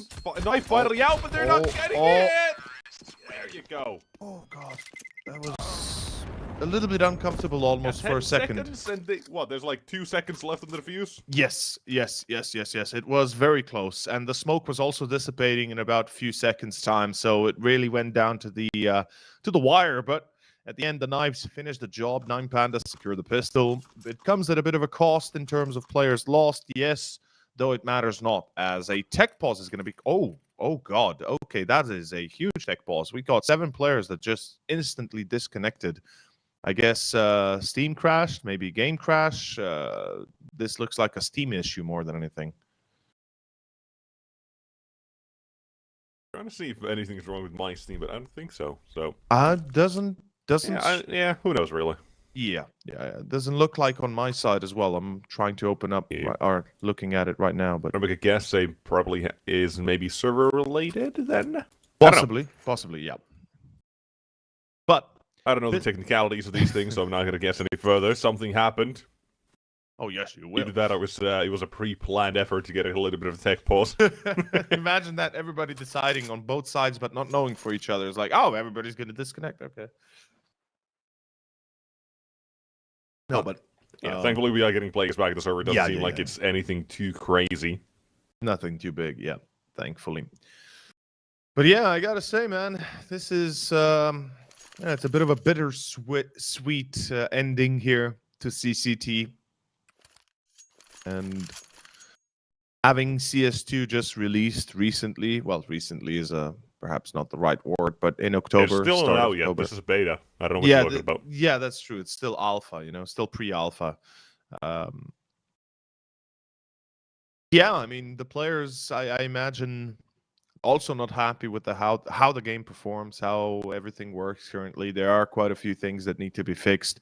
I can confidently say, after playing about almost 150 matches, a little bit less, of Premier, the game is, well, it runs better than CSGO.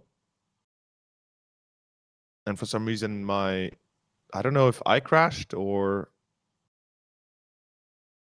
Nope. No, okay, it's my okay. So we're just you. Yeah. What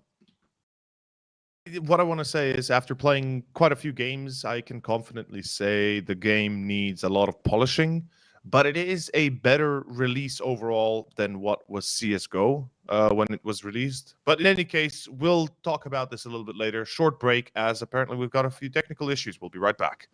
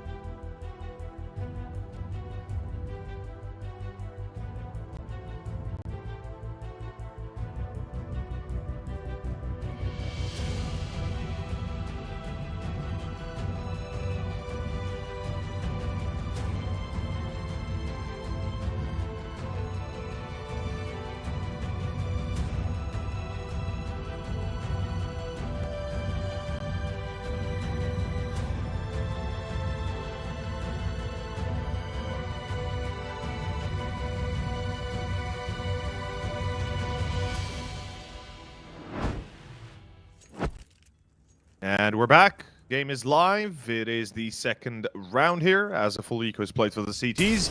After a short, quick technical intermission, we are returning into action, and we've got 9 Pandas focusing on a bit of a default here. And it's myself and Nexus bringing you the action for this third playoffs match today here in East Europe. We've got one more afterwards. Don't worry, we're not done. But we together will be done for the CCT tourney, at least. Hopefully returning next year. But in any case, right now, 9 Pandas on a roll.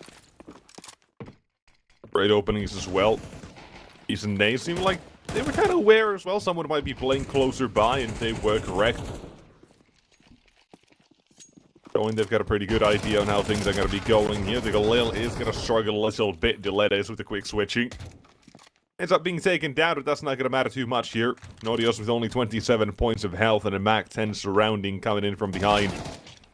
Oh, does not anticipate him at the trash can, blue trash cans. Miscommunication there. Surely they would have realized he's still not on track, but apparently not. Yeah, and also last 2 players are quite low. Glowing and Seized basically at 38 HP together, but luckily Seized has the better position, takes the Galil, and that is going to be round 2 to 9 Pandas. That's a very costly one, though.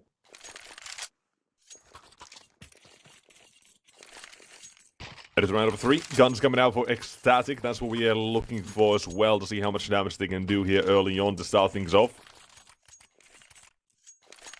Things are going to be taking us here at the beginning of this match. We're talking about it a little bit. 9 Pandas in their T side, despite their very good win rate on this map, their T nor CT side win percents look anything too crazy, right? Certainly not a team that has a 72% win rate on this map with like 23, 28 maps played. 29 maps played. So it's a little interesting in that sense. They do feel like an outlier in those sorts of statistics. So it kind of, if anything else, or if nothing else, it shows that a lot of the games are fairly close. Yep.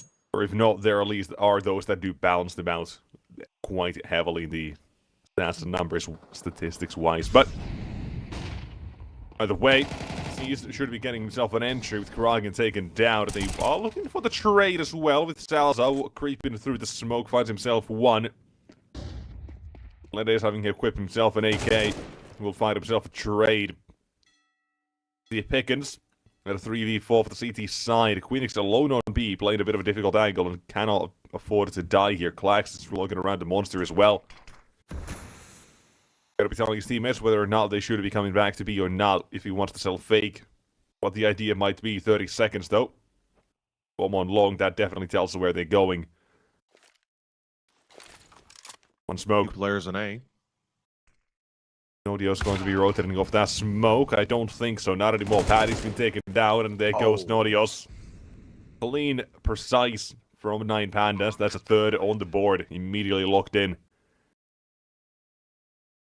I was about to say, recent results for 9 Pandas have seen an increase in success for the T side. Apparently they've done, or they've corrected something, course corrected their approach, and apparently it's working out.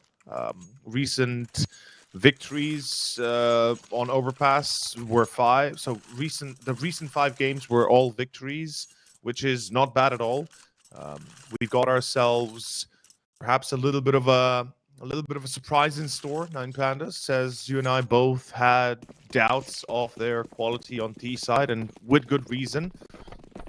Hopefully they've gone through the details and have been able to work out, you know, all the chinks in the armor. As I mean, since we saw them against Sinners in the 13-10 loss, right? They've not lost the game. They've not lost, been 5 wins after, like I said. So exactly. Clearly, they're doing things something up a little bit. Or something right, excuse me. A lot right, maybe. Yeah. I might even say. Either way, right before, only pistols on the CT side. They are playing funny little angles, right? The monster players there as well. They've got the shadow advantage. They've got the pistols up close. In case anyone from 9 Pandas would start to walk towards them, that would be Klax, but it doesn't seem like that's happening. Also, fun little thing. You see on the HUD on the right side, it says Kragan's number 0. Yes. Usually would go, it should be number 6, right? Number 1. If we are kind of from that side. Oh, if we're starting Ecstatic as 1. Yeah. Yes. That is correct, yeah. And C is just 5. That's quite funny. As it goes from 1 to 0, not 0 to 9. Well.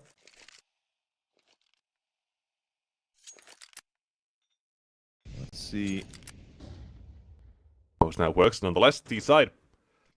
Walking toward the B side. Let's see what they're going to be looking like. Nodios, Queen X, and Salazar. They are going to be trading things here back and forth. 2-2 so far. Time is low. CCT, they could have dropped the bomb. Would have caused disaster here, but nothing more given. Good action.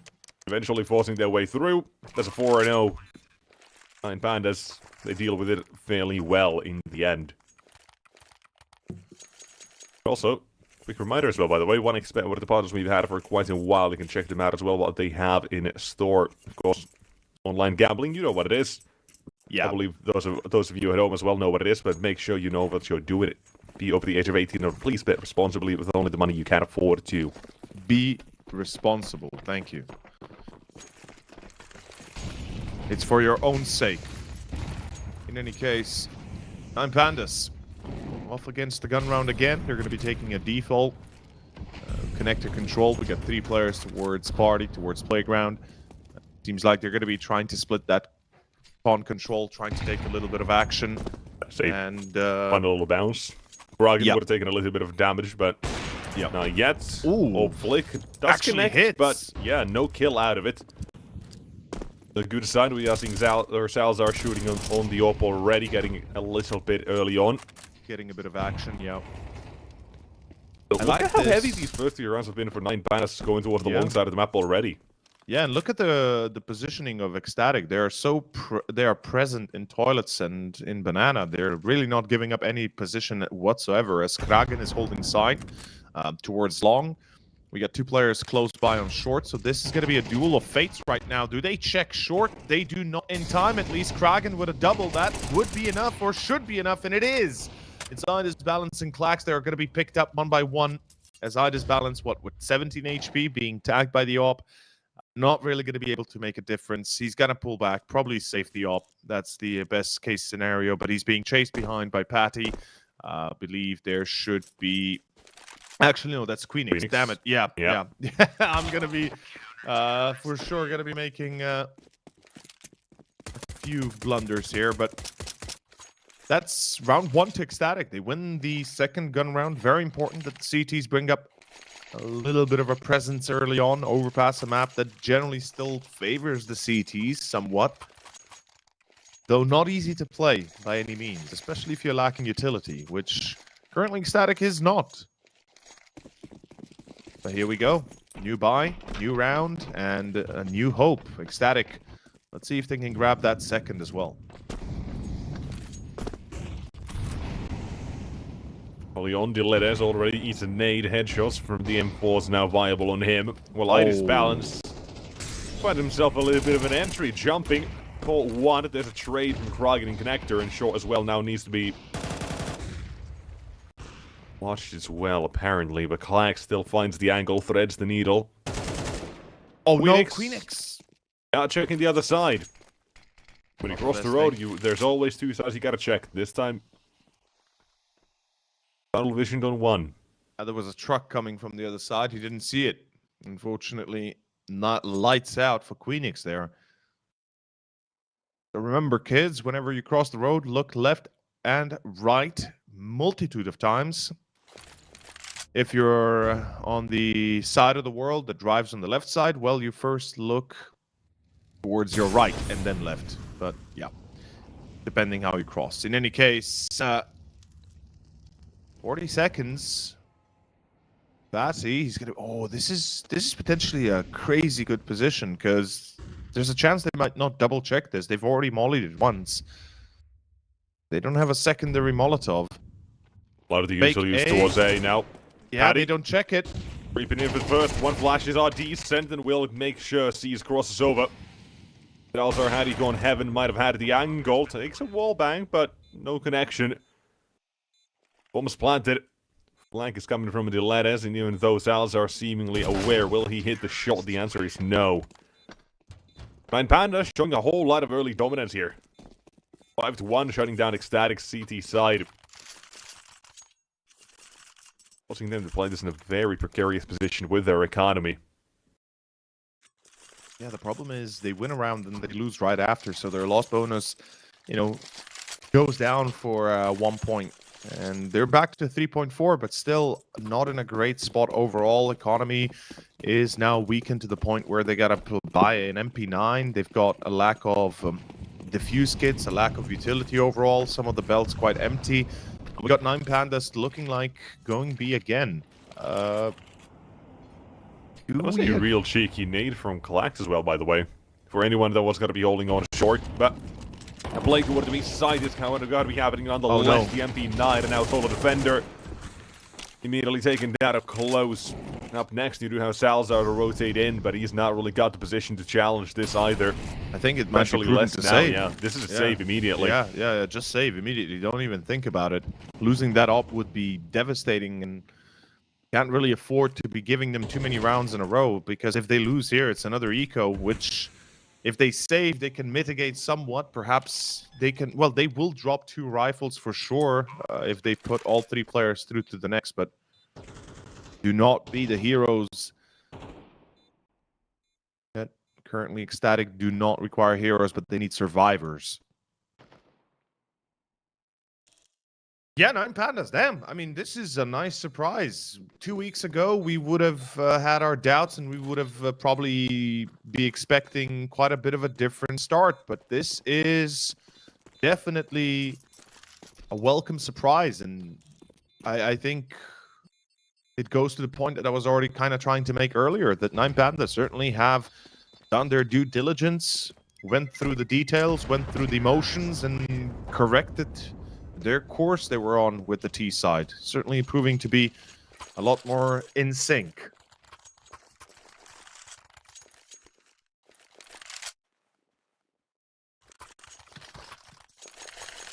Well, real good uses out of the nades they have to blow up monster smoke, head on in. And they've got a little bit of pep in their step, and they've got the guns to back that up as well. Firepower, the weaponry, everything this team has. So far, so good. It's glowing and Dilettes, all doing pretty damn well. Fantastic nade, however. Iris Balance and Dilettes both feel a little bit nervous now, I'm sure. CT's off this nade, off the aggression, they're hoping that could have dealt a little bit of damage. They are going to be holding 2-man long setup in case anyone who is going to be wandering towards them. Run boost coming across yet again. Iris Balance, he's going to be dead here no matter what.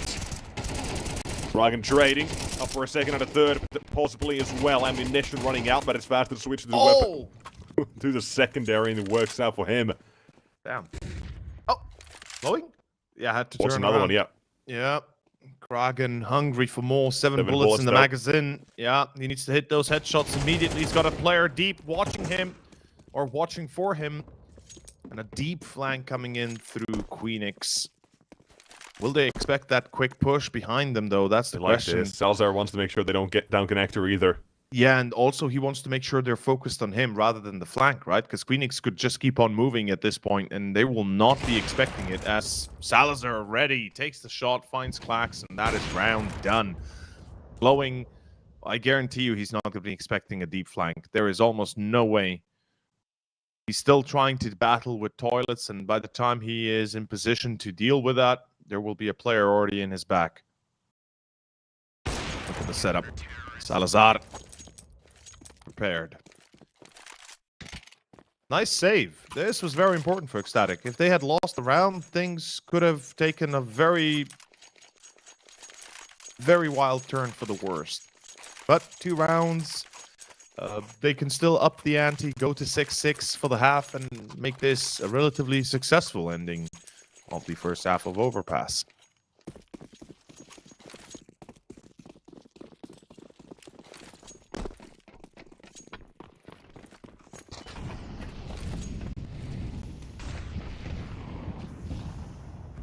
Ooh, anti-eco setup for 9 Pandas. You don't get to see this very often.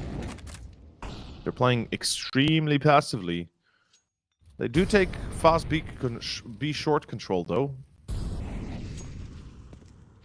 Goes a little bit counterintuitively with what they set up, but they have a bit of space to work with. The CT seemingly realizing perhaps they could be a bit out of their depth.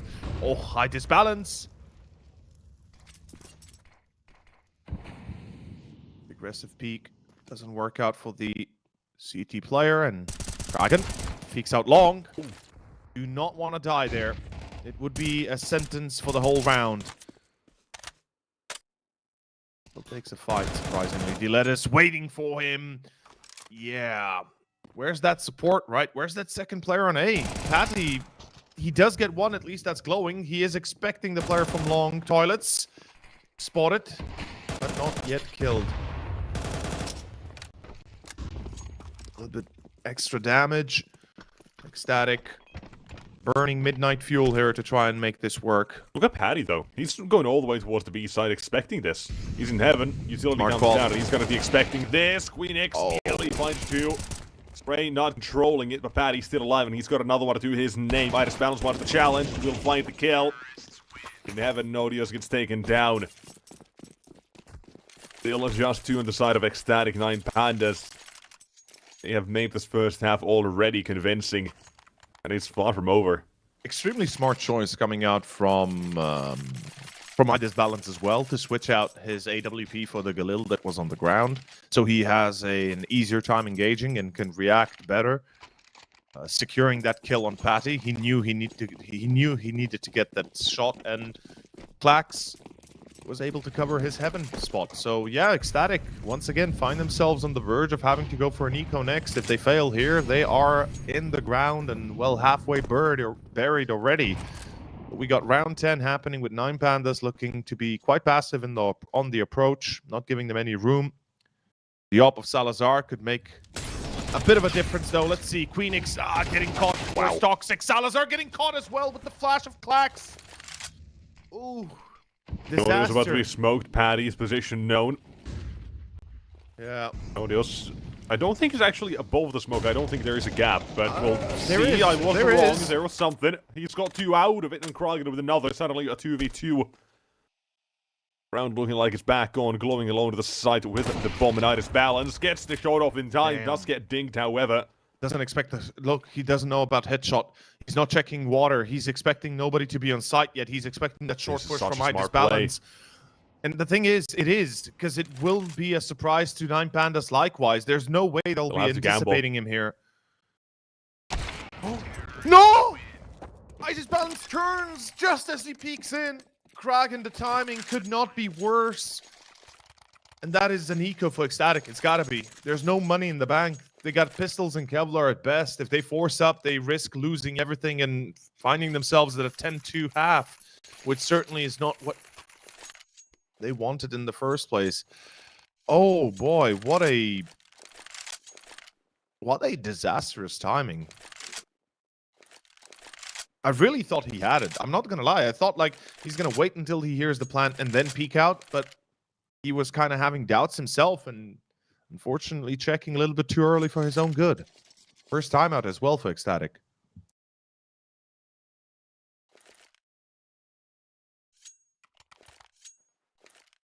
Trying to get into the game still. Definitely. Does seem like Ecstatic are a little bit out of their depth on this map. Despite what we said about it being fairly even in terms of numbers and all that. 9 Pandas, their last 5 games, the loss against Sinners, that seems to have fueled something in them. Yes. Trying to make their win streak on this map 6, trying to make their overall win streak a total of 9 as well, currently sitting on that pretty even 8. Almost certainly, yeah. And out of those 8, only 2 of them actually required a 2-1 series. Every single, or 6 out of the 8 games they played were 2-0s. Yep. Oh, this molly is going to burn Kragan. Immediately, Oh! What? Glowing. There you go. Didn't think, thought he was going to run up. Yeah, I was like, wait a minute, buddy. Shouldn't you hold your weapon? Because if in case he runs out, but oh, A side. Yeah. Ecstatic. All the way up on A, and now the only question mark is, are there going to be any players towards the long toilets that might shift against the C side that may catch them? The answer is no, but 9 Pandas don't know about it. Yeah, they got to be careful regardless, right? They got con control, so they know nobody can come from B towards con. So they got that cleared, and they're going to double check con just in case if there's somebody else there. But once they realize, okay, nobody's A, sure, let's just, run up, plant, and get a free win. And that's exactly what's happening here. Ecstatic, they are coming up short. And is that the molly just bugged? Did you see the molly on A side? It just bugged. Oh, I did miss that, but I didn't miss this one because Paddy's got 2 for him. Bomb does go down, but the CT side still have the advantage. Paddy, no one, or not going to be alone anymore either. Clash has a chance to get a couple here at least. Divert the attention of Paddy as well on the AWP, who will be hearing a little bit of the steps walking away. Salazar walking through instead, finds another T side. It's suddenly in trouble and plenty. So seems to keep things in control, I say, but evident so much here in time is now the issue for Paddy. Regardless of what he does here, he's lost the round, unfortunately. A good eco, if we're considering this to be, if we were to be in the first few rounds of the map, but unfortunately at the end of the half, this is not good enough. 9-2. As the bomb goes boom, it goes to a very distressing first half for Ecstatic. Their CT side, usually the one that we kind of praise, right? Ecstatic known for good quality CT side. Here, a little bit different. Not looking too good at all. And last chance to make it 9-3, which doesn't really instill too much confidence, I think.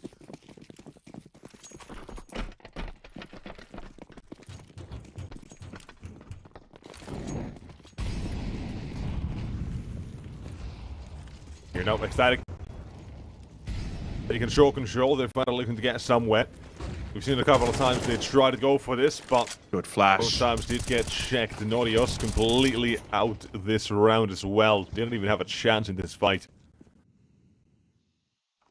Suddenly, 9 Pandas already with the man advantage. CT side they'll have to make up for this difference somehow. It could be Krog in good position, good timing. Iris Balance taken down. Did come back to check for it, but it didn't work in his favor. Should have held the angle instead the entire time. And with a minute 10 left on the clock, the CT health is one thing that is sticking out right now. Yeah. Paddy and Queenix, both basically 1 HP. Oh, look at the timing for Kragan as well. He's going to miss 2 players going through Banana. This is the worst timing ever, and... He could find them both split as well. That's true. That's true. Groups of 2. Oh, he gets one in the back. Oh, doesn't no. get the second.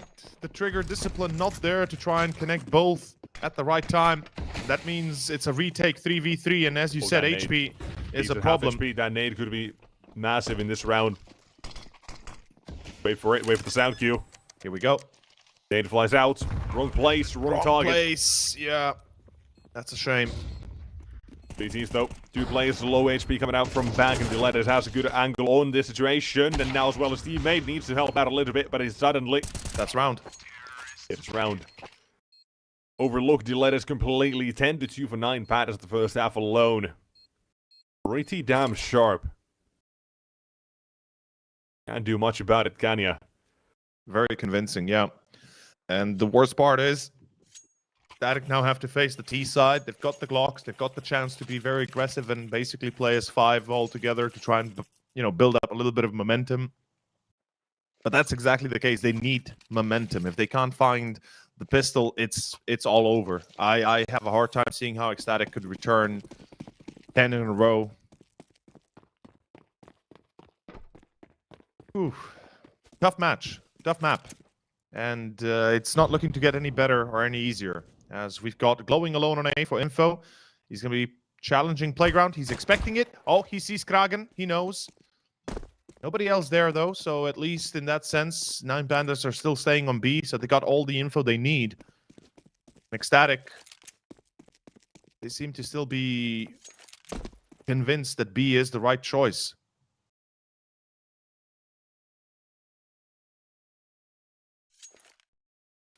He's waiting with the pop flash. First contact. Here's the flash. Dual Berettas. Oh, fantastic. Yeah. Flaxen loves those dual Berettas. I can see why. Absolutely. Bomb still needs to be picked up, though, so the C side, they will have to split up here a little bit.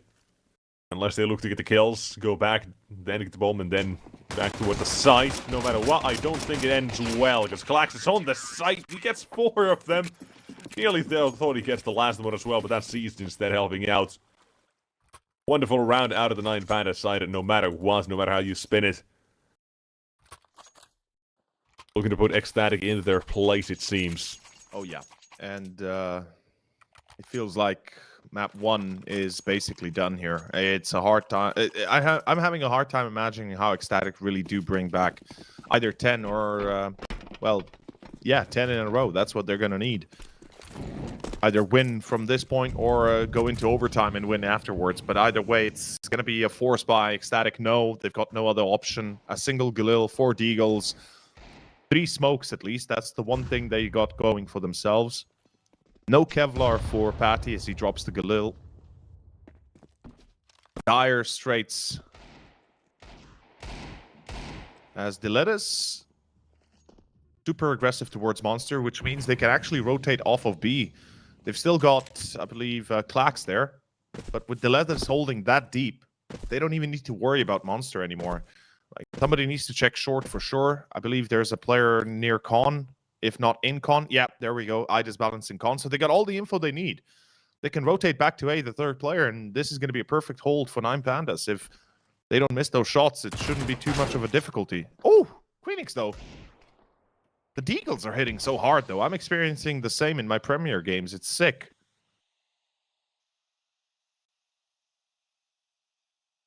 Close the distance towards A. This could be doable, especially if Dilettas gets... Actually, not Dilettas, rather Seized gets caught. But the timing, Glowing... Does he go through the smoke? Surely not, right? He's expecting somebody on long, for sure. Can't do much about Glowing when he has a game like this, when he is feeling great. Oh, yeah. And everybody on 9 Pandas is performing. Like, everybody's putting up numbers. Yeah. 49 kills on the first half alone, and those were spread with the worst having 9 and the most having 11, so that was pretty good. I did the math, I checked now. 59 kills in total. Sick. That is crazy math right there. That is, and the best part is, like, no, I love glowing. I do that so much as well with the molly. It's hot. I mean, my Pandas on fire right now. I don't blame him for making sure he's not getting burning his hands. Getting a little bit too close to the sun. Slipping fingers. Yeah. This is it. Ecstatic, 10 in a row. That's what they need. Can they pick it up? Well, we're about to find out. Con control is there. Short B control is taken by the CTs, though. An aggressive Diletters. They find Queenix, and they'll be expecting a second season. Fatty in trouble. He can't really be taking a straight fight against an M4. Nodius is out.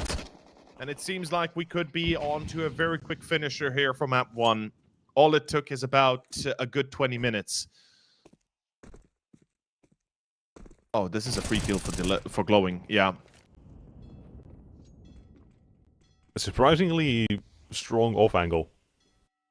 I don't think it should work as often as it does, but it shouldn't. Still. Yeah, it shouldn't. Especially with Peeker's advantage being, you know, CS2's specialty. But I think it's more about the rifles you're using, right? The Galil, not a perfect weapon to take on the M4 unless you hit the immediate headshot. This is pretty much a done deal. Yeah, Patty survived 2 HP from the nade as well, but now Salazar reveals them. 35 seconds headed towards A. That Molotov will stop them. They can't go through. Not even in their dreams would they be able to withstand the fire. Sound Q as well. They know both are here as well. Say goodbye to this map. It's going to be a 13-2-4-9 Pandas. One hell of a performance out of them to begin this best of 3. Looking to get into absolute domination of a win streak they have been on. Today doesn't seem like it's going to be stopping. No.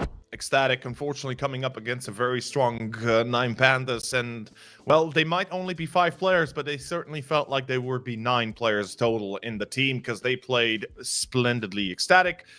Hopefully, the next map will go better for them, though, because, well, Ancient, whilst it is worse for 9 Pandas, I'm having a hard time seeing this stopping anytime soon for them. Yeah, it's not going to be easy to imagine this sort of dominance completely shutting down during this break, even in the map where 9 Pandas aren't going to be great on. But we're going to have to find out. We're going to have to wait and see. So we're going to hop over towards a quick break, and we'll see you back here in about 10 minutes or so for Ancient 9 Pandas 2-0. Find out.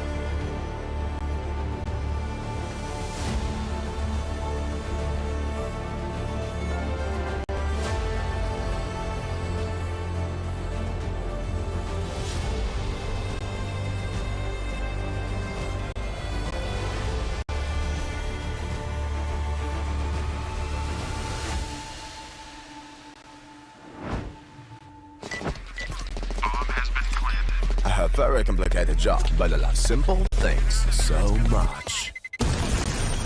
One move. One push.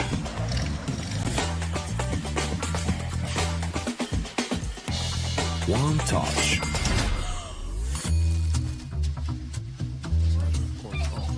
One love. One click. One XBet. Are you sick of just opening cases? Join the events. At each event, you can find special cases from which tokens fall. Tokens are your ticket into a world of unique awards. For tokens, you can buy a skin, premium, or special balance. Try your luck in the skin generator. Also, you can leave your tokens at the token vault. And the more tokens you keep, the better skin you'll get. Add variety to opening cases with Hellcase. Watch the matches with bo3.gg, the official stats partner of CCT. Check out AI-powered predictions in live matches. Get access to live scoreboards packed with in-depth weapons and grenade statistics. Check out round maps in the match results. Extend your game vision with bo3.gg.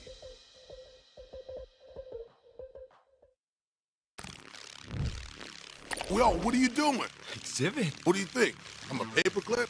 It's Mr. X to the Z. You need to quit browsing like a lame and get Opera GX. Because with GX mods, you can pimp your motherfucking browser. All you gotta do is click here, select the mod, and boom! New look, new sounds, new everything. It's not easy being a legend. Oh, shit. Not again. Change the mod now. Download Opera GX.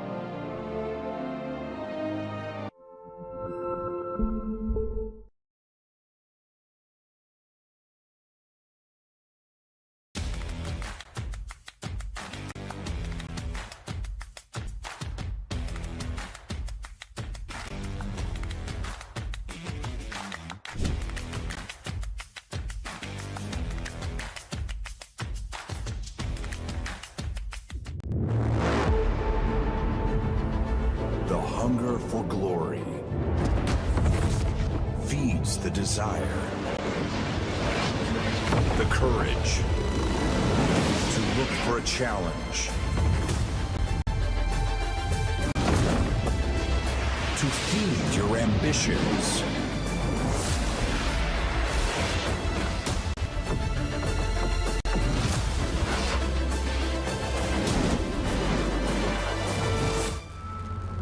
To reach for greatness. To become the champion of champions.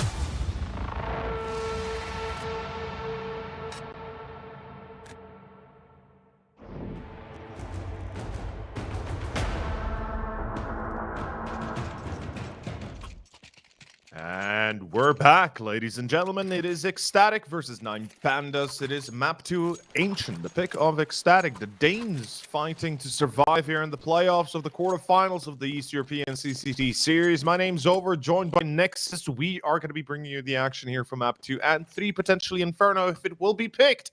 But it is T-side Ecstatic that we're watching, and they're going towards A. Lined up, I'm guessing ready. AT's gotta be kept in mid a little bit by Queenix, but he is being baited in here as well by the CT side of Spell still gets taken down. And suddenly, the all of A side ends up falling to the hands of the T's. Bomb goes down, and the letters will make sure mid is no longer a problem, but the A side will be.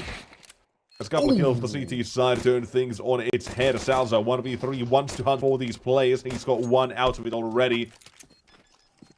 Just be picked up, shifting. CTs have to quickly decide which angle of approach is going to be. Glowing close to it, already succeeding on the he's gonna get it. Swing. He's gonna get it. Salazar, too late. 9 Pandas, they will take the pistol. Again. Third time. I'm double checking right now, but they won 3 pistols against Sinners as well. They lost 1 pistol on Overpass, lost both pistols on Anubis, the second map they played, and then they won both pistols on Ancient that they were playing on the third map against Sinners. So 9 Pandas certainly have a good track record so far, even for this series right now. 3 for 3 is not bad. We'll see if they make it 4 for 4, but right now it is a force buy for Ecstatic with the plant. Galils are out, and a fast B take. This could succeed, especially with C's being caught off guard. He still gets one, though. That's more than you would bargain for if you're in his position, usually. And Queenix and Patty straight to his side. Nodios gets straighted back. That's the C4 drop. Nodios, big mistakes being made. That's the C4 drop for nothing. As Queenix is hunting the letters, he will get him for free. Ooh, whoa, whoa, whoa, whoa, whoa. What was that? 1v1. Back and forth.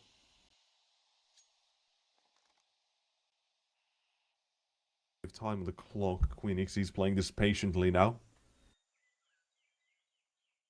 So, given this right. When that smoke starts to fade, Clax vision limited back to just the CT angles yet again. Doesn't know where he is. That's the problem, right? Queenix is the one that's going to have to hunt us down. Clax doesn't know if the bomb's dropped either. He'll have to guess as well. Has to go forward at some point, but it is Queenix. Big swing, no miss. Target found, and Ecstatic onto for the first round immediately here as well. Fantastic force buy, fantastic success out of it as well. A little bit chaotic, but hey, it works They out. won. Yeah, they won. That's what matters. They were able to get the W, and that's more than we can say for 9 Pandas currently. Here we go. Force buy. DTs with the MP9, the CZs coming out, the Deagle, the 5.7. We got a variety of weapons, and very aggressive move by Clax. He is in danger. There's a few players behind, but your favorite weapon, close range, could succeed. They see one, but oh, bad engagement for him, though.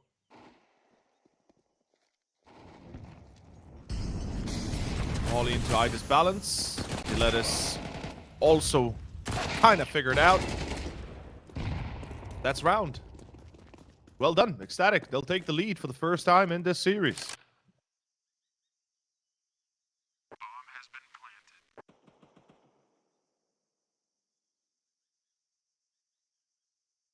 He's not really a whole lot he can do here. He's reserved himself to just stay quiet spot on A in hopes of surviving B. Still gets me. Even though this map's been in the game for probably a year now, I'm actually over more. a year, I think. No, it's yeah, been it was like 2 years. It was like 2020 when it was added, right? No. It was like summer last year. No. December I'm gonna 3rd, do some December research on 3rd, this. 2022. No, 2020. December 2020. Wow. Yeah. It was officially added into the active pool in 2021 May the 3rd, after replacing Train. But it was added into the game on December 3rd, 2020. So yeah, it's been 3 years almost. Yeah, no one since cares this about map. no one cares about the reserves. Don't worry about it. No, I know. Active duty. Active duty was 2021 May 3rd. Yeah, So it's 2.5 years. 2.5 years, yeah. Wow, and I've only played this map like 20 times. I hate it. I hate really it. I really don't like the ancient map. I really don't. Having played it more than 20 times at least, but I don't like it. I just don't. Not a map that feels right. But in any case, let's see what feels right for the round. It's going to be a full eco. C is the only one that survives with the Kevlar 5.7. He's got a good position, relatively speaking. If they go towards him, he could snag 1 or 2 kills. And we have seen ecos win before. We got a Astralis stack towards B as well.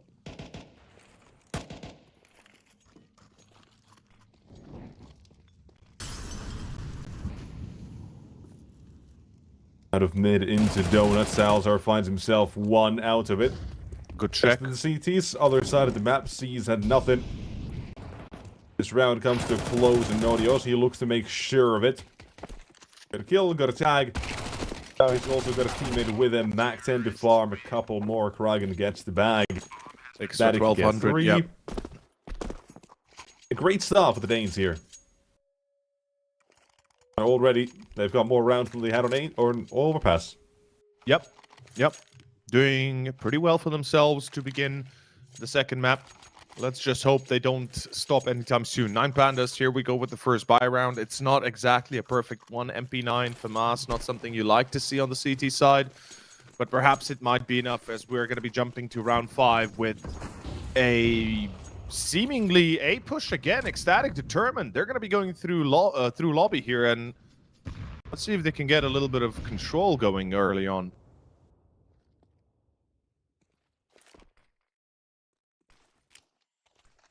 Was a Ecstatic seemingly favoring the A side, favoring the contact sort of hits. I'm enjoying it so far. I like the idea they have in mind here. Oh, whoa. And it's balanced through CT, through a box. Right ahead.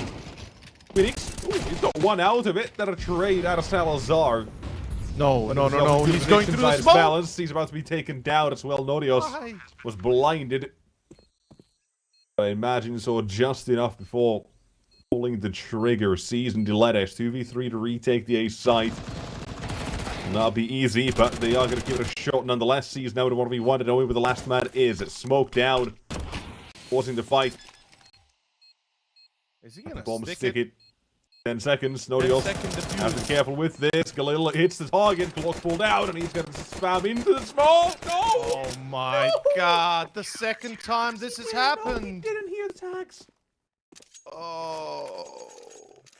God. And he was hitting the right spot as well. Yeah. Crazy what we're seeing here. Second round for 9 Pandas. I mean, it's theirs. It comes at a high cost, yes, but it is theirs. I can't believe what I'm seeing, man. It feels like I'm back in 2015, 2014 with the Ninja diffuses, man. Like, it really feels like we're going that way. And it's a 10-second diffuse of all. That's the thing. 10-second diffuse. In any case, CT's back in action. They're going to be aggressing middle, though. This time, not letting any control to Ecstatic early. As we have no trades yet, but about to happen. 2 players coming out of cave, out of Leopard. Nodio's close range. Batty 1. Trades back to back. Batty 2nd. It's not enough. Glowing still there on middle. Kragen. And it seems like it's going to be a bit of a passive approach from this point forward. 3 versus 3. The open Salazar could still sound off soon.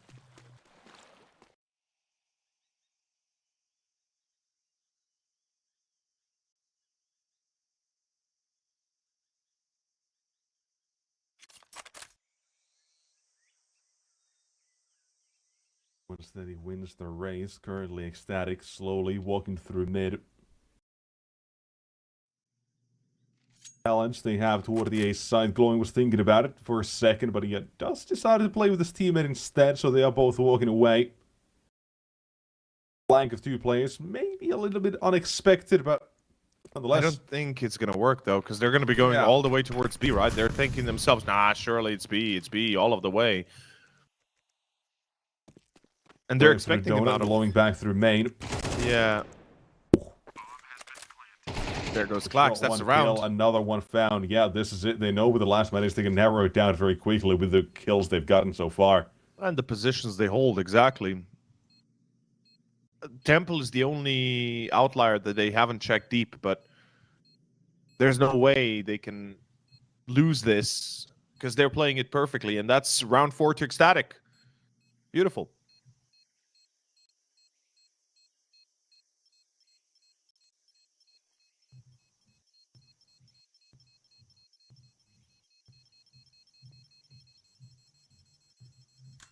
A hell of a round out of Ecstatic. One call, or great call as well. Just completely shifting toward the A side. 9 Pandas right, of course, the timing works against them there. Yeah. But still. Good call. A great ending to it as well, making sure they don't lose any of the 3 they had remaining. Headed towards round number 7 with the CT Academy now. A little bit of trouble, right? They'll have to eco this one. Not a huge deal. They can still get the guns out into the next round. That's all that matters to them. They've got 2 flashbangs. Have a kit on glowing as well. They've already got 2 10-second diffuses. Why not add another one to it? I'll be starting things off entirely. Clax's USP to get the first kill. Okay. This looks a little bit better. Blind when it doing so. Even better, apparently.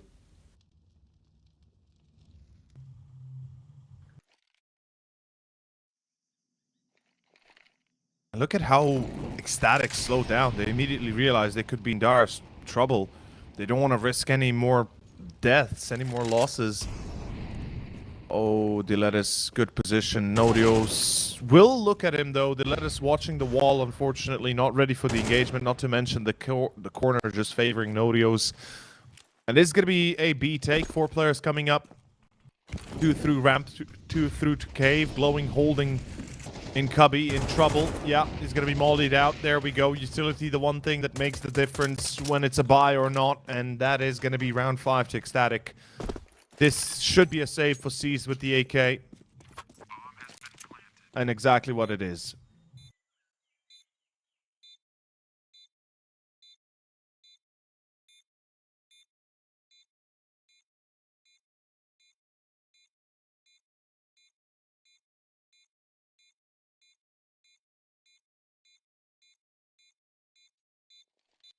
Well, all doubts we had about Ecstatic on this second map seemingly now started to fade a little bit.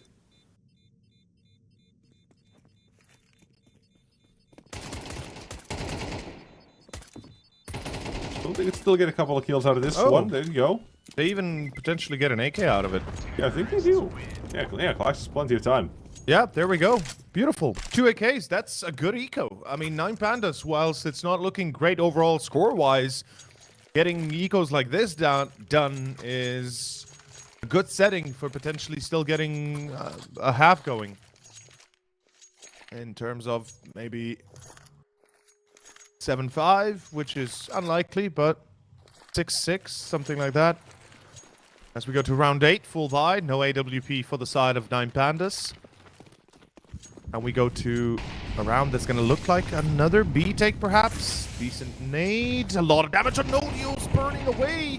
Patty as well, low HP, and they both get shut down by Diletus as he peeks out of cave and goes back into his man cave. Great utility coming out of the CT side early to get those entries as well, to make them so easy for Diletus.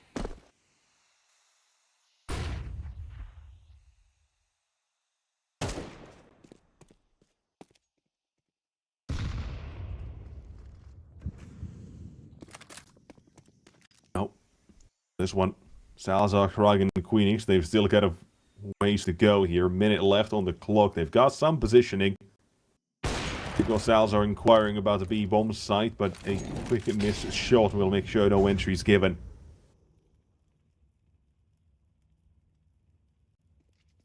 $50 seconds. It all depends on that first contact, right? If Salazar is able to... Excuse me, Kragan able to get a little bit of damage going. Get caught by die disbalance, though not the plan. Not the way it's supposed to go, and Donut Glowing is awaiting, and he's got a bad of angle, actually. Bad off angle for him. Flax, close range. He will be the surprise party, though. Drops Salazar. It's back to a 1v3. Quinix, he can at least plant. He knows that much. Unfortunately, it's a 1v3. He needs to hit the shot. He will. Diletus gets caught. He is expecting a donut push. Going to be filling it up more with some beautiful strawberry jam. Close range. Hits it. Queenix, sick performance, and he knows where the last player is. He's got to know. Switches out to the AK. The ace clutch coming out for Queenix if he pulls this off. That'd be absolutely amazing. It is an ace clutch. Queenix. Damn. That is what we came out to see. Round 6 to Ecstatic, and 9 Pandas will have to lick their wounds and return back to the barracks and think again. One hell of a round, and you can't count them out. This is what we're here for as well. We didn't see it on the first map from Ecstatic. Now we are. The stars, they're coming to the show. And that is one hell of a way to do it. Sick performance. Ecstatic, that's what they needed. They needed some sort of a hero play, something that pulls them out from the gloomy effects of Overpass. And a 6-2 lead on Ancient to begin is superb, especially T-side, able to get this much control going early. Let's just hope they transfer that moving forward into that second half as well.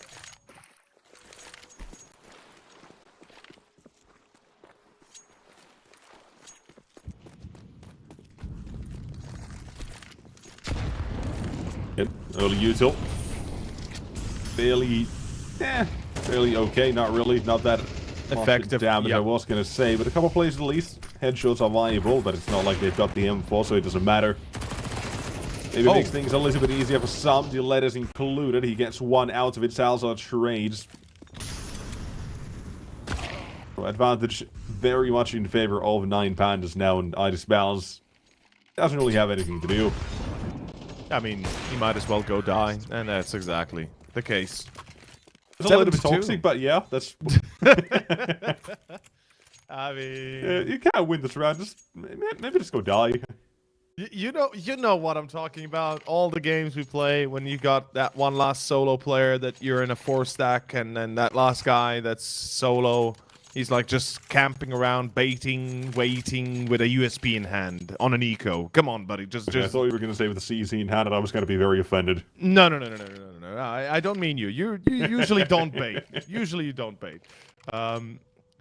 But how many times have you been in a scenario where we have, a full eco and 4 guys rush, maybe even get a bomb plant, and the last guy's on the other side of the map waiting for something to happen? I'm lurking. I'm gonna kill them. I'm get right. Yeah, buddy. Maybe in 2030. Maybe you should get your head right. Maybe you should get your head right, yes. Oh, love it.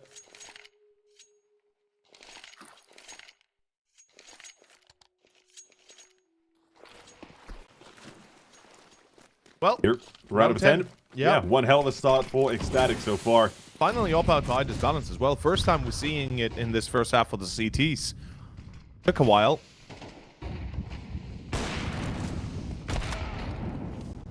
Salazar, yet again, another entry found toward this side of the map. Taking the off show quite a bit, however, not alone toward that side of the map either. And it goes on the other side. Clax having taken down Paddy. Oh, Salazar's gonna go through. Yep, Tech 9 in hand. Diletta's shuts him down. Here's the bomb being dropped as well. And speaking of the guy on the other side of the map, here we have him. Patient Zero, Queenix. I mean, this man aced last time we saw him play a 1v3 clutch. So I'm not going to be surprised if he's able to pull at least 1 or 2 kills additionally here. Winning the round, perhaps a little bit more difficult. Especially with the time allotted to him. He's going to have to go pick up that C4. He's going to have to deal with 2 players on site.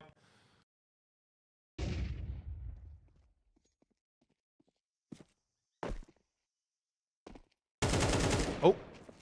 What's Diletta's? Glowing is waiting for a chance. Diletta's will be caught. That's what I'm talking about. Queenix. He is not expecting a second player from Cave, though. And there's almost no chance he survives this, unfortunately. As that is going to be the 3rd for 9 Pandas. Close calls. Well yeah. But well done. Yeah, exactly. Well done. For sure. Better than expected. So, round 11.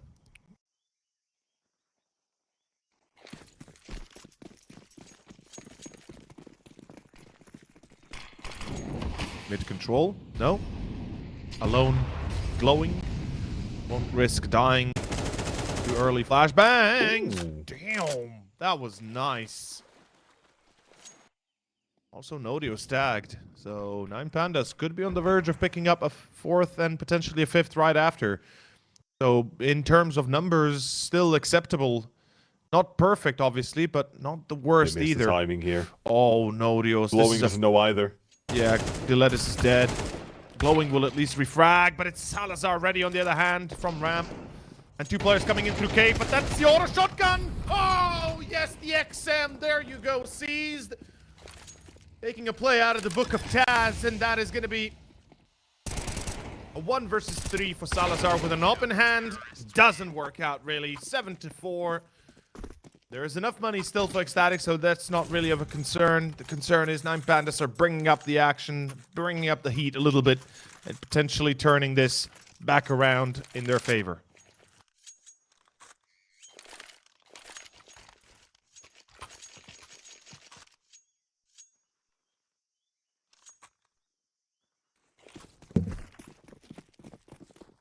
Final round of the half, 9 Pandas. Look to make things a little bit more even, no matter what. Ecstatic, they've already had one hell of a first half.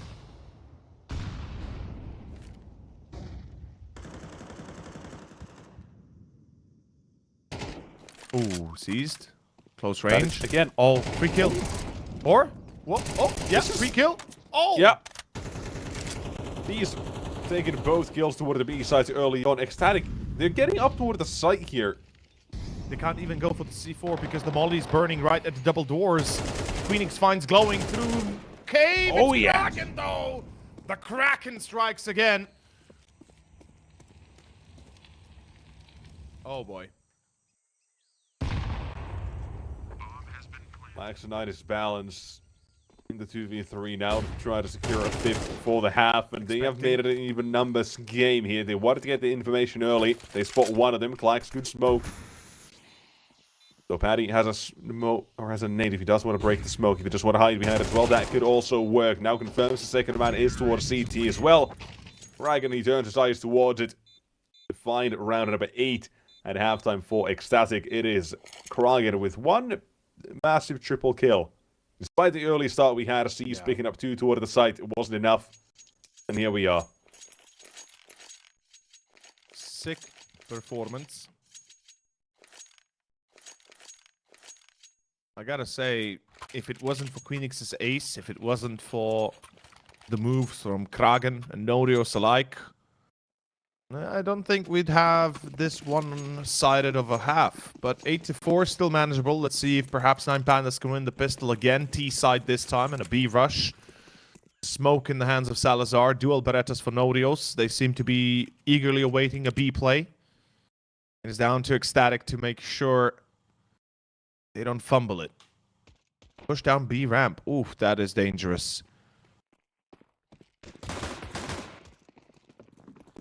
Here comes the cave push. 3 players looking toward this side of the map here, making sure no entries, no access from cave. So far, none of it given. Smoke goes down to the T side. They'll have to decide if they want to fully commit to this or not. They do have another piece of util they could throw as well. That's on the back of a seized, but how willing are they to go toward the B side? They hear the steps. Seized tells them they did check toward this side. Maybe they are still lingering around. Who knows? Now just playing the waiting game. No one's making moves. Get around Norios. Pressure on him. Dualies to find the first. Tags at plenty. Now fall back. That's good enough. For information, they can now rotate another matter toward this side of the map as well. Now again, the dual Berettas asked to get a couple of kills here early in order to stop that T-side push from happening. There you and go. They are not finding a way in this round. Absolutely 3 kills not. for the price of 1. 9 Pandas, they are being destroyed in the second pistol. 9-4 means 9 Pandas are in it for maybe 1 gun round. And that's it.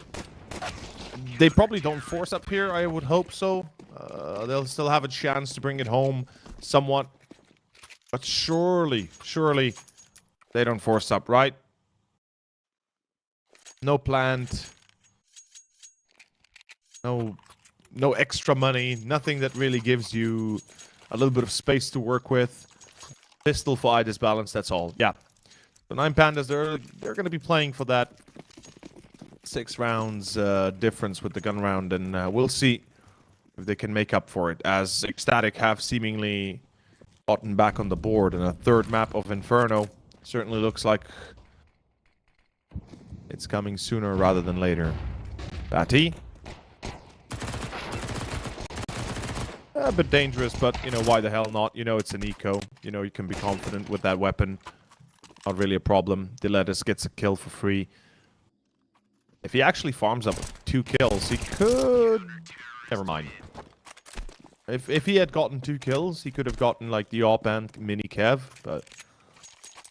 Not gonna happen here. Now, round number 15, a quick reminder, Hellkiss as well, by the way, is doing a giveaway currently. You can check them out as well in the link in, or one of the banners below, or check out what are the links they've got going on in chat every now and then. It's something website you can check out. They've been around for quite a while. You might have heard of them. But make sure you know what you're doing, of course. It is real money you're still spending, no matter what. Make sure everything's A-okay and you know what you're doing.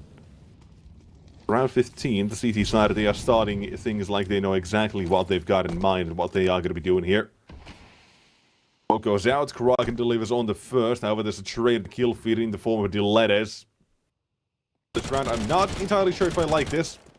They split up very much around the map here. That nade is going to deal plenty of damage as well, but it's for Mars that finishes the job on the Blacks. That's our swings, and we are looking at around 11.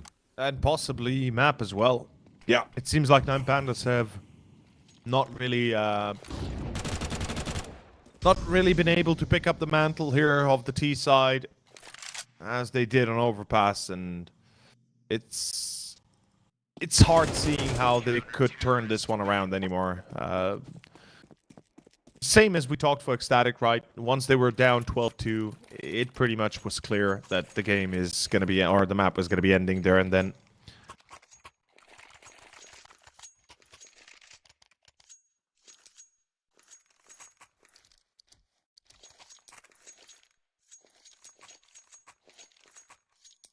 So here we go.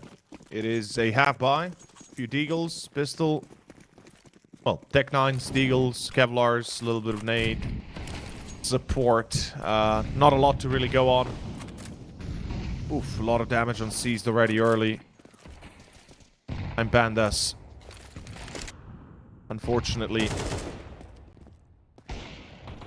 Not really ready to do...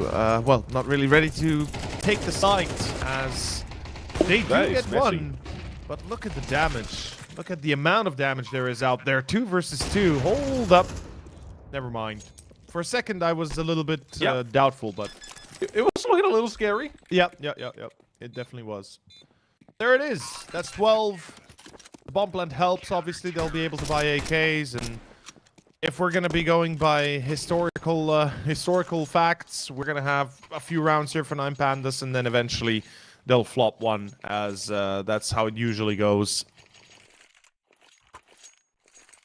Or they just flop straight out. Let's see. We got the op for Salazar. We got the op for I Disbalance. There's no mid control for 9 Pandas, which is one big concern. Mid is like the vital key part of Ancient. Without it, you are basically blind and dead in the water.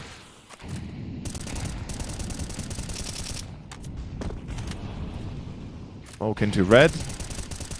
Got a little bit of presence towards Leopard. Trade 1 for 1. So far, it's looking good, but what a shot by Salazar. And... oh, Salazar. Another one added to it. This is now just 2 kills away from headed to map 3. Yeah, I mean, I think you might as well say it is map 3 already at this point, because... Inferno's knocking. Inferno's already here. I Disbalance got 3 kills, my friend. That... you and I both know that's not good enough to make a clutch out of a round like this. I mean, I'm not denying him anything, but honestly, I don't see it. Queenix, he's about to get a free kill one way or the other, and the worst part is he gets a free kill on the player that's at 100 HP. Seized has been heard. 1 bullet will finish it. There we go, ladies and gents. That is 13-4 as Ecstatic steal away. Well, not really steal, but rather just deserve to take the win on Ancient. Yeah, one hell of a spectacle coming out of the Danish side here to show exactly what they're made of as well. You get themselves on the board here. They they somehow do better than, or nearly as good as their opponents did on the first map as well. Definitely a show, or worthwhile show. Oh my, I am struggling. A worthwhile show here in this best of 3. As Inferno, the decider of all maps, we are headed into it in a moment or two. We'll have to wait a moment, however, as we go to that break, make sure both teams get a chance to refresh, get a chance to get themselves ready. We'll see you in about 10 minutes, so do not go anywhere. Inferno continues in a bit.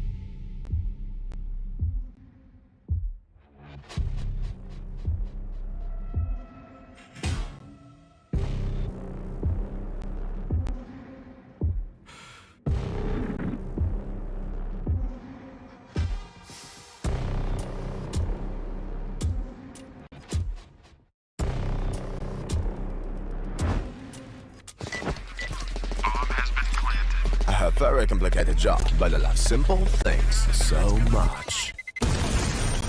One move, one push.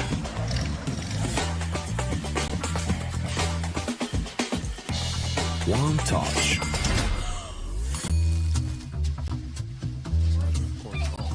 One love. One click. One X-bet. Tired of boring case openings? Do you always get only cheap skins? The Hellcase website has tons of options to upgrade your inventory. It's up to you to participate in giveaways, events, or compete with other players in opening cases. Hellcase, your world of expensive skins. Watch the matches with bo3.gg, the official stats partner of CCT. Check out AI-powered predictions in live matches. Get access to live scoreboards packed with in-depth weapons and grenade statistics. Check out round maps in the match results. Extend your game vision with bo3.gg.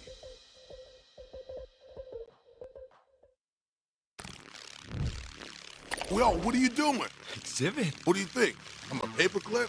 It's Mr. X to the Z. You need to quit browsing like a lame and get Opera GX. Because with GX mods, you can pimp your motherfucking browser. All you gotta do is click here, select the mod, and boom! New look, new sounds, new everything. It's not easy being a legend. Oh, shit. Not again. Change the mod now. Download Opera GX.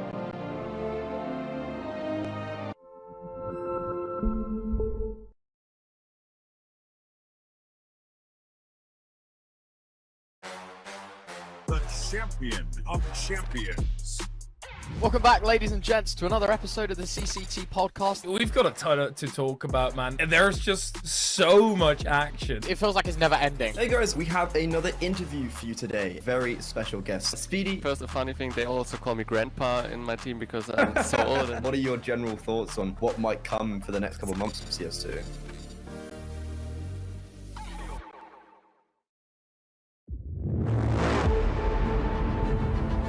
The hunger for glory feeds the desire, the courage to look for a challenge, to feed your ambitions.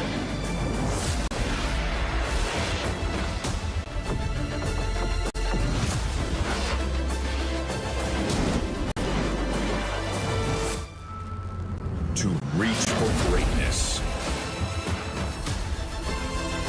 come the champion of champions.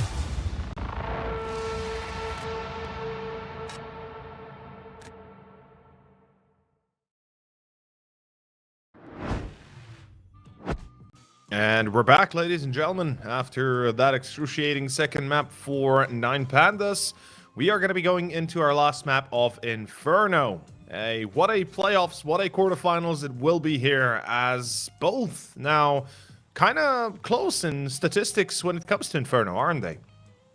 I mean, yeah, Inferno has to be the one that kind of sticks out here a little bit, right? With map 1 being a 13-2 and map 2 being a 13-4. You kind of expect more out of Inferno now. You gotta imagine both these teams wake up here. In the sense that we didn't see them in the first few, right? We're looking at the numbers or the stats for the first 2 games combined. It looks like we just played one map in a best of 3 that went like maybe one overtime of full 30, right? We've got 31 kills on Salazar, 28 on Queenix, 24 to Kragen, and then we go to the other side, we got 28 on Diletes, 25 Clax, and 21 on Caesar. It just looks like a close one-map series so far, yeah, just on the numbers alone. So I really hope Inferno shows us something else, and it probably should, right? It always delivers. It's the map that you always look at as a decider, be like, yeah, okay, that's where both teams know what to do. Yeah, and we're expecting this to be a closer map of all 3 here, of the 3 here. I'm also expecting that, you know, we're gonna have possibly less clutch or less mistakes from one and the other. You know, Ecstatic did, after all, lose 2 rounds from 10-second diffuses happening in a 1v1 or a 1v2 scenario. So hopefully, those 2 were 2 out of 4 rounds 9 Pandas had. Yeah, that's the scary part, right? It's like 2 rounds that 9 Pandas pick up are basically 10-second diffuses, when that shouldn't be the fact at all, or it shouldn't be the case at all. But alas, hopefully we'll have a good game on our hands. That's what we all are up. That's why we're all here after all. And it is the quarterfinals. It is the playoffs. It is the last East European playoffs. As you know, this is do or die for both sides. 3rd and final map. What can I say? They better come prepared. They better come prepared. That's what we're going to leave things off with as we go to a very quick break. I believe we're still waiting for a few things to be resolved, and we'll be returning. It could be a couple of seconds, it could be a couple of minutes, but nonetheless, we will return any moment with the 3rd and final map of the series, so do not go anywhere. We'll be right back.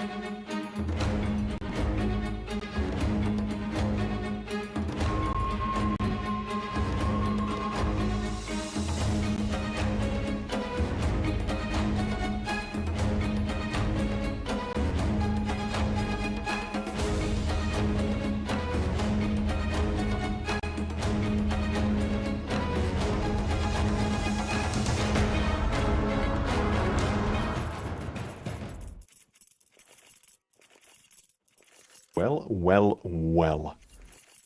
Find ourselves here at the third and final map of the series. 9 Pandas and Ecstatic now. Battling on the grounds of Inferno. It is still Nexus, it is still Overseer joining me, and thank you so much to all of you guys as well watching so far. Get ready for the conclusion. We're starting 9 Pandas on the T side of Inferno. Now let's see how this one goes. Let's see indeed, as we're getting ready to see still once more 9 Pandas on the T side with a few, actually 2 flashbangs and a smoke. Trying to fake out perhaps some B presence. It seems like Ecstatic do have their number though. Look at the setup they're running on middle. 2 players in anti-flash and 2 more to engage. They find C's. The rest will be caught coming out of Palace, excuse me, coming out of Apps. As trades are there, and they're looking better for the CTs as they clean up what remains. Ecstatic pick up the pistol again. Audios began with a couple of great shots, and then came Queenix to finish the rest. But I do wonder how aggressive things are going to be like.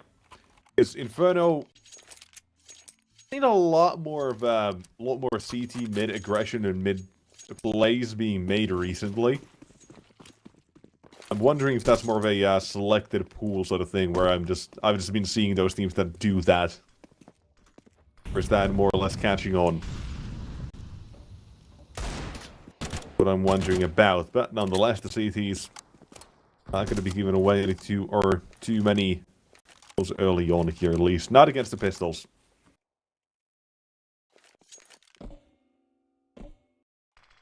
Yeah, I mean, surely they're not going to give up those rifles.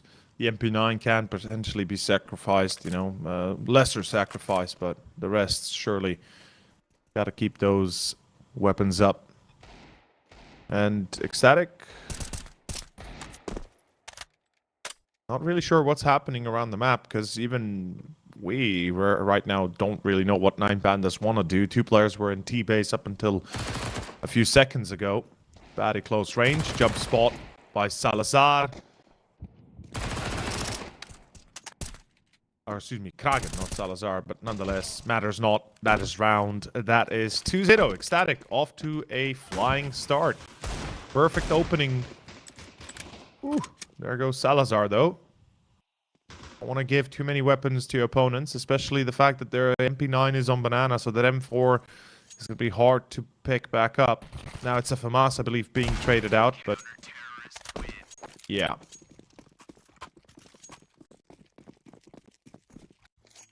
The next one. To the next one. To the gun round. It's going to be 9 Pandas. Glocks. Oh, what Negev for seized. Should have kept it. Should have kept it, man. When you buy it, you got to commit to it. Can't disappoint us like that.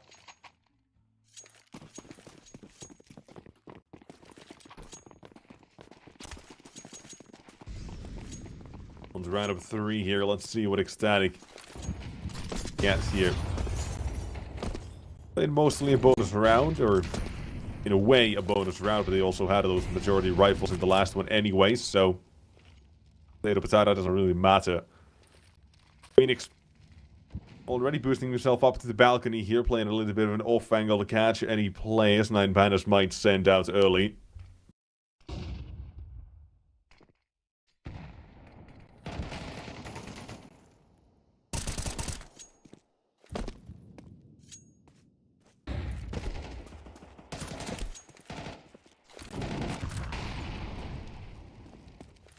banana. Not really yet taken over, That's but that good nade deals critical damage on Seized. The rest also a dink away. Problem is, Kragan is alone on B.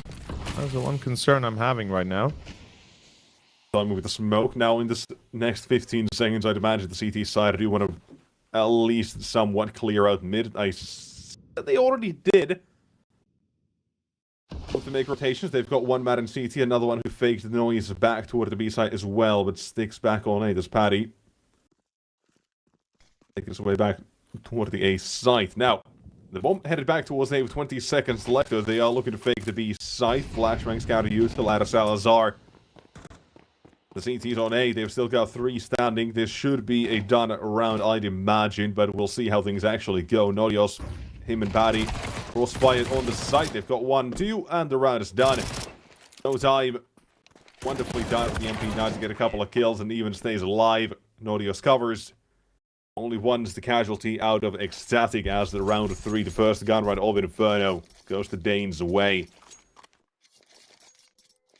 Keep the W's. And they're continuing here. And Pandas back to basically Force Buy. Not a weird half commitment. Obviously, gonna try their best. Yeah. Drops the Galil over. I'm not really. Wait, was it Glowing or Caesar who survived last round? Glowing. Glowing survived, I believe. Okay. Yeah. Because it's 2 deaths to Glowing only. It's more about the fact that not sure why Seized would invest fully into it. Did he drop pistols? Was that the thing? I have to be, right? I actually have to double check that. Yeah, honestly. I'm wondering as well, because it must have been that he just saves or drops pistols for the rest and goes back then next round. Yeah. That is a real interesting choice that actually could work out here looking at it. CT's suddenly down to just Kragan and Queenix. Black Snyder spells on the other side to try to make this round still theirs. Complete a bit of victory in this one. Another weapon picked up here. Galil M4. However, Queenix, the off-angle, should have lined him up here. If not, it's Kragan to find the first one and trade out of Queenix to make sure Ecstatic do survive this round. Oh, it is just down to a 1 versus 1. That is not a great round for Ecstatic, considering the investment out of 9 Pandas. For sure, absolutely not. They definitely paid a high price to take it, but at this point, I'm starting to wonder, do they really care that much beyond the fact that they're just straight out winning? As 9 Pandas, if they're denied any sort of wins at all, this is pretty much lights out at the end of the day. So let's see what exactly. It was Glowing that survived. Yeah, there we go. So Seized for some reason dropped pistols. I guess I'm really not sold on that idea. I mean, it almost worked out, right? It almost worked out. If nothing else, it keeps the economy very fragile on the CT side, so I can see where he's coming from. That is true, but on the other hand, you got to play with a Mac 10 now. You're already not doing too great. I feel like confidence is key as well, that you have to abuse. And oh boy, double already here for Ecstatic. 1 more for Nodio. Salazar brings it up again. It's Clax in mini pit. He knows where 1 on site might be. Unfortunately, the op is too accurate and a little bit too deadly. 5-0 Ecstatic. And, we have our concerns about their economy, or at least our doubts, and certainly with good reason. Once again, they're going to have to buy 2 rifles to Queenix and Nodios. I hope they drop to Nodios at least. Queenix might as well afford him his own. But nonetheless, 9 Pandas, this is a very shallow opener. Their T-side, once again, showing those weaknesses we've seen against Sinners, right? We praised them so much for Overpass. Unfortunately, it seems like it's a one-map pony scenario more than anything.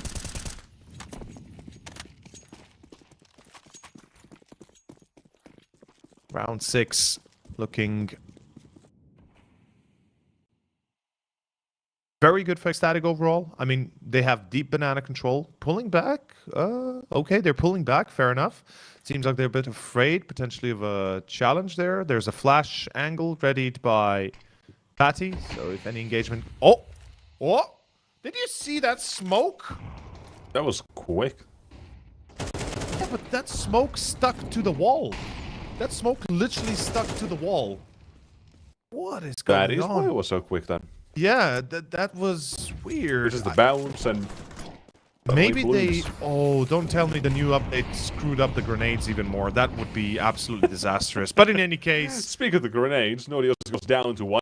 Yeah, the HE brings him down a notch. Salazar is going to break that smoke. They have as well. They want to clear a little bit of that short position. Paddy. He knows. He knows. Force him on long. Plays a different angle, but sees and detects 9. It now causes a little bit of chaos here. Not sure exactly where to go, which site to attack, but 30 seconds. They are going back to his A. Dragon. It's just going to be there's the quick flank toward the A site, but also sees as well still in the library. Less. Finding 1. Queenix has a chance to get a couple of himself. He gets a double. Important on the second one. And Kragan down in a 1 versus 1 versus Klax, who is playing this one now. Wondering where the last man is gone, and he knows exactly. You can smell him coming from a mile away. 9 Pandas. The 1v2 from Klax are able to secure themselves the first on the board. Wanting to avoid this going like Ancient. This round has to be the one where they get that second. They want to break that economy of the CTs as quickly as possible, right? We talked about it already. Yeah. The CT economy has been kept fairly low and modest so far. This round, you can see the repercussions of those last few rounds as well. MP9 for Mars and a 5-7 in the mix. They've certainly set the stage. Let's see if they can finish the job, though. That's the thing. They were able to diminish the position of Ecstatic. Hopefully they won't fumble on this step. That is also vital for 9 Pandas. I mean, winning here would most likely propel them up to 3, potentially even a tie. And Ecstatic pretty much won't be able to do much of anything about it. As Salazar's holding long, we got 2 players more joining the fray for the defense. Seems like they are reading pretty well into the scenario here. Recognizing what could be happening. Anti-flash setup for Salazar. The numbers really screw me over, by the way. Good molly, though. Checking that corner out. Phoenix got to pull back. Oh, blocking him! What are you doing? What? Oh, that was running away, getting blocked, and then having to fight. That's a big miscommunication on the CT part. Oh yeah, I don't even know why the Deagle player would be right behind his FAMAS. 5-7, but yes. Oh, 5-7, sorry, not Deagle, yeah, 5-7. Point still stands, very much. Yeah. Like, they were both lined up, and I'm not even sure if you're in, like, you saw your player retreating. Why would you close that distance? Get back to side, try and survive, right? Well, that's the second for 9 Pandas. We talked about economy. It confirms it now. Ecstatic will have to basically play a full eco next. Their loss bonus at 1.9 currently. No. Am I counting correctly? They lost 1. Yeah, 1.9. Yeah, it's right. It's right.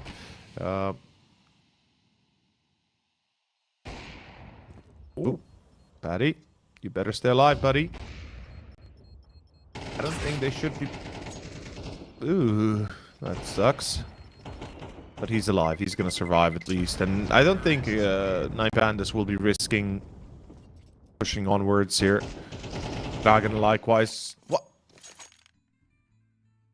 Hey? Yep. Another one lost right at the very end. That is such a shame. Like, there is no reason to try and take away your opponent's weapons, because that will not really impact their economy at all. I mean, 1 kill, it doesn't change anything. All 5 are still alive at the end of the day. It's a bit of a waste of a weapon, an M4 at that. An attack pause is going to be called by Ecstatic. They don't really have a choice. They got to talk this one out.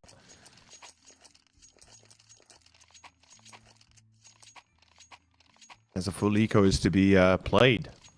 Honestly, I'd buy a smoke, let Paddy go alone on B, and the rest stack A. I think that's best case scenario you can hope for.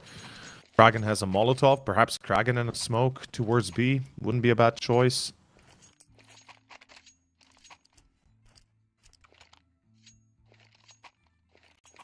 Let's see now if 9 Pandas will make the best out of this chance they have brought upon themselves.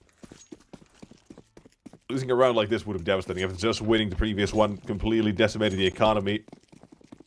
An M4, MP9, a little bit of util, just sprinkled in Molotov and a smoke is all the CCTs have here. So they do have both the weapons toward the B side of the map. I do like this. Better, I like the boost here as well. Paddy should be able to see above of this. Very much so. Grogan, right, he's waiting for the contact.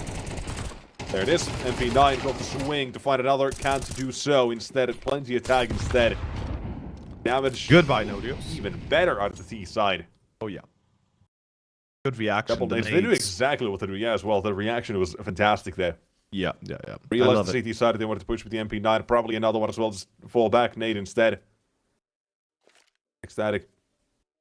The chance is now numbered.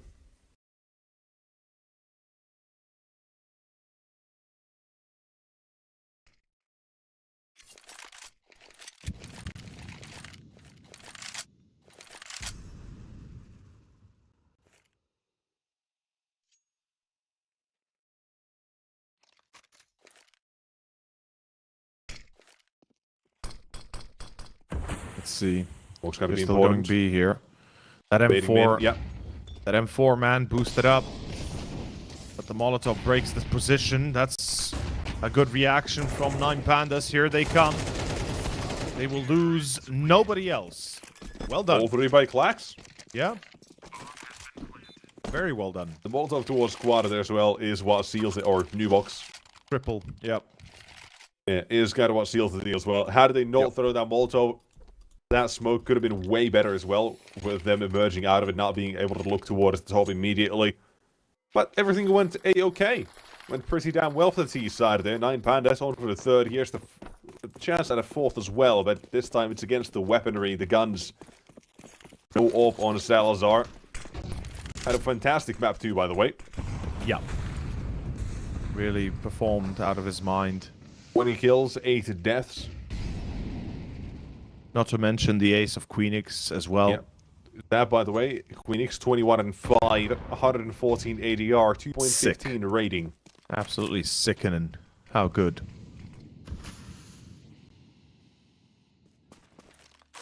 Good positional advantage for 9 Panthers, though. They've got top mid control. They got a player deep in app, so they pretty much got most of the map in their hands.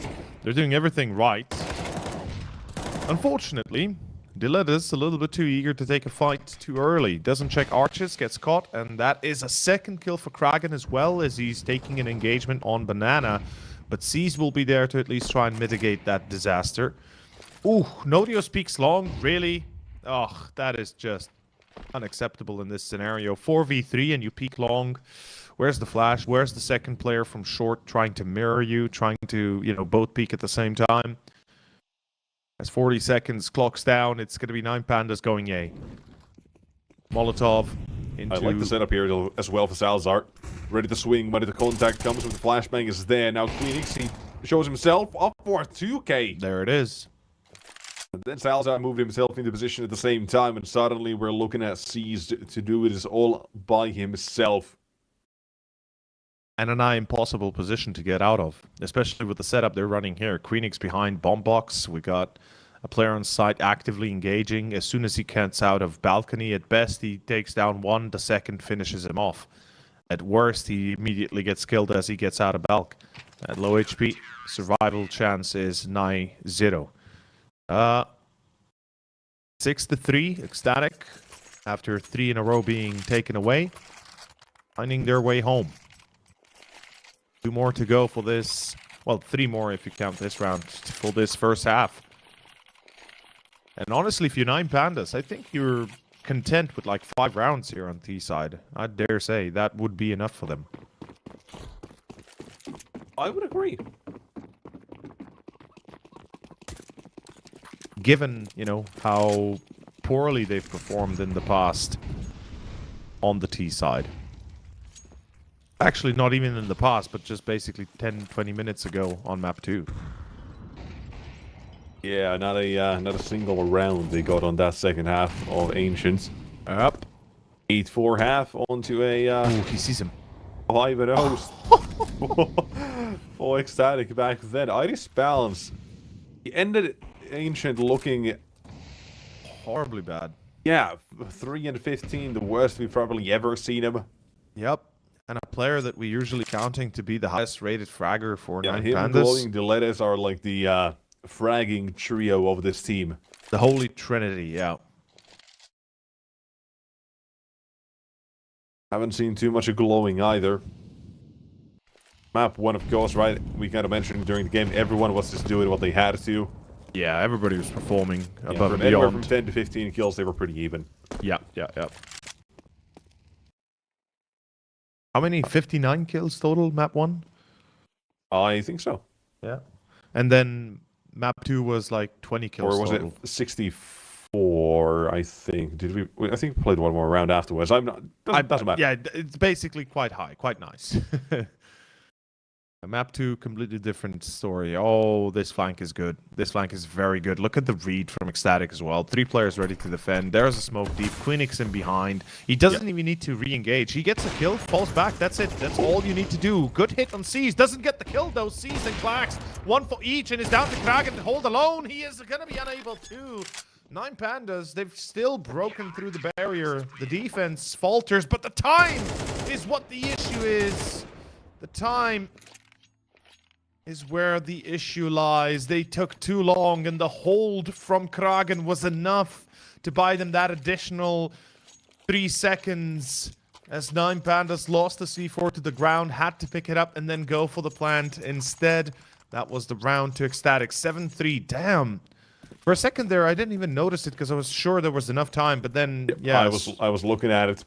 There was about 13 seconds when they went in toward the site. Yeah. Queenix's backstab was good enough, right? All he had to do was get 1 kill. They were already forced to go towards B. And then voila. Just like that, magic happens. Oh, fantastic opening.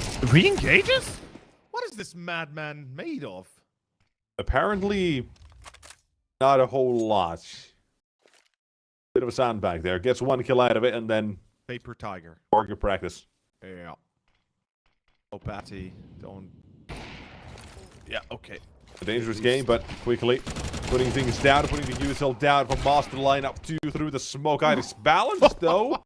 What? Come on. Say hello to him. We're finally seeing this man now on the server.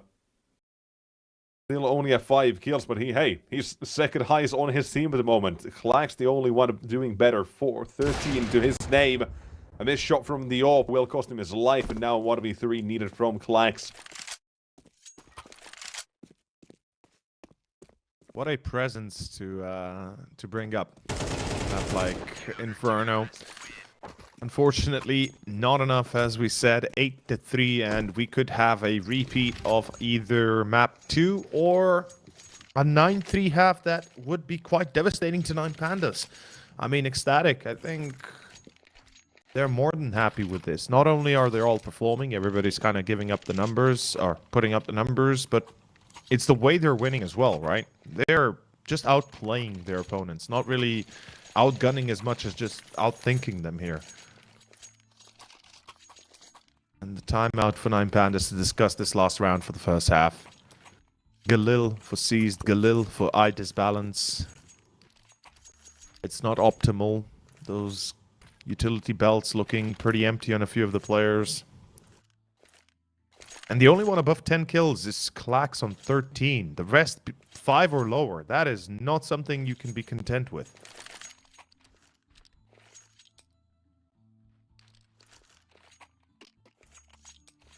No means the haunting of map 2 is still fresh in 9 Pandas' mind. Yeah. 8-4 half. Before that, they showed what a 12 or 13-2 looked like as well. So far, every map has been one-sided in this. Oh. Not changing too much. We are seeing mid-aggression out of Ecstatic. The confidence out of these guys right now is overflowing. Flowing himself. Much. One found deep nades. No, nothing for Kraken. But look at Nodios. He's got it into position already. They seem to be ready for it, though. Look at the way they're set up here on second middle. There's somebody watching that bridge apps spot. We got a secondary player going into apps itself. So yeah, they're definitely reading this well. 9 Pandas are reacting the way you'd imagine them to, and not sure why Nodios goes to re-engage there. Bit of a waste of life, but Salazar is on the angle. He's ready to take the fight. He knows there's more in pit. Question is, does he molly and keep looking? Does he smoke, fall back? You know, what's his action here? Salazar. Flash over. Forced off the angle. Ooh. This is the molly. Oh! What? What a shot! Wow. That's the style point static to it. Damn. Yeah, that was hats down. Quite insane. It reminds me of a simple magic, basically. Hunting safely against balcony. Patty, for some reason, takes shots through that big box you can't really penetrate unless you have an AWP. And glowing. Let's see if this man can make it. We've talked about him as one of the instrumental parts for this team of 9 Pandas. They know he's that already as well. They're going to make it again. Yeah. Confirming it. What? Round one. The second, not as easy. On the defense already. They can't do anything about it. And that's it. To defuse. Patty found the kill. That is a 9-3 half for Ecstatic. Mamma mia, 9 Pandas. This is a very poor showing out of them. Nothing like what we expected.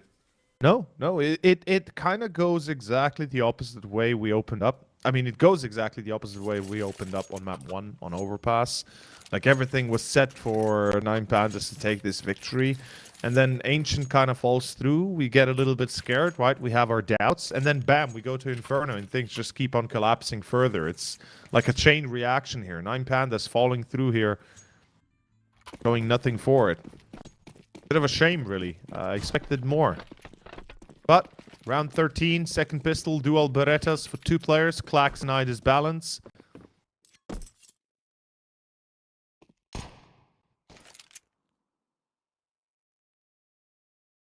We got 3 Kevlars for Ecstatic as well, as 2 players play utility. Oh, knows the dual Berettas are in action. Queenix good spot. That's very important. At least they find out where one is, and they'll be thinking there's probably just the one dual Berettas by. Right? They might be a bit empowered to go towards B now.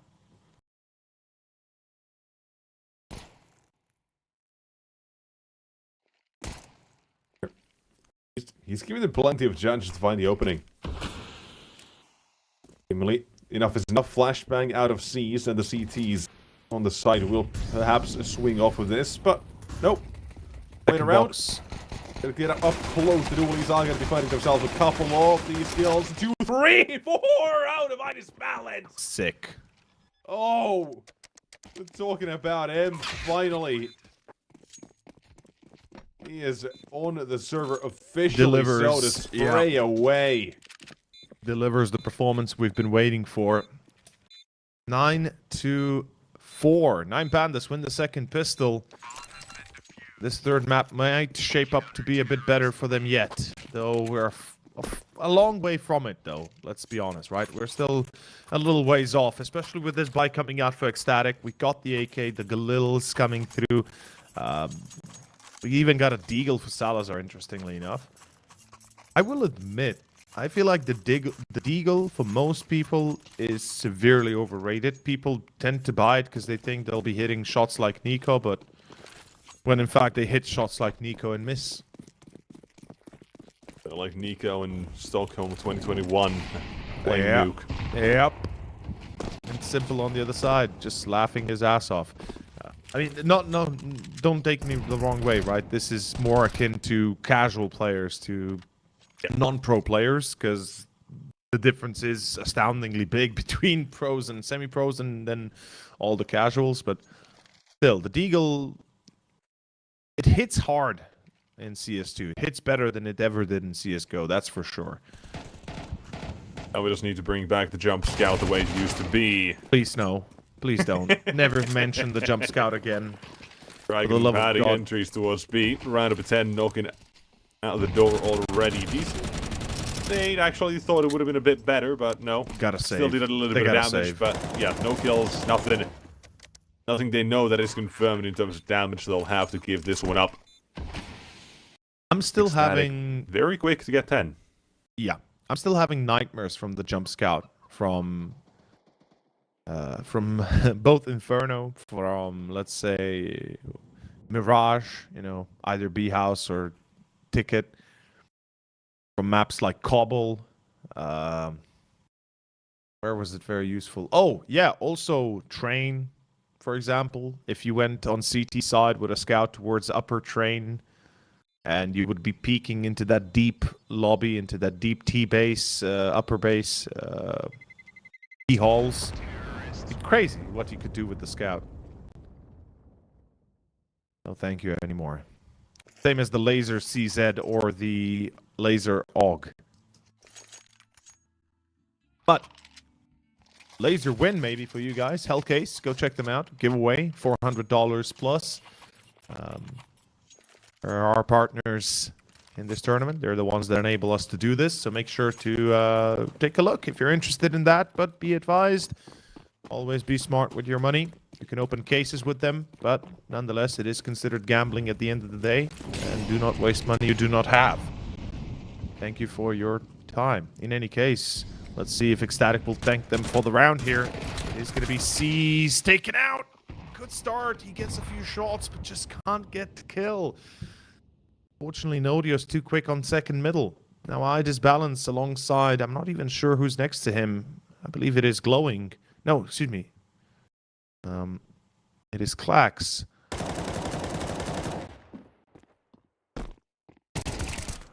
Oh, the bait and switch is perfect. Ooh. Clax 2 out of it.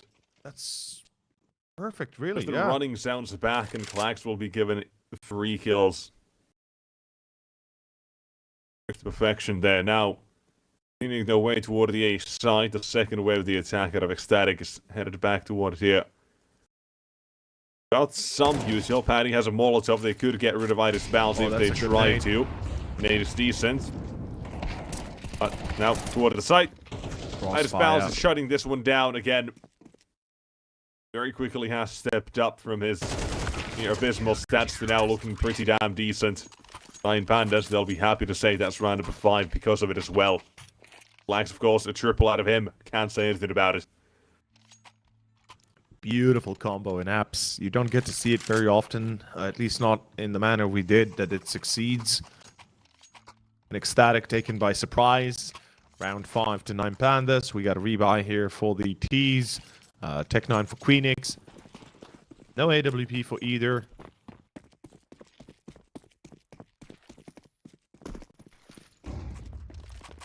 Quick banana control, perhaps. Yeah, Molotov dropped. A lot of utility being dropped here. The lettuce, unfortunately, only damage, no kills. The start, once again, with an entry favoring Ecstatic, forcing a quick rotation from A. And look at the reaction. 9 Pandas putting 2 more players towards B. They are quite scared about that quick B take, so they decide against standard rotation. Rather put all 3 there. Seized, looking towards middle, and the problem for Seized is once he tries to move out here, look at who's watching him. Look at how many players are watching him, and they know, they see the weapon.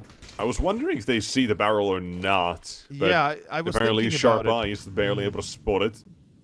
Exactly. And imagine if there was somebody up on bridge or up on that porch, right? Yeah. Having a better angle to attack him with. That would have probably ended up being a kill. What is this? They're just going for the aggression here. Nades are good. They're hanging on to this banana control. They do not want to give this up, apparently, by any means. And that's 2, 3, 4 kills out of it for the CT side. And here's number 5 in former Nodios. Not yet dying, apparently. A 1v4 attempt for him, now making it a 1v2, narrowed it down already. He goes through. He goes through. Yeah. Also steal, Glowing fails. And a 1 versus 1 now. Shouldn't know exactly what the last man is, but Nodios already crossed quickly, and he doesn't know! As the but smoke. Nodios, he's got this one in the bag. Oh my god, as the smoke is starting to fade away, Nodios not only finds the kill, but the round, and a 1v4 clutch. Once again, Ecstatic pulled through. with a clutch of an individual. And what a clutch it was. It gives them the 11th. It breaks the backs of 9 Pandas. No more money in the bank. No more M4s to be bought. An immediate tactical pause. And this sets the stage for Ecstatic taking this 13-5. Because look at the money that 9 Pandas have. And look at the money they'll have once we get to the next round if they lose. They will have $1.9 thousand each. That is nothing. That is less. I mean, it's a disaster. It's all it is. And the only thing Ecstatic got to do now is play it smart. Don't let themselves be picked apart one by one. You know, be careful of those pistols coming close. The MP9s closing the distance on Banana. The XM that we've already seen work magic on Ancient. Was it Overpass? I'm not sure. Please remind me. I think it was actually Overpass, right? That we saw. Yeah, the Overpass. It was Overpass, yeah. The XM action. By the way, there's a new bug. Not only the ladder bug that we still have in the game, but there's a new bug when you go to Mexico. When you crouch, you can't move left or right, and you kind of have to wiggle. You can uncrouch and look over. It's weird. It's super weird. I experienced it yesterday like 3 times. It's annoying. Oh god, that's round. You also happen to see the bomb being able to be thrown now, basically. Yeah. NBA 3K out here. NBA. Oh, actually, no, CSTK. Valve hay 3, so it wouldn't be. Oh yeah, that's. Even if we were a sequel of sorts, would still be at 2. NBA 2K. Yes, 2K. No, nothing good. There's no good. No, it could be NBA 4K something. You know, since 3s are not really in there. That's why it's so weird that they put 13 as the final score for CS, isn't it? It's like you still put a 3 in there. It is teasing. Naughty. Hey. Well, we're on the cusp of 13 here for Ecstatic now. We're looking to book their spot in the semi-finals here in the CCT East European Series number 4. And it is very, very clearly them that is going to be getting it here. Clack's the only one delivering Nidus bounties, coming back to the form, yes. But look at the others, 4, 6 kills. Yeah. That's not good. Not good enough. Yeah, not good enough, simply put. Not when Clax is delivering 20 and Nidus Balance. He who also had a terrible start, now up to 13 as well. He's at least a neutral score. He's putting into working on the second half or towards the end of that first half as well, but... Ooh, a little bit of damage on blowing. He really does. Here. Yeah. Literally no help. Also, from the other side of it, he's just saw the 1v4 as well from Nodio, so we know exactly what they're capable of. Paddy as well, he's having a great game. Not only leading this team, but also bragging out that putting up the numbers. Queenix having a great map 2 as well. Salazar, map 2, great. Nice little boost there by Kragen. As these tricks out of Ecstatic, the Danes clearly good enough. For a while, it did feel like they were kind of struggling, but this Paddy had to be added to this roster at the end of July or tail end of July. Things have been going pretty damn well. They really have. I mean, they seem to have truly upgraded not only their team as a whole, but the firepower is what they needed, right? And not to take anything away. Blowing up. Oh. Oh, yep, he's a dead man walking. The triple out of nowhere, apparently. Kill feed says it's 1, 2, 3, and suddenly sees last man standing. They know exactly where he's at. Ecstatic! Our third semi-finalist of the day, it seems, and there is nothing you can do to deny them. Are going to be headed into a little bit of a break for them, as we've got more to go today. But you can't take anything away from the Danes. They play a fantastic game here. Overpass, long forgotten history already at this point, but 9 Pandas, they failed to deliver on Ancient and on Inferno. Both going down in flames. Quite literally so. Neither map afterwards for the Russian squad seemed that anything. And to say, not a great sight to look at. No, it's not something we expected, and I certainly had hoped that 9 Pandas would give us a show and a half, and Ecstatic, we both knew they would perform in a way. Overpass definitely was an outlier, and statistically we already said that is kind of not a great map for them. It's not the worst, right? It's statistically they're not exactly the worst, but certainly not a map they would usually like to play at all times. But, you know, both Ancient and Inferno going the way they did just shows to tell that Paddy was a good addition. Manx leaving the team or otherwise being removed from the team, whilst it might have looked like a bad decision at the time, seems like it's coming to fruition now, as that is going to be our second semi-finalist. Or actually third, thank you very much. Second semi-finalist. Third semi-finalist. There we go. Our first semi-finalist. Yes. There. Thank you. Nonetheless, Ecstatic. We've still got more to go for today. We've got another game coming up in about however many minutes. 40 minutes or so, something like that. Yeah, 35 minutes until the next pre-game or so. As that'll be Team Space versus Into the Breach, who, well, currently a little bit unsure how they're going to be looking like. I think they've been playing with Body a little bit. He's been a fairly decent addition to ITB so far. As Kicker's loan expired, he's back at the bench of VP. So it's interesting to see how things are going to be looking like for the future of all these players, all these teams. Team Space, of course, as well. Came kind of out of nowhere, but they've been finding themselves pretty good results recently. It's going to be fun to look at that second semi-final. But it won't be us. It'll be us handing over the microphone instead.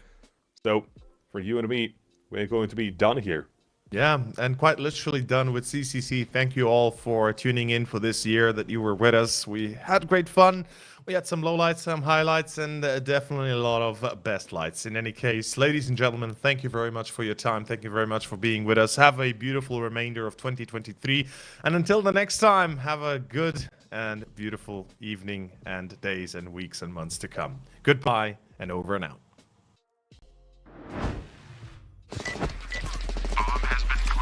I have a very complicated job, but I love simple things so much.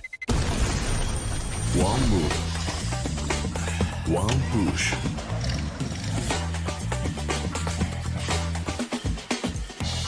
One touch.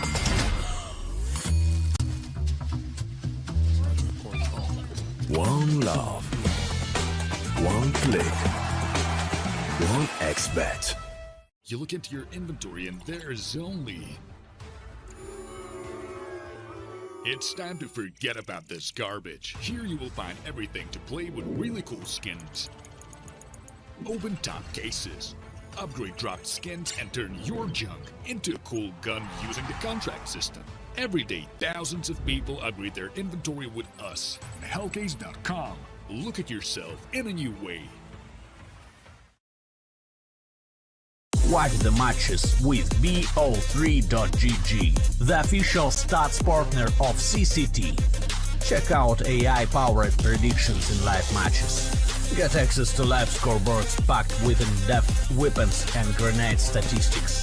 Check out round maps in the match results. Extend your game vision with BO3.GG.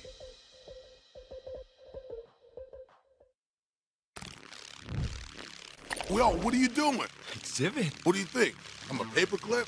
It's Mr. X to the Z. You need to quit browsing like a lame and get Opera GX. Because with GX mods, you can pimp your motherfucking browser. All you gotta do is click here, select the mod, and boom!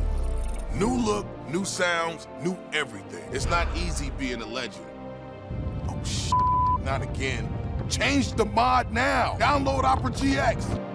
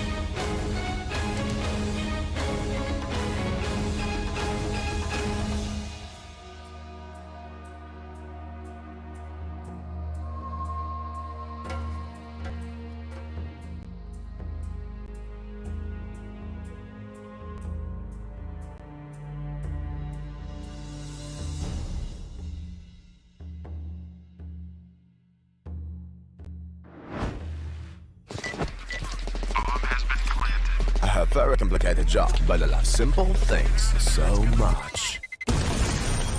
One move, one push.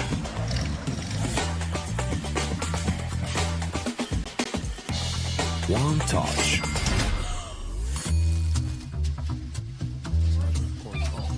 One love. One click. One X-bet. Trying to get the skin of your dream for a long time but can't get it in any way? On our website you have a unique opportunity to get your favorite knife. Users on our site can hand out skins themselves, and participants need to fulfill some simple conditions. For example, watch a video or buy a case on our website. After that, you automatically become a member of the distribution. Go to the user giveaways tab and do what you like. Hellcase.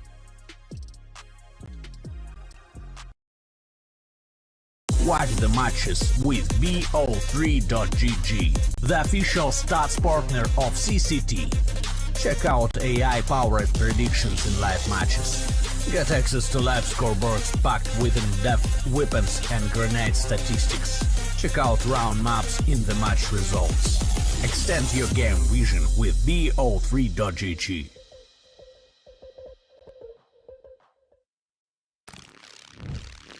Yo, what are you doing? Exhibit. What do you think? I'm a paperclip?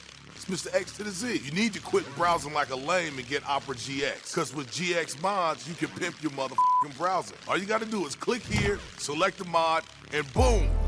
New look, new sounds, new everything. It's not easy being a legend. Oh, shit. Not again. Change the mod now. Download Opera GX.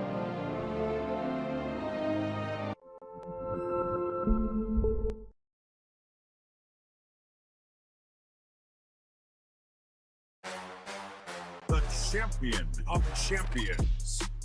Welcome back, ladies and gents, to another episode of the CCT podcast. We've got a ton to talk about, man. And there's just so much action. It feels like it's never ending. Hey guys, we have another interview for you today. Very special guest, Speedy. First, a funny thing, they also call me Grandpa in my team because I'm so old. What are your general thoughts on what might come for the next couple of months of CS2?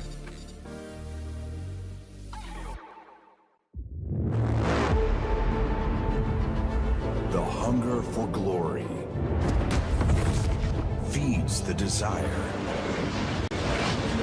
the courage to look for a challenge, to feed your ambitions.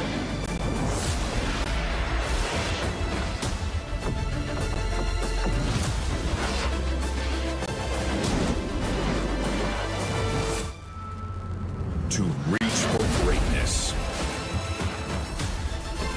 To become the champion of champions.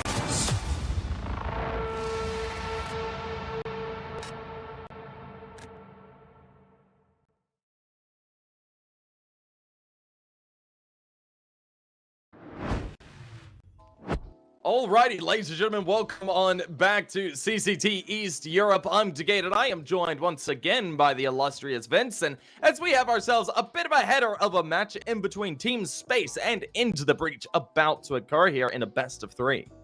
That we do, and honestly, I'm very excited to get into this matchup simply because there's kind of two sides to this story, as there is to all stories. But ITB on a bit of a weird situation on their search for an in-game leader that they've been having for the last couple of months, and then Team Space trying to do it once again. Listen, they kind of came onto some people's radar in East Europe, and listen, they're coming back for another run at that crowd. Yeah, no, they have a good chance at it. Of course, they've had limited successes recently. Apart from their earlier run in a CCT event there for East Europe, things have been a little bit more on the rocky end. They've been playing in other events like League, going ahead and putting up some good numbers. But other than that, they haven't really found themselves that ground of success that they were really hoping for off that back of that initial event win. So now we're looking to see if they can go ahead, try and reclaim some of that possession for themselves as we do move here into the bracket. Of course, we're a little ways into CCT East Europe Series 4 at this point. Taking a quick look at the playoffs bracket, you guys get an idea of how things have been rolling. Of course, we have seen the quarterfinals go on today. This is the final quarterfinal matchup. We did see Team Space beat the Guild Eagles. They are 2-1 previously to make it in here to face off against Into the Breach, who 2-0'd Project G. Of course, Project G, another Project team to be watching out for that's been able to do some good work. But of course, these two teams, they've been able to make their way through. But the question is, how much farther are they actually going to be able to make it into?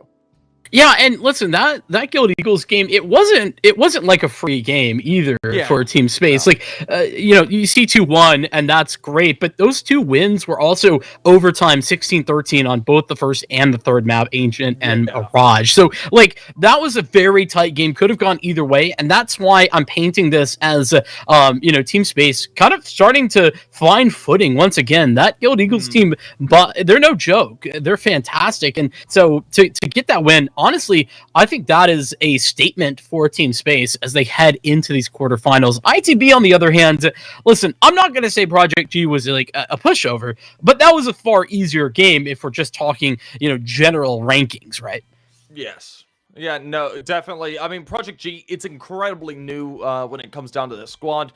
So you're going to be looking at them not having as much experience as a team of Into the Breach that has been playing together for a little bit of time. Of course, a lot of roster shuffles there out of ITB. There was an incident that shall not be named that happened a couple of months ago with a star player coming in and being kicked a couple of days later. But we're going to be looking forward to seeing what they're going to be able to do. And I suppose when you look at that match, the Project G versus Into the Breach, one thing just to keep in mind is that Project G team, they've been together for like 27 days at the core. Yeah. So, I mean, like going ahead, beating them out, a team that you had some much more experience coming out of that with the victory makes a lot of sense, but it'll be interesting to see how they do coming into this matchup against Team Space here. So that should be a rather interesting one to say the least.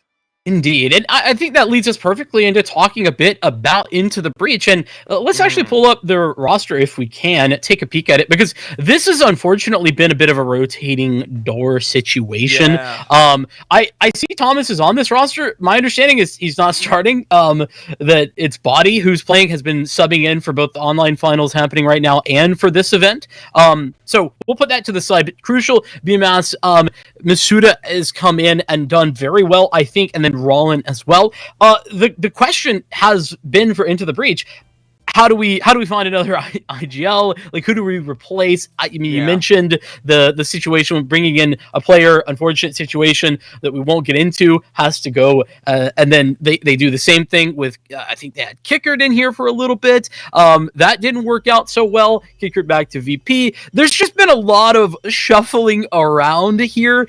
And for that reason, I think that's why I'm like very critical of what ITB currently look like, because when their individuals are playing well, this is a team that has the prowess to beat teams at this level. Let's not play. Their individual skill is massive. The difficulty is when that isn't showing up, they have looked somewhat lost, but they've had these last few games, like the online finals, they're on like a 4-series win streak at the moment. So props to them. They're making it work. I think that Body is a player that bringing in, as my understanding, as a sub right now, or just a stand-in rather. Body's got like skills as well. So I think that the vibes here kind of feel good for Into the Breach, even if they don't yet have that final answer. Yeah, that's definitely going to be the case here. It's going to be interesting to see how they do play this one on out. They did get a very interesting map pool that we will get into here in the next little bit after we take a look at Team Space. But I'm looking forward to seeing what they're going to be able to accomplish. And of course, now that we see Team Space there up on the screen. Now, of course, we did see Team Space have themselves a good victory there earlier on in CCT. They've had some good events there in the past, able to go ahead, win out Series 1. Of course, we're on Series 4 now, so it's been a bit of time. That was in CSGO as well, so keep that in mind. But in other events, Team Space, they've been kind of middling. Just not able to do too terribly well overall, coming in a third in a different events as well as not making it through an open qualifiers. I mean, they've got a ways to go before they're looking really solid. So, I mean, don't count them down and out of it just yet, but they're a little bit more on the shaky side. I think both these teams are rather shaky coming up into this, even though we do see Into the Breach there with a 4-match win streak. Yeah, and I think that third place that you just mentioned, it's important to keep in mind that is a matchup where there was only 6 teams in that bracket, and on top of that, Team Space should have been the best team there, and then they lost to Incilio and then Guns as well in the potential to get to that first place. So like that's a situation where Team Space didn't quite do as much as we would like. That said, it's not all bad for Team Space. They're currently not a winning record, but 2-3 in ECL. And let's be real, they really impress people by getting to ECL with such speed and quickness, and their losses are to Bait, Monty, and Spirit. All teams where I think you and I both agree, those are games that probably should be losses on paper, so it's not too big a deal. So it's not all bad, is the point that I'm making for Team Space, and I think we're going to continue that point as we take a peek at the vetoes. This is something you wanted to touch on, so I'll leave it to you, Dugain. Oh, yeah, no, I mean, this veto is a little bit strange. Definitely a punish pick there coming out there on Anubis, but we'll go over the whole thing really quickly. Of course, we do see the initial bans there of Nuke and Inferno. Anubis is that first pickup. Now, Anubis, that is a very strange map to let through there if you are the side of Team Space. Of course, you do insta-ban Inferno like you did, but coming into Anubis off the back of that with Into the Breach picking that as a punish pick is going to be brutal. Right now, Team Space, they have a 0% win rate there on Anubis. They could be looking to change that today, but that is over 7 maps as well, so that's not a small number of play that you've played Anubis through, but you haven't been able to find success in any of those matches. Losing a team like Movistar Riders, 9 Pandas, Spirit, Perivision, as well as Bait, all there in CS2. Let's be clear, though. All of those are really good Anubis teams. Every single one of those are Anubis teams. I think it's fair to say. You can say that those teams are good at Anubis, but I don't think that letting that through is the greatest decision. Of course, against a team that Into the Breach, they have a 56% win rate there over 9 maps. They win it more than they lose. They're a little bit more confident coming into it. We're going to be expecting that T side to be just so critical coming up into that first half, and I assume Team Space will have picked up that T side, though we've been seeing a lot of teams go ahead and pick the CT side instead, which is a little bit odd, but that's besides the point. But of course, moving on from that initial pick, we do see Mirage coming up next. That will be Team Space's map pick with a 71% win rate for themselves, which is very, very high. They play it 17 times over the past 3 months. They have a lot of experience beating out teams like Gilda Eagles. There previously, they beat 9 Pandas, they beat Spirits, they beat Sampi, all teams that are well practiced when it comes onto the map of Mirage. So, I mean, there isn't a lot to say there in terms of deficits when it comes to Team Space. They've done super well. They've got a good amount of wins on their back, but Into the Breach, on the other hand, only a 50% win rate, and that's over 8 maps. I think that could be a little bit more on the brutal side. Of course, they beat 00 Nation as well as Project G in CCT Online Finals for 00 Nation, and Project G just a series ago here for this event. So, I mean, they've got themselves some decent stuff coming into this, but the question is, how are they going to do against Into the Breach that is so proficient at the map of Mirage? Yeah, and I also think it's fair to say, like, those games that Team Space are playing on Mirage, that they've got that good win rate on, those are also good Mirage teams. I think that this second half of the map pool really does allows for Team Space to flourish, and I'm expecting that to go through. Overpass, this is where ITB are kind of in trouble. They really have 2 permabans right now, and that's a problem, but they've been allowed to get both of them in Nuke and Overpass, which is good news indeed. And then Vertigo, just not a comfy map for Team Space. It's not particularly great for ITB either, but, you know, putting yourself on a map that you like Ancient, is the preferable option, which is going to be our decider. And speaking of preferable for Team Space, nearly a 60% win rate over on Ancient as well. Yeah. I don't think that the teams that they've beat on Ancient are quite as impressive as the list that we talked about from Mirage, but they are very strong. You remember that 17 maps that you were talking about? That's over 19 maps over on Ancient. They've been playing a boatload of Ancient. And as a side note, I don't know if you've noticed the same thing, but do people like Ancient way more in CS2? So, like, suddenly? Is that a thing that you've seen? Oddly enough, I do as well. I've been playing a lot of Pugs on Ancient. Like, I prefer to play Ancient than any other map right now. So, I don't know. It just feels nicer in some places, in my opinion, at least. Hey, fair enough. But indeed, we're going to be seeing that come through. So, I think final thoughts here, map pool wise, Ducade. For me, you know, Anubis it has to be that gimme for ITB. That's the reality. If that doesn't happen, big trouble for ITB in this series. That may be the case anyway, but especially if they don't win out Anubis. But Team Space, they've put together a very good late map pool to this. Mirage and Ancient are about as good as you're going to get when it comes to picking maps that you have a great win rate on, that you feel comfortable at. Yeah, definitely. That's going to be the case here. And well, it'll be interesting to see what these two teams are going to be able to do. Of course, it's Into the Breach and Team Space going to be looking to face off here in the next little bit. Of course, we are currently waiting for all these players to ready up into the server and filter on through. So we should be good to go here in the next little bit, but there's still just a little bit of time before we are rolling on into it. And as we've gone ahead and broken most of the things down, I think we'll go ahead and throw to a very, very brief little break. So we'll see you guys in just a few minutes time.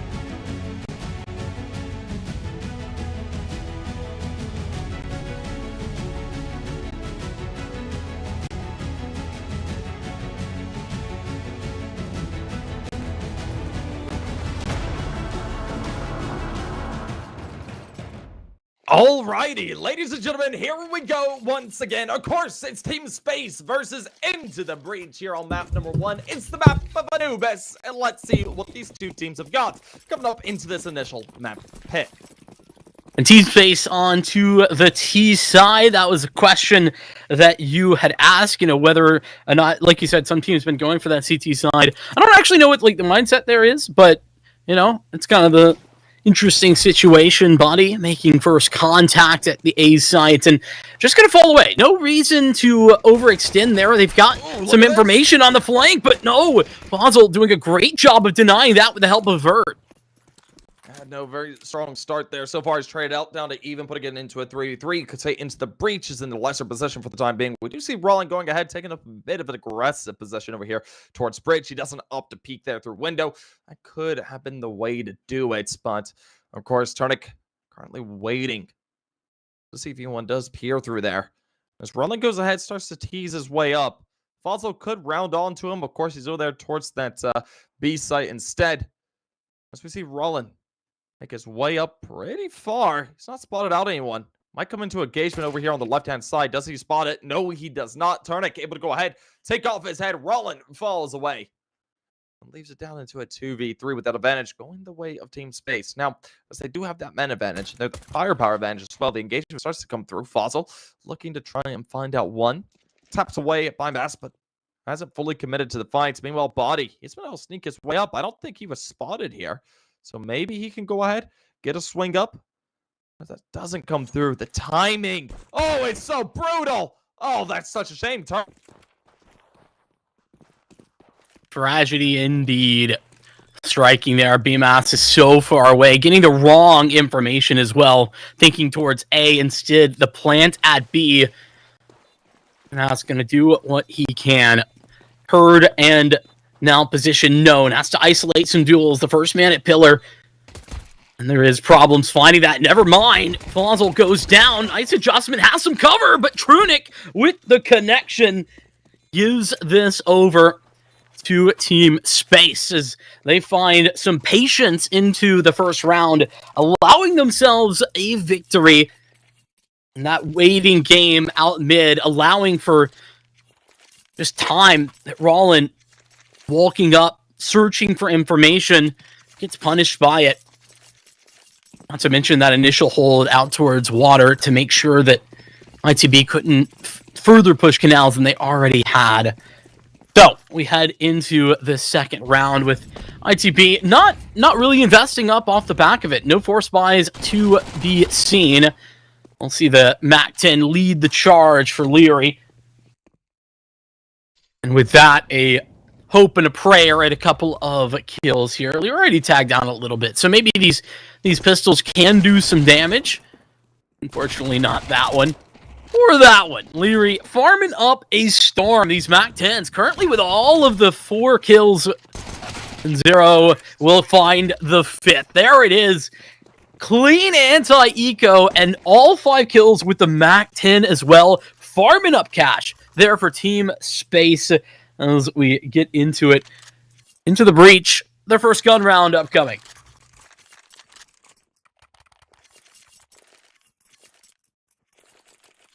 I think they're going to keep a hold of at least one of those MAC-10s, our Team Space. Yeah, and 0 is going to hang on to it. Otherwise, it'll be upgrades to rifles across the board.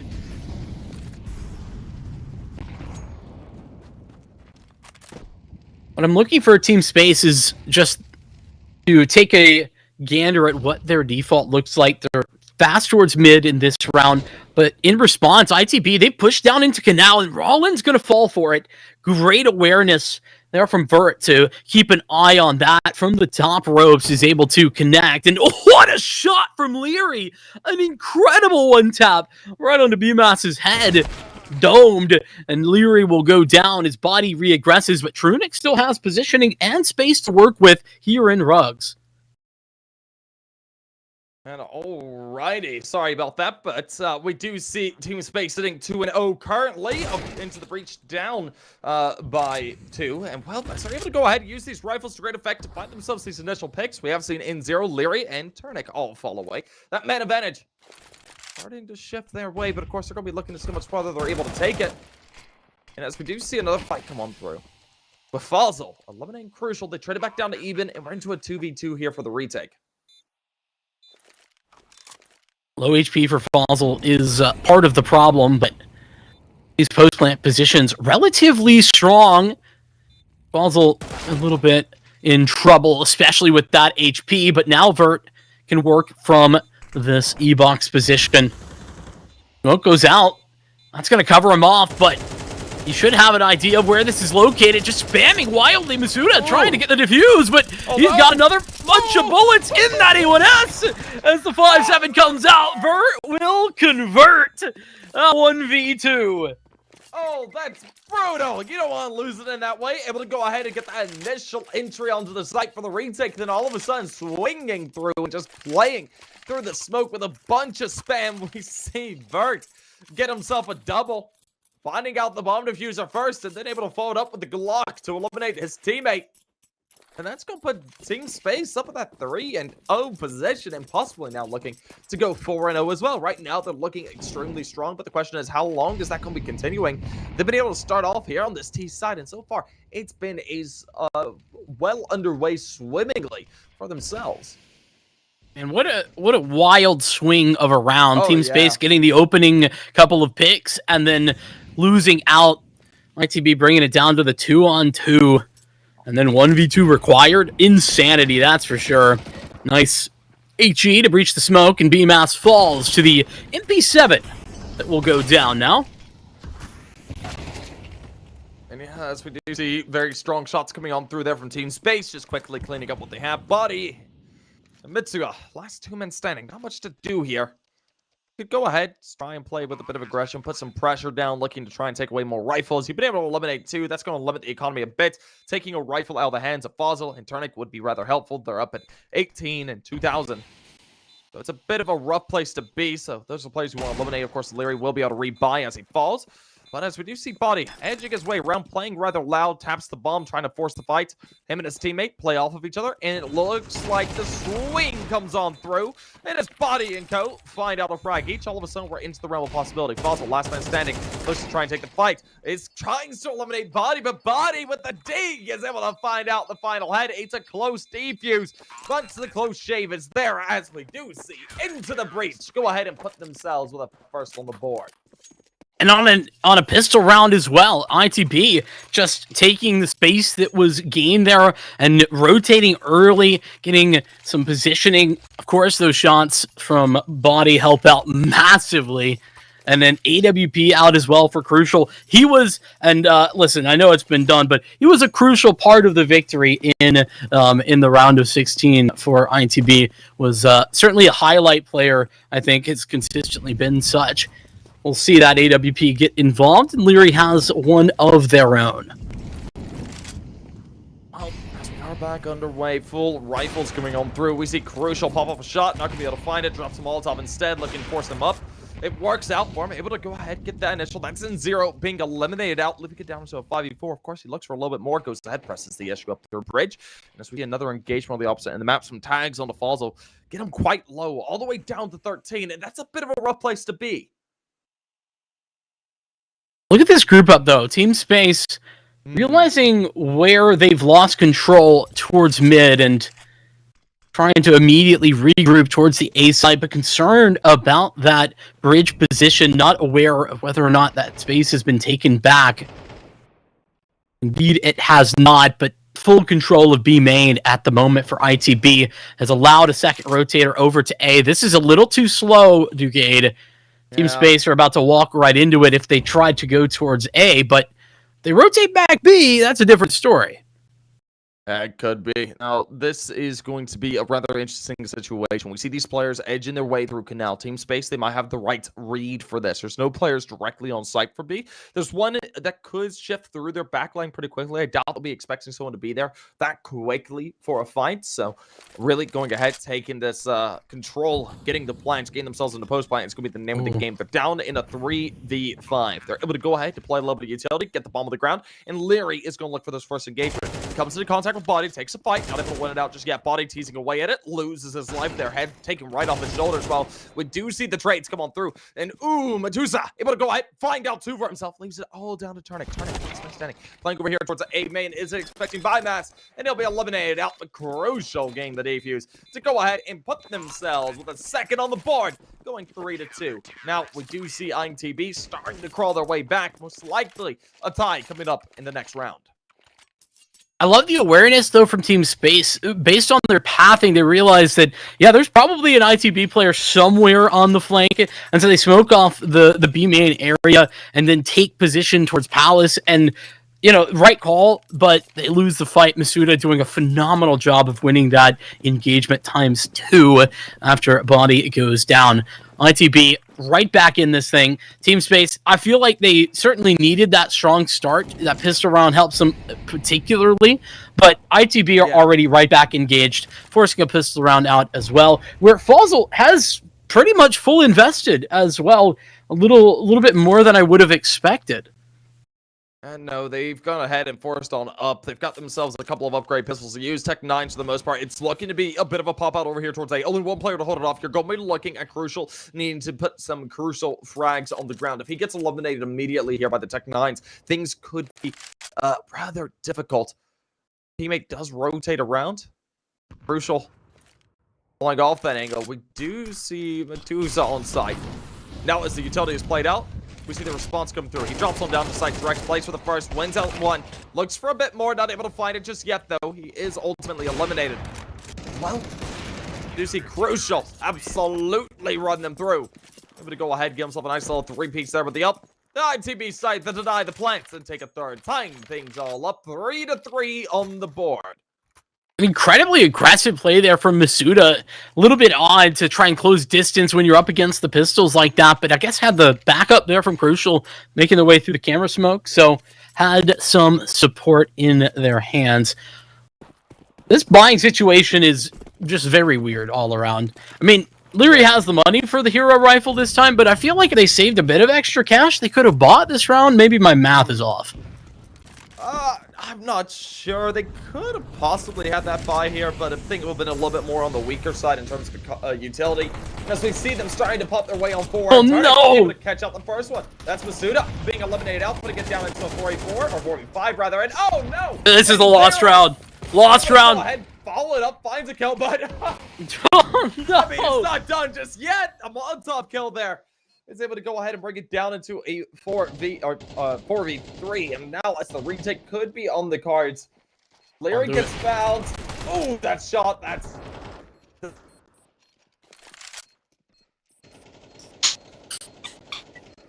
I don't know what's happening to Dugate's microphone. It's something. Anyway. Dugate, mute your microphone, it's bad. Oh boy. We'll see. Well, hopefully he can figure that out. It's good now. I don't know what happened.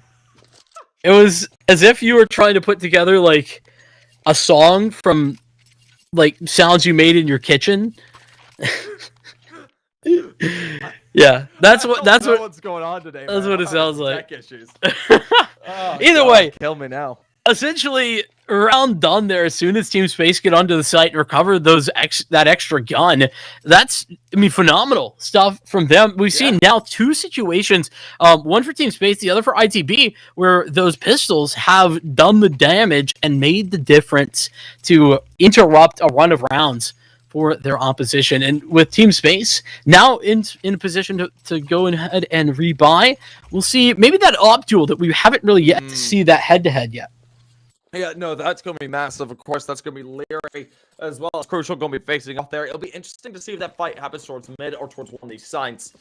Of course, we'll start to see them go ahead, spread their way on through. We will ultimately see Body playing over there towards mid. Meanwhile, that AWP taking up position over there on that B site. And for the time being, no one's overplaying for the fight just yet. No one wants to overpeak. They're just going ahead, anchoring down and watching. See if anyone might get over aggressive there on the CT side. Right now, Team Space are looking to try and find a crack on the site. Once again, they played extremely explosively there in that previous round onto that A site. It worked out nicely, but I doubt they want to reattempt that here and now.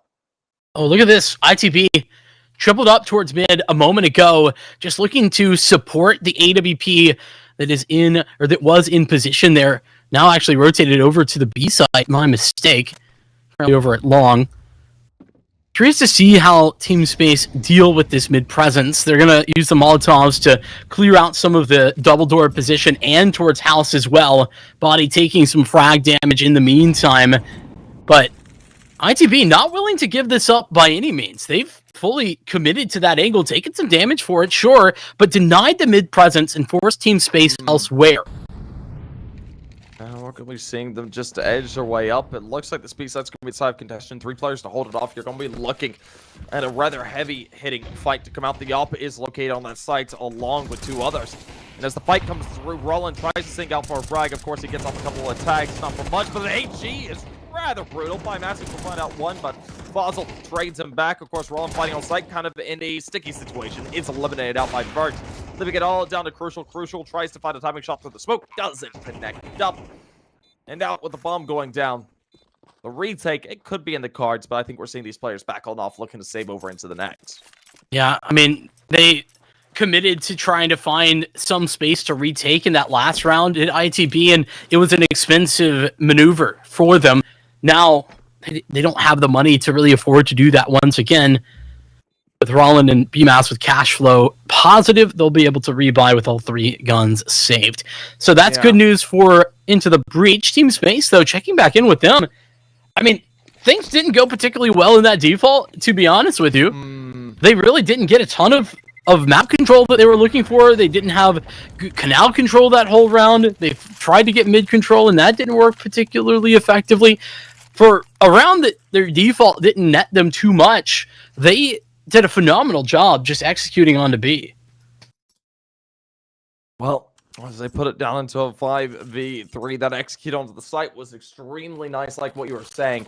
Love to see that coming out of them. Right now, Team Space look a lot more competent at Anubis than they have recently. Well, the question is, how long will they be able to keep this up? Of course, this is a T-sided map, so they're able to go ahead and exploit these early flanks as quickly as they can. I mean, that also brings us back to that conversation we were having on the desk, Ducade, right? Like, they've been playing a lot of Anubis, and it's been against good teams. Yes. Yeah, so I suppose fighting up against a team that has been a little bit on the rougher side makes it more difficult. But as we do see Leary go ahead, find that one, putting it down into a 4v4. They keep things nice and even for the time being. They don't have a crack on the site just yet. I mean, they got that initial with Rollin, who played overly aggressive. But as we see them starting to edge their way around, 2 players on site to take fight. Oh, look at this fight for Crucial. That's huge. Crucial. But he keeps going back for more. Yeah, no, it's traded out. Maybe over aggressive with the peak, and oh no. Bymass being finished off there. Puts it all down to body. Teammates. Now, as they edge their way around. I doubt they play for this retake. It's a 2v3. I mean, it's possible. It's in the realm of possibility, but I really want to go for this. Their economy's not in the greatest place. You got Rollin all the way down at no money. It's a duo with confidence. I mean, that Falcon stack. Got the coordination. They got smokes up. This is actually fantastic. Look at this. He's on it. They're not peeking. Of course, they put down Molotov. That's going to molly him up, but no, too late. Nicely done. Able to go ahead and get the defuse at the last second. HE, I thought, was going to clear the smoke and allow them to frag him out before he got it, the defuse, but not going to be the case. And well, that's the way to do it. Team Space. I'll drop the round and into the breach. Go ahead and put themselves up at a 4th, bringing themselves within 1, and possibly being 5 all into the next. I mean, hey, that's a situation where, you know, Body and Masuda, like I mentioned, playing together for a while at this point, and that is coordination that you just develop over time and getting used to the way each other plays. Great work, and a chaotic situation as well. Early fight, though, and Zero goes down to a body. They're just going to put on the afterburners right into Masuda's crosshair. The trade eventually comes in, but at a hefty price for Team Space. The flashbangs to support the entry of Leary, but Leary alone on the site, and Vert's about to take an angle on the flank as well. Both of these players down below 25 HP. I know, a bit of a difficult situation out here for Team Space. I mean, Leary, he gone through, eliminated out with Body and Rollin. Well, to find out those frags. And we see the side of Into the Breach put themselves 5-5, keeping it all tied up. I think Team Space, they're trying to change pace up a little bit, right? The last round they were very defaulty, and actually the previous 2 rounds that they played, they were very defaulty, and then ended up losing in the post plant. I think they just wanted to get on the site quickly and try to catch ITB off guard like they have in the past. Fortunately, Masuda choosing that round to be aggressive, just a little bit of a wrench thrown into their plans. It's tied up game. Now Leary falls early. There's that op duel that we've been lacking. And there's Body to follow it up, able to go ahead, find out a kill after Crucial does as well, leaving it down to the final 2. That's Fossil and Vert. We do see Vert go ahead, play aggressive. He about loses his life. That fight, ooh, just a bit rough. Tacked all the way down to 2 HP. He's in a bit of a sticky situation. Oh, the bad news, ITB have so much map control. Look, they have spawn right now. That's incredible. We've got Rollin all the way forward. He's about to find the bomb in spawn. Wow, that's brutal. You don't like to see that, especially for Team Space in such a weird position. You would love to go ahead, get yourself into a post plant, possibly play for that 2v4. But I doubt it's possible. I mean, we've seen some rather difficult stuff pulled off here that previously primarily by Body and Co. But the question is, can we see Team Space try and pull off the same? Bond's been spotted, of course. Well, with Rollin holding on to that. Not sure what Fossil and Vert can do here. Of course, Fossil has edged his way all the way around. He's on towards the side, and he wins a fight, but his teammate falls as well. Fossil, what do you do here? You're into a 1v3 with just a measly 14 HP to use. Maybe a save is going to be made here. Yeah, it was a good engagement taking it out at Heaven, but problem is he got dinked in the process, and the time is ticking down. He's going to be hunted, actually. BMAS will take him out. I think that was right before time expired, though. So a small victory at the end there, not losing all the money. Yeah, just confirming. So Team Space into round 12. Not in the best of economic positions, but they're going to be having some guns. Their utility is what will be lacking the most. Well, as we get underway once again at 6-5 with Team Space being down by 1, they're looking to try and tie things up. They have a bit of a buy to use. A Kalashnikov in the hands of Turnik, of course, the rest of them, Khalils, and of course, Leary on the up. And Leary starting to play for an aggressive fight, is watching to see if someone might peer their way forward. Oh! Rollin! Winning out that fight puts the side Team Space on ice. That is like 3 rounds in a row that Leary has fallen early, unfortunately. And that one not even expected.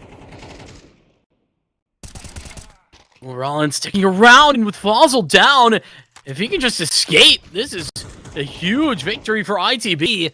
Looking to pick up their 7th.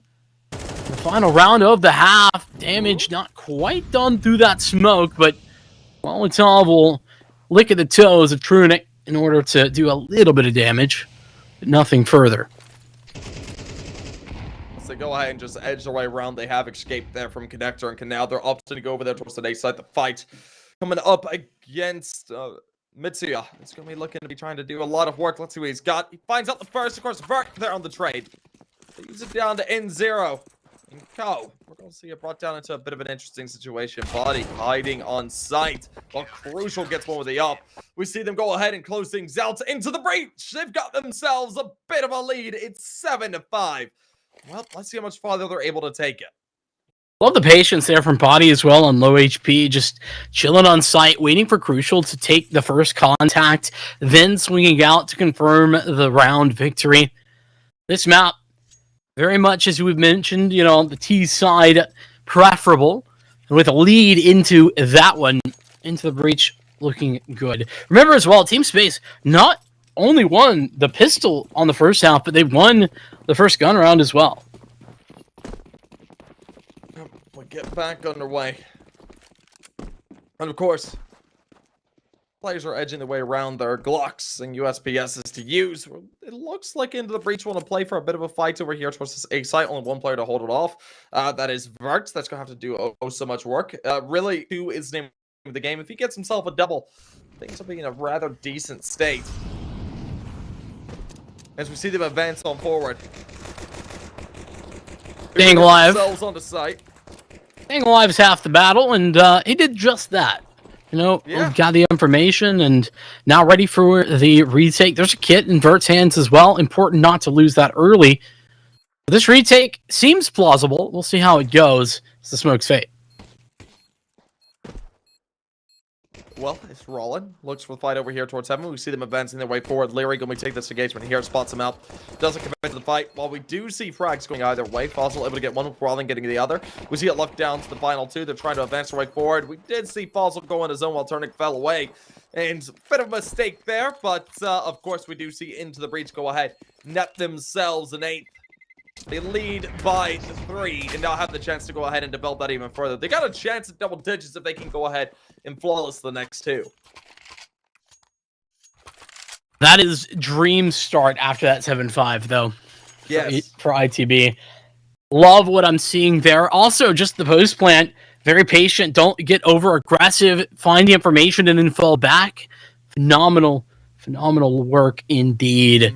Team Space, I want to see. There's a lot of teams, and I've been saying this since the start of CS2, and I haven't watched CS for like the last week, so I might be a little behind as the meta's been changing so fast. But I think force buying the CT side is no longer the way second round.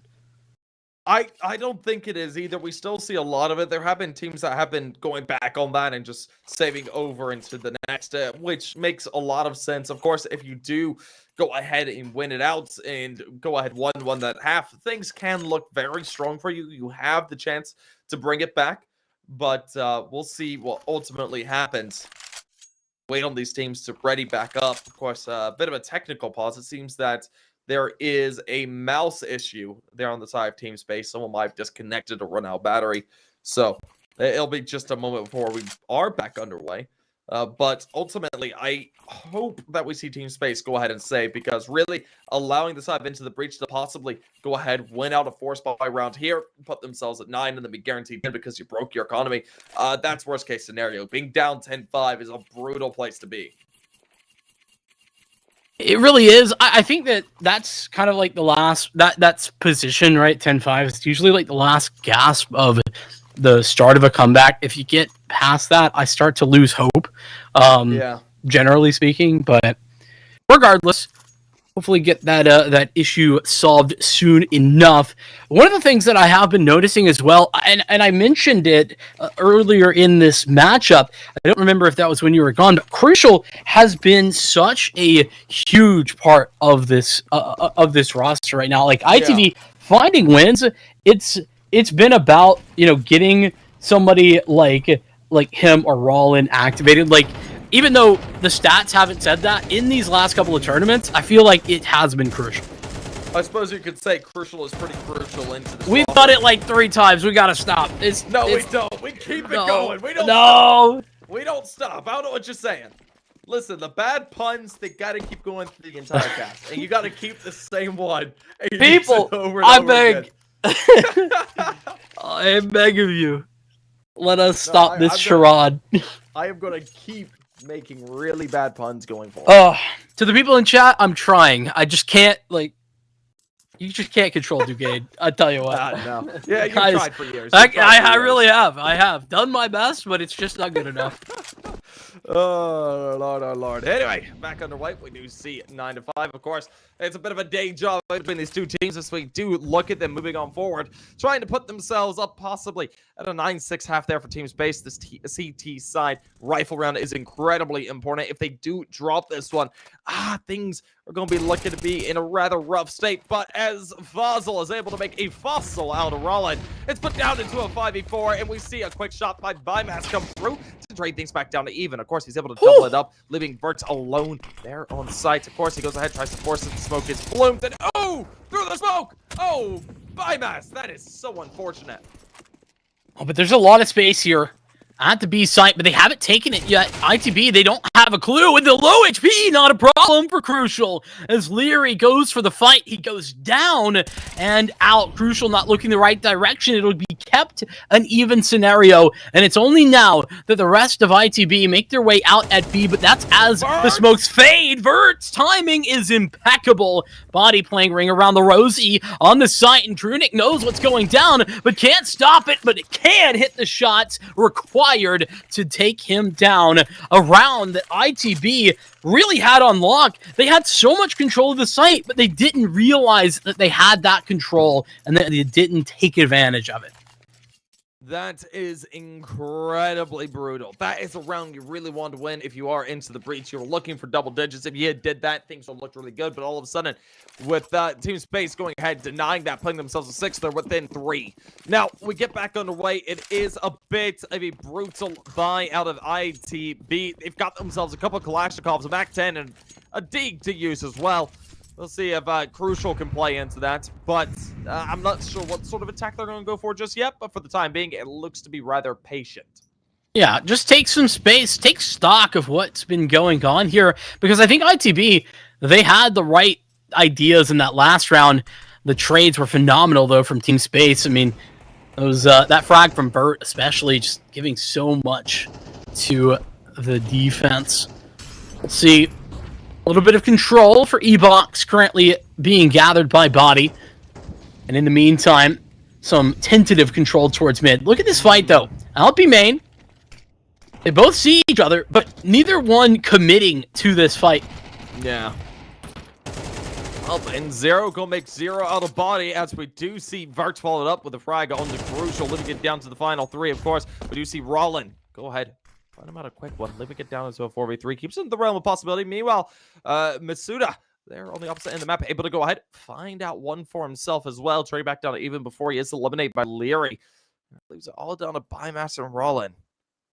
Oh, but look, ITB, they know that double aggression towards A, that should give the indicator to Rollin that the mid control is possible to be grabbed back. Nobody here just yet.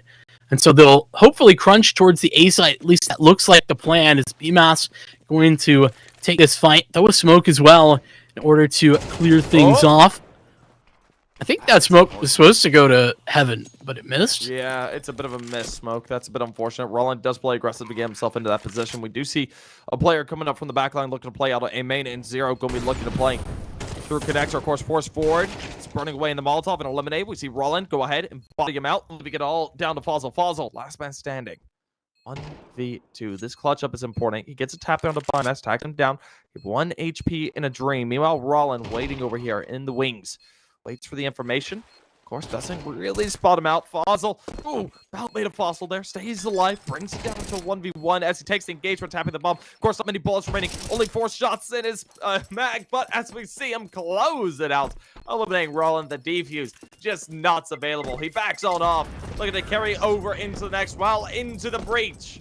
Go ahead and nets double digits, going ahead, hitting 10 and bringing themselves within 2 of map points. Looking to try and send us on into map number 2. That was a 3v5, by the way, from ITB. Masuda taking that fight out at A main, gets the 1v1, and then just a phenomenal close there. BMAS and Rollin working together. The timing that Rollin found in mid was superb, and then those frags on the retake. Absolutely critical to their victory. Gotta give Rollin so many props in that last round for bringing that back after such a disastrous start. Speaking of a round that may turn out disastrous for Team Space, they only have the one saved rifle, but that's already found an opening pick. Well, opening pick is made by Fossil. Able to go ahead. Use that A1S secret effect. And now, as we see more shots ring on through, Vert's going to be eliminated out there as Bymass follows it up onto Leary as well as in Zero. And very quickly it's left into the hands of Fossil and Trunic. Just not too possible here, but as we do see Masuda, go ahead, find out a frag there. Trunic does get one for himself, or Trunic rather, but most likely he'll back off, look to carry over that A1S into the next. But, ooh, are they rotating away? They are. Uh-oh. Now, this is interesting. Oh, I don't know that Trunic knows. Okay, he's somewhat aware. That fight, if Trunic had won, could have been a round-winning fight at the very least. But ITB, a little bit too prepared for that engagement, and so will win that round. Here we are, into the breach at 11. That's more than the number 10, as what I said before. I get a little worried at the comeback when it gets to this number or more. This is the round that we have to be paying attention to. This is where I think I need to see Leary's AWP start to be as impactful as we were seeing it early on. Yeah, no, it'll be interesting to see how impactful it's actually going to be. And well, as we come into this rifle round, into the breach, need one to do it. Put themselves up at map point, be in a comfortable position, and have themselves 6 rounds over the side of Team Space. Now, as we see them edging their way around rather slowly here in the beginning, bit of utility played out, gain some control over here. Not able to find it just yet. Love that mid control though for ITB. This is a little bit different than what they've been doing. They've been playing it more towards getting canal control first and then fighting for mid, but they got fast canal control initially, and so now they throw that utility set for mid earlier. And at the not even quite the 1 minute mark, they have full control. Well, once we do see them backing on off, they'd go ahead. Play a bit of pressure over there towards that A site. They got that initial pick. Of course, 2 players are there to fill the gap. Not allowing them to have that control. But this mid control is going to be rather important. The question is, will they hold on to it? N0 looking for the fight. Just holding, waiting firm. Rolling around the corner with body. Going to take this engagement, spots him out, tags him out. Masuda able to find with Ragouts as well. That's over there towards A main. With Vert backing off the angle. Ooh, he reaggresses, takes off the head. Brings it down into a 3-4, puts him back in the realm possibility, grabs himself a Kalashnikov while retreating back. Meanwhile, Vimass on the opposite end of the map.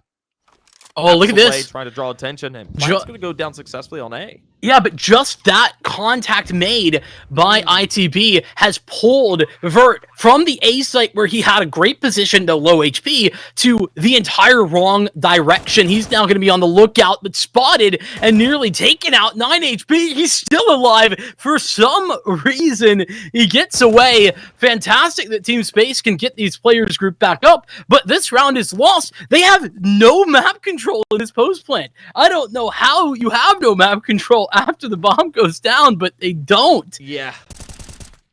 This is incredibly brutal here for Team Space. Of course, N0 able to go ahead, find himself one. That evens things out. There's no chance to retake due to time, of course, but... Oh, Fossil! Able to send 2 players into the grave. Body getting bodied out there. Leaves it on the crucial. He 1v3s with the bomb going down. But of course, no one was in retake, so we do see Into the Breach going ahead, putting themselves up at 12 map points and up by 6. Question is, will Team Space be able to keep their head above water? Because right now, they're about to drown out of map number 1. Of course, this is the map pick and the punish pick coming up into the breach here. So it'll be interesting to see what map 2 actually brings us. The good news with those 3 guns saved is that they have a phenomenal buy. Stands an AWP, but I mean, as we've talked about, that's a point that hasn't been as impressive as I think I would have liked to see. Meantime, though, mid-control, what's that? None of it being found and dropping to Canals. It's crucial to deliver the opening frag. Up crucial. Pulling that crucial opener as we do see Masuda. Go ahead, find out Vert, and they really start to crack things open over there towards either site. Right now, they do have a free entryway into A, but looks like they want to commit over here towards B. Of course, Body is able to eliminate Leary while Crucial finds out another. Living it all down to Fossil. Fossil, you got to do so much work to bring this back. It's the 1v4. They know where you are now. They're going to start to rotate away towards that A site. And as we do see the final shot ring through with Rollin closing it out into the breach. Able to go ahead, pick up map number 1 in a rather demanding way to put it 13-6. And now they look at map number 2. Yeah, Crucial continuing the phenomenal performance that we were seeing earlier in the playoffs here for East Europe, and just doing the same thing that we saw before, just having that high impact that we've been looking for. But it was a team effort, to be honest with you. Into the breach, there wasn't at any time, it didn't feel like they were ever out of the game. And even when Team Space, got that early start with the pistol round in the first half, there was always it was always close. It was never dominant. And so with that, Team Space, unfortunately, their loss streak on Anubis continues. Yeah. Now up to 8 maps in a row, which feels very bad. But who knows when it will end? Honestly, who knows? It's a bit brutal for them. Of course, they're going to be looking to try and engage coming up here on the map number 2, but Anubis going by the wayside for them, continuing on their loss streak, like you're saying, is a bit of a rough way to do it. Of course, we do have map 2 coming up in the next little bit. That is the map of Mirage and Team Space map pick, and the map they're the most proficient at. So certainly only time could tell if we're going to be seeing map number 3. I would like to think that we will be seeing a map number 3. I think the possibility is incredibly high. It's a 71% win rate map for themselves. Meanwhile, Into the Breach didn't get a 50% win rate. So really, it could go the way of Into the Breach, and they could do it in 2-0, but I do expect Team Space to go ahead, crawl things back into it, and there's an ancient there for map number 3, but only time can tell. But we still do have a little bit of a break before we head into map number 2, folks. So it's about 5 to 10 minutes time. So folks, don't go anywhere. We'll be back in just a little bit with Mirage in the next 5 to 10 minutes.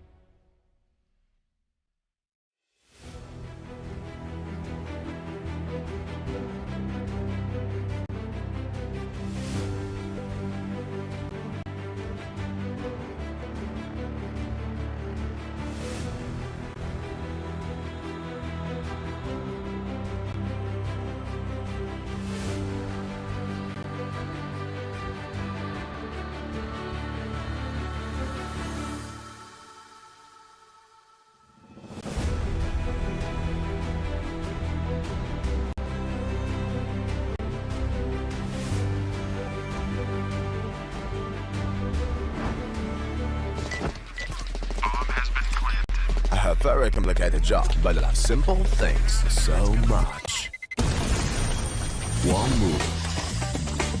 One push.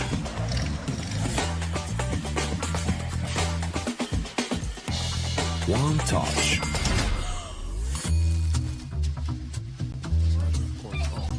One love.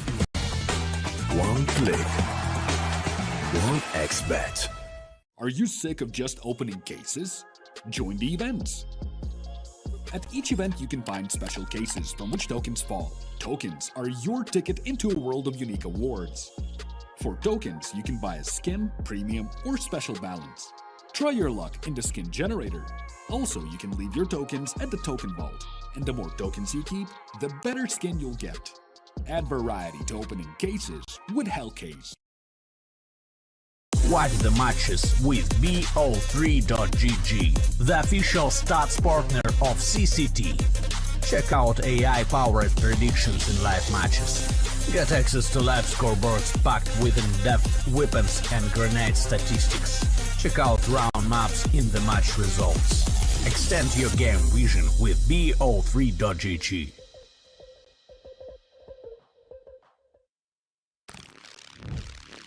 Yo, what are you doing? Exhibit. What do you think? I'm a paperclip? It's Mr. X to the Z. You need to quit browsing like a lame and get Opera GX. Because with GX mods, you can pimp your motherfucking browser. All you gotta do is click here, select the mod, and boom! New look, new sounds, new everything. It's not easy being a legend. Oh, shit. Not again. Change the mod now. Download Opera GX.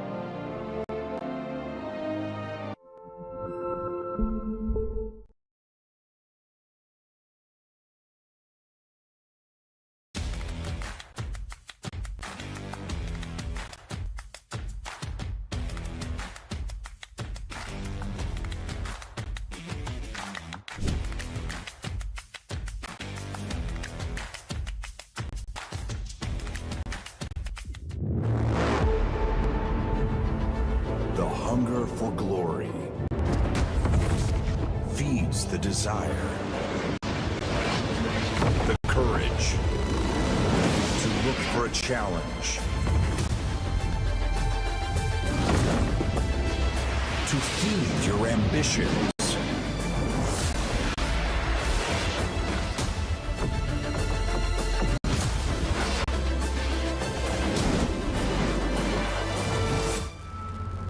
To reach for greatness. To become the champion of champions.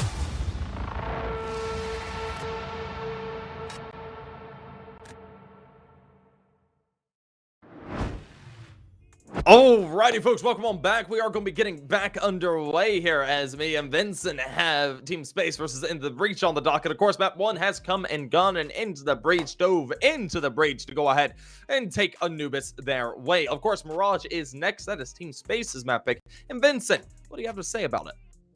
Well, honestly, it's kind of an interesting situation here because there's two sides to this story, as I was saying earlier. First of all, Team Space, on paper, this has been one of their best maps for a while. I mean, they were on a crazy win streak up until recently when they lost to Forze in an overtime game, but in general, they've been playing well on this map for the last 3 months. Even in Global Offensive into CS2, they've continued to be doing well with some losses here and there against good Mirage teams. But hey, that'll happen to the best of the best.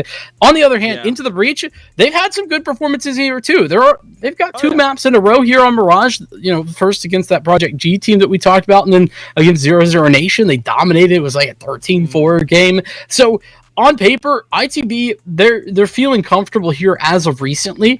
The thing is that Team Space, this is their map. Like, if there's a home map for Team Space, this is it. And I think that will give them at least some comfortability. Yeah, no, it's going to be a bit of an interesting situation. Like you were saying, Team Space are very comfortable coming into Mirage. Their most recent matchup was actually a loss that they lost in overtime against Forze. Of course, that is Team Forze. So, I mean, they're a little bit on the itchy side right now, but they're you know, it's Forze. So, I mean, losing to them, not the worst thing in the world. They did beat Gilded Eagles. They did beat 9 Pandas, and they beat Spirits as well as Sampi all in a row. So, I mean, they're feeling quite confident when it comes down to it. But, of course, with the recent wins there out of Into the Breach with Zero Zero Nation, Project G, things look good. But, of course, it is that time. We're heading into map number 2, Map Mirage. Here we go once again.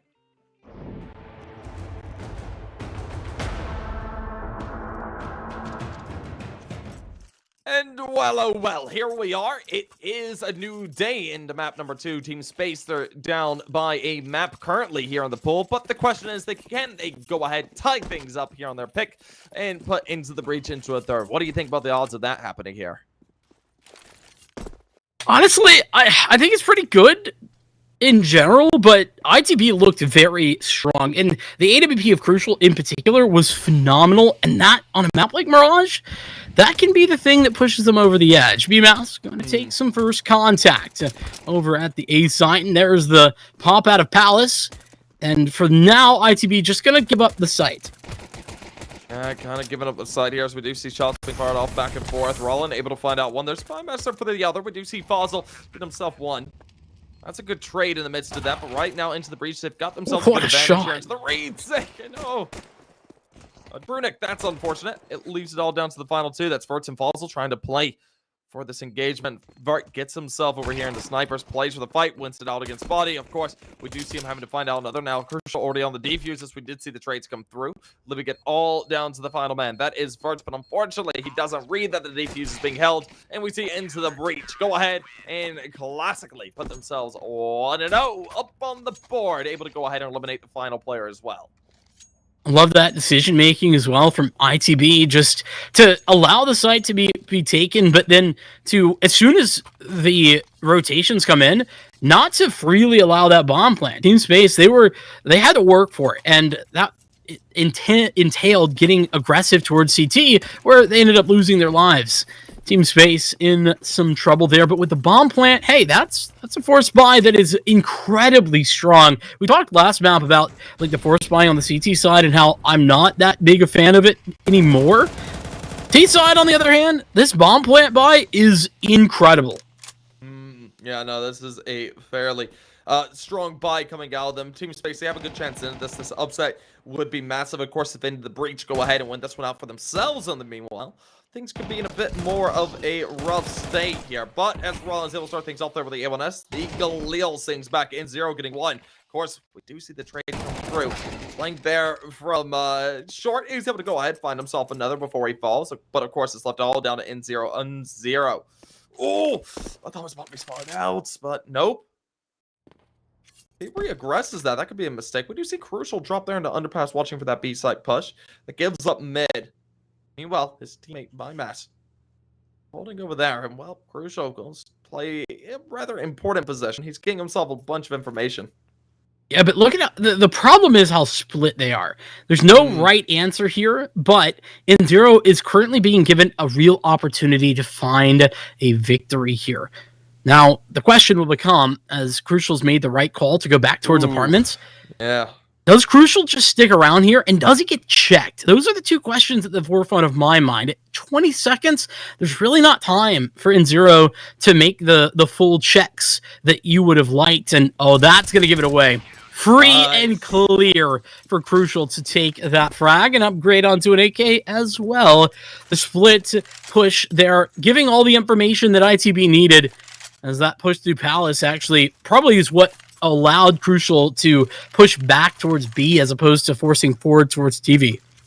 Yeah, no, not only was that a smart play, I mean, that's a really strong look out of it. Now, we're going to be seeing what these players are going to be able to do going forward, as we do see a bit of a P250 Deagle type of rounds coming up here from Team Space. Into the Breach, they should be able to go ahead and net themselves a third, be that 3-0 here on their CT side of Mirage. That is an incredibly strong look. They want to go ahead and try and push this as far as they can, but round 4, coming around the corner is where we're going to see that full buy come up, and that's where things are going to start to get a little bit more hairy, but we'll see what they end up doing. Notice Masuda's aggression over in the B apartments. Elsewhere, though, BMOS goes down. Those Deagles, they can indeed be a deadly combination. Rollin ready for more, but out of bullets. Has support. Crucial from the shots and the flashbang. Gonna put him down. USP out, but bodies M4 reigns true. Trunic now all on his lonesome. 1v4. Yep, 1v4. Trunic. What do you do here? Well, edge your way around, play there into under. Palace starts to make your way towards stairs, looks for an engagement, he's got a dig, so maybe a kill or two is in the cards for him. But as he's spotted out and eliminated there by the Kalashnikov, a Crucial. We see into the breach. Go ahead, net themselves 3-0, and they sit in a fairly advantageous position.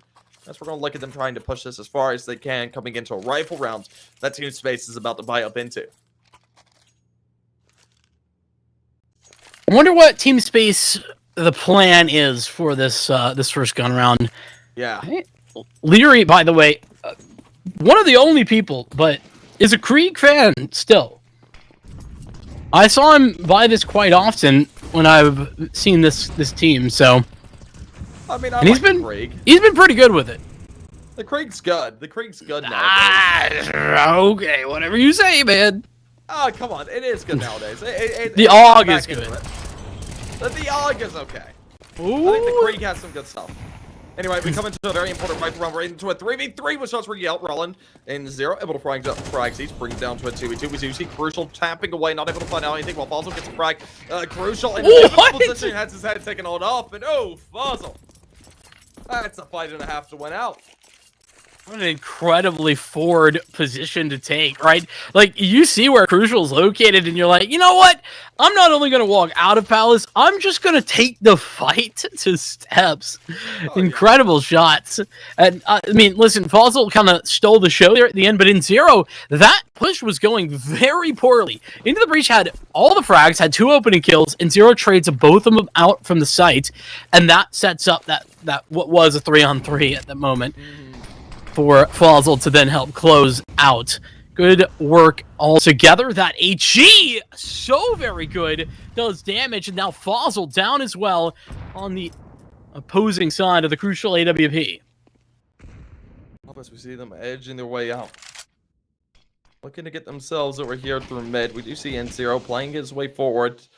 Crucial that up, of course. He's holding a very important position. Him and his teammate, they're going to go ahead and get a boost up going on here. Question is, will they be able to net too much with it? They go ahead and fall out of that position. We do see Rollin holding firm. For the time being in 0 and Co, they're not wanting to overplay it just yet. They have mid control, but ITB playing for the contain at the moment. They have Palace positioning, knowledge there, and a spot with the AWP towards Connector. As that moves forward, Rollin, it's critical that Rollin either gets a kill and stays alive, but no kill, no life left to live. It's bad on both counts. That is unfortunate. Of course, it loses it down into a 4v4, keeping it nice and even. Still, as we do see the side of Team Space go ahead and take up a bit of control over here towards snipers. One drops out, the other holds firm. They're looking to play with a bit of an information game, and as we do see Crucial find out a massive one there through the smoke. The opener is had. Now it's all down into the final 2 towards sides. Of course, Crucial. He's already got 1, and he gets himself a second. That's 3 into the round. Absolutely massive. Leary, last 2 moves. Standing! Gets forced out by a USPS. Leary finds the frag onto the round over. But surrounded body. He's able to body him down there with the MP9. To put the side of Into the Breach up at 4. I mean, ITV got the kills, but the kills actually didn't matter there. There was only 3 seconds left, and with the fact that Crucial went down for it, sure, but denied the bomb plant, that was already done and dusted before those MP9 kills came to be. Phenomenal work from Crucial, and that was why I mentioned how good Crucial has been. That's been the throughput, the through factor for this series, is talking about this AWP. And on Mirage, not having an answer for it is going to be a bigger and bigger issue. Well, as they just play their way around rather cautiously here in the beginning, we do see Team Space on a bit of a Tech 9 round. It looks like Waterfall might be coming out here in a moment. All prepped up, ready to go. 5S, coming out the receiving end. Needs to do so much work, and his utility is thrown. sees the smoke, the Molotov comes out, trying to force him out of position, but of course it lands low.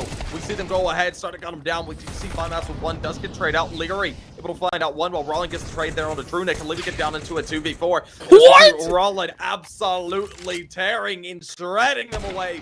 Leary gonna be eliminated out by Crucial, as we see end of the breach take 5. Dude, I'm devastated that we didn't get to see Rollin's POV of that shot. I know. That shot had to be incredible. It was instantaneous on a falling vert. That's just not fair. That was fantastic. Team Space, look at those odds. Ooh. What I expect, not giving them a very good chance. Listen, they're down 5-1, but not over till it's over. Oh, look at this. Oh, maybe a bit too much aggression. They're playing quick. Once again, over here towards the sites. Of course, as the fights come on through, we do see N0 Verf find out 1 each. Meanwhile, Crucial was good for 2 before he fell. Is there some Mysterio smoke? Uh-oh. Altov tries to force one out. It doesn't work out for the damage he was hoping. Of course, Vert is low. We do see a player swing up there over towards Ticket. That's N0 falling away. Rollin spams away, not able to find anything. Of course, gives away position there to Vert. Vert's playing below stairs and sandwich, just looking for the engagement. Masuda down. That's a freebie. HP low on the remaining 2 CTs, though, and Vert needs more. Can't quite find it, and Leary through the smoke has to take a not ideal fight in order to win that out. So Rollin will grab the defuse. Let me just suggest something here, Dugade. Oh, yeah? Don't go to the site Crucial's at right now. Honestly, I think that's a strong move. I think that's fairly advantageous. I mean, because I'll tell you right now, Crucial is looking impeccable on his team. His op has been sticking out each and every round to get off major damage, and he just continues to pull it off. I mean, he got 2 into that round before he fell. I mean, getting 2, shutting down that initial part of that push, put them on ice. Team Space wasn't able to really push past it that quickly. Yeah, and they just don't get any of the map control. Also, I don't know if there wasn't utility for a stair smoke or what happened there. A little bit odd to see. You know, at one point I was seeing that stair smoke miss pretty often, but I think teams have gotten a handle on that at this point, surely.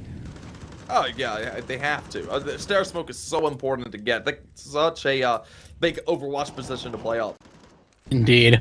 AWP, it's changed up, so dodging it not going to be as easy. Crucial now in the B apartments, and I think he just rang out a shot, if I'm not mistaken, in N0. Very much scared of that engagement, and I don't blame him. Won't blame him at all. Well, they edge their way around. He almost shots. Oof. He was moving.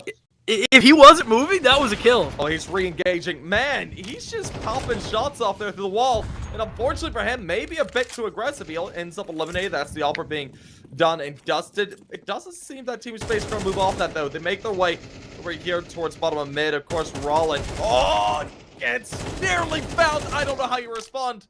But, hey, works out for one before he's ultimately eliminated. This aggression towards ramp, though, has allowed for the continuation of the B stack. Masuda still far forward. And this is going to be an actual B hit. Great bait setup right now. Masuda makes contact. Body ready to swing. Not required for the moment, as Masuda still wins the fight. No way they check for body. Not at this junction. There's no world in which he goes down for free. Bomb plant going to be denied here in a moment. Looking for the final man, but doesn't even need to take that shot. Now that's confirmed. Round 1. PMAS, he's in Narnia, but it doesn't matter. They're in time. Once again, the bomb plant denial giving ITB a round victory. Oh, that is incredibly rough. We see it once again go the way of ITB. They've converted the half successfully. They put themselves up at 7, and they have the chance to run away with it. They're already kind of starting that run, you know? It's a little jog to get you started, but it's a full-out sprint soon enough if Team Space can't stop what's going down. Look at their utility, Dugade. It is not very good. Team Space have, what, like 3 smokes? Well, the shots are reading through pretty quickly. We see Crucial there with 1 Leary. There for a frag as well. And yeah, no, the utility is a bare bones. That's what I'm always worried about when we're coming into these type of rounds. But as we see them playing their way up with Rollin. Oh! playing aggressive. We see TrueNick go ahead, win out one. That's Bymass being eliminated. Meanwhile, Brolin, he's through mid, but of course, able to find out TrueNick. He doubles back. Now, as in Zero gains a frag for himself. It's all down to the final two players. Masuda looking for a fight here. Ooh! Oh, Masuda! Okay, that's the way to do it. Leaves it all down to N0. N0 picks into Crucial. Alrighty. Man, into the breach. It's so hard when Masuda and Crucial are playing so well.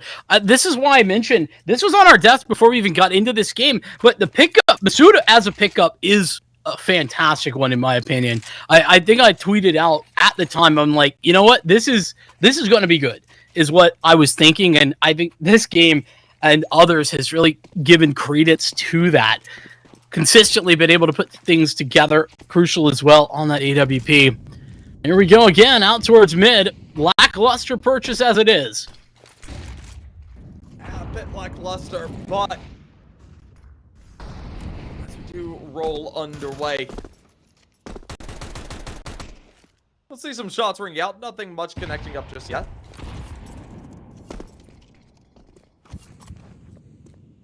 I mean, some mid-control at least. Like, that's the good news for Team Space. The problem is they don't have the utility to hold it. So they can get, like, top boxes, but then they have to give it up. And that's what they've done here.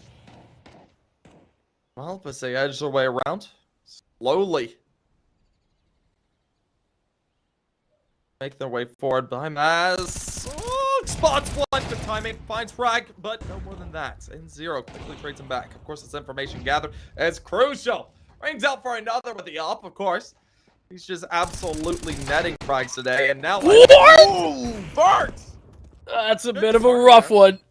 Yeah, now, Basel, what do you do here? Well, AK in hand, at least you've got that going for you. And Crucial's HP is at 14.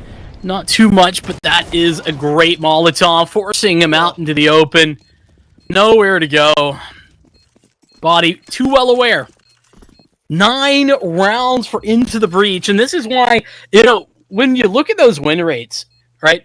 Into the Breach, listen, it's a very different version of this team, if we're being fair, but it's true. In the past, they have been a good Raj team. Like, I think that part of that a little bit of that has to carry over, and I think we're seeing that right now. Yeah, we probably are. I mean, is it fair that I'm making that connection to a team that hasn't existed for like 3 months, or like in that version for 3 months? Yeah, probably. Yeah, no, you are.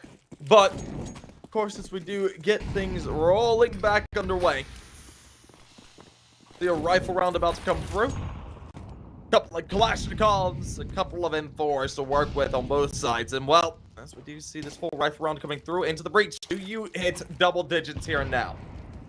Oh, Buddy needs a flash, and he needs it bad. Uh-oh. Or a smoke, that works too, but that's too late. Neither of them come in time. Well, that's a shame. That early aggression was looking to try and pay off. Well, it doesn't. Now, as we see them just edge of the way around, Team Space got the advantage. They're going to be looking to try and push their way forward. When's the last time Team Space have had this opening pick? It seems like it's been ages. Leary back on an AWP, though, for the first time in forever as well. And Crucial gonna move Masuda up into position. Ooh. Now, as we do see trades go back and forth, the advantage going the way of Team Space. Oh, Rollin. Oh, my goodness. There we go. He spots him out. And, of course, that's a huge frag to find that equalizes things. But it's a post plant. Bomb already ticking. Kit in the hands of BMAS and 2 flashes, 1 apiece for ITB. There's a molly as well for TrueNick. Keeping that in mind, here they go. Basel trying to play the off angle and doing it to perfection with Rollin down. BMAS really doesn't have too much of a chance to win this one. Hoping to escape. Makes his way forward, plays quickly. Of course, not much time, and that's it. I was gonna say, hoping to escape. Apparently not. Just looking to get that final kill. I don't know that TrueNick survives, and he does not. So, money's still not good for Team Space. They have really struggled to have any cash flow this whole map. Yeah, it is a bit brutal there for Team Space. They are down by quite a few, of course. They have the chance to end this 9-3. That's the new 11-4, of course. So, possible Zonics Law that could come into effect. Of course, we'll see if they're able to do so. And, well, as we get rolling back underway, we do see the full rifle run coming on through here for Team Space. They do have a Mac 10 in hand there for Leary. Meanwhile, MP9 starting to tear and shred away. We do see Body there with a frag, but of course the trades come through. Let me get down to Bymass of Roland. Roland finds himself one trade to get down into a 2v3, keeps him into the realm of possibility, decides to back off pretty quickly, not wanting to overplay it. I mean, this Palace push right now for BMAS, it's never been spotted, by the way. Like, he's been there at least 4 or 5 times, and it's never been spotted out. Look at this positioning. This is such a weird place. This is so strange. This could be a round win for ITP, as crazy as it sounds, with the worst of the weapons. Yeah, no, but it really comes down to timing, and it really comes down to Bymass's shots. If he waits for Plant to go on the down, if they play it patiently, waiting for them to make that move before they go and engage, I mean, there's a good chance that this could swing back the way of into the breach, like you're saying. It comes down to timing, and ooh, Vert's gonna look. No, he's not. Ooh. He's just gonna hold. He's looking for the CT swing. Yeah. Not gonna be expecting that player to be there, and there's the shot. Finds out the first, grabs an AK. Of course, gets the position of one, gets the position of the other. Can't get the fights isolated though. Spots one, knows where he is. He's trying to force them hard. Ooh, that's so unlucky. Of course, that ultimately goes the way of Team Space to take a third. Themselves within 6, but it is a long road ahead. Very long indeed. But hey, you know, this is one of those situations where in a new place with regard to score lines, you know, 9-3, it feels really bad, but it's not that bad. It's kind of the new 11-4, if you know what I mean. Yeah. So, as unfortunate as that half feels for Team Space, and as dominant as it looked for ITB, a pistol win could certainly be the key to bringing Team Space right back into this thing. And I'm on the lookout for that. The pistols, well, currently advantage ITB as they've got 2 out of 3, but Team Space had that early pistol start as well in map 1. Well, we do get into the pistol round. Crucial. I'm going to go ahead and get that initial. That'll be the opener there on Leary. We get down into a 5v4. Poor Leary. Crucial's just had his number this whole time. No. Entire time. Crucial looks really, really good right now. We'll see how much farther he's able to take it, though. Well, as shots ring through, Roland goes ahead, tries to take a fight there. Not going to be able to find one. Looks for a bit more. There's Roland. Timing on a Fossil perfect, and it's going to go back for more. Oof. Crucial beheaded. Great shot from Truning. And this is a little bit chaotic, but ITB, they're hoping for the A pinch here, but they need to win these gunfights. Speaking of A pinches, never mind. Masuda all the way through into market, and what the hell was that? Masuda just snuck in there. I didn't even notice. I didn't notice either. I mean, he was just there, market ready to go ahead and take the fight with them. He certainly did. Well, I suppose that's a way to do it. Nicely done. A little lurk out there from Masuda gives them the victory. And now I'm worried for Team Space. You know, I was just singing a very different tune a second ago, but... yeah, no, this is definitely where you go ahead and get a little bit more wary. And now, as we do make our way forward, could be. This could work out well. Let's see. This is going to be a crab walking. Maybe they're playing strat roulette for the round since they knew they didn't have much to use. I love the crab walking. Like everybody just like crab walking to make contact, and then it's just push. Yeah, that's I mean, so funny. It's worth the shot. Yeah, give it a go. Yeah, always. But I mean, as we do see things finished on out once again, it's 11-3, and right now, Team Space, you have got a long road ahead of you to bring this back. Unfortunately, they do it. Unfortunately, that is the case, but they do have a pretty massive advantage in this round with regard to their utility. They have that early util that they need in order to set a tone and, well, take mid control by the look of things. But what a call from ITB. This is just a straight up B exec. And the mid presence now working against Team Space. Yep, they play up extremely quickly into the breach, pushing the way forward. Of course, we do see 2 fall away, putting it down into a 4 or a 3v5. That advantage going surely the way of Team Space. This is strong. Look at this hold. Completely gunning them down. We do see Body get 1, but no more than that. I'm a little confused at ITB's spacing there. I mean, they had everything done and dusted with regard to getting the site itself, but unfortunately it felt like Body on the MAC-10 was very much alone for the first 15 seconds, 20 seconds even of that take, and had to try and isolate fights first towards the, dealing with the catwalk player. That smoke comes in a little late, and then towards Market as well, and by the time that fight happens, there's 2 players rotated in. And I mean, so far, it's a rather interesting look with a little bit of utility being played out. We do see Vazel go ahead, find auto frag for himself, putting it down into a 5v4. That's that opener there on the Body. Of course, full rifle round. And it looks like they want to try to explode out over here towards B. Well, it was the case if maybe things had gone differently for Body out at mid, but instead they'll route off of that, take some underpass control, go back through TV room, and look towards top mid to retake that control that was meant to be had by Body, but unfortunately lost immediately. No, we do see things so far just being played out slowly now. Into the breach, they did lose that initial duel and backed off, not wanting to overdo it over there towards B. They are still postured for it. Bomb hanging out towards mid, watching to see if there is a push. No one doing so far, though. Really, the player to be wary of is going to be Vert. Wanting to go over here towards short. They do so much work. And well, as they edge their way up, playing through mid, make their way towards Con. Another play to be wary of now. That's going to be the man of Fossil. Waiting over there towards jungle. Him and Leary. Waiting for them to make their way up. Well, as they go ahead and take a bit of a boost, the shot rings out. Rollin able to gun down the first Fossil falls. That's the equalizer coming through. Of course, Vert still to be wary of. Playing short. Spots out 1. Not going to be able to find the shots. We do see Trunic finding out 1 for himself. Get down to Bymass. Rollin. Oh, and well, they make their way forward. The engagement comes through. And we see 13 the seconds, now though. Vert's there on the trade.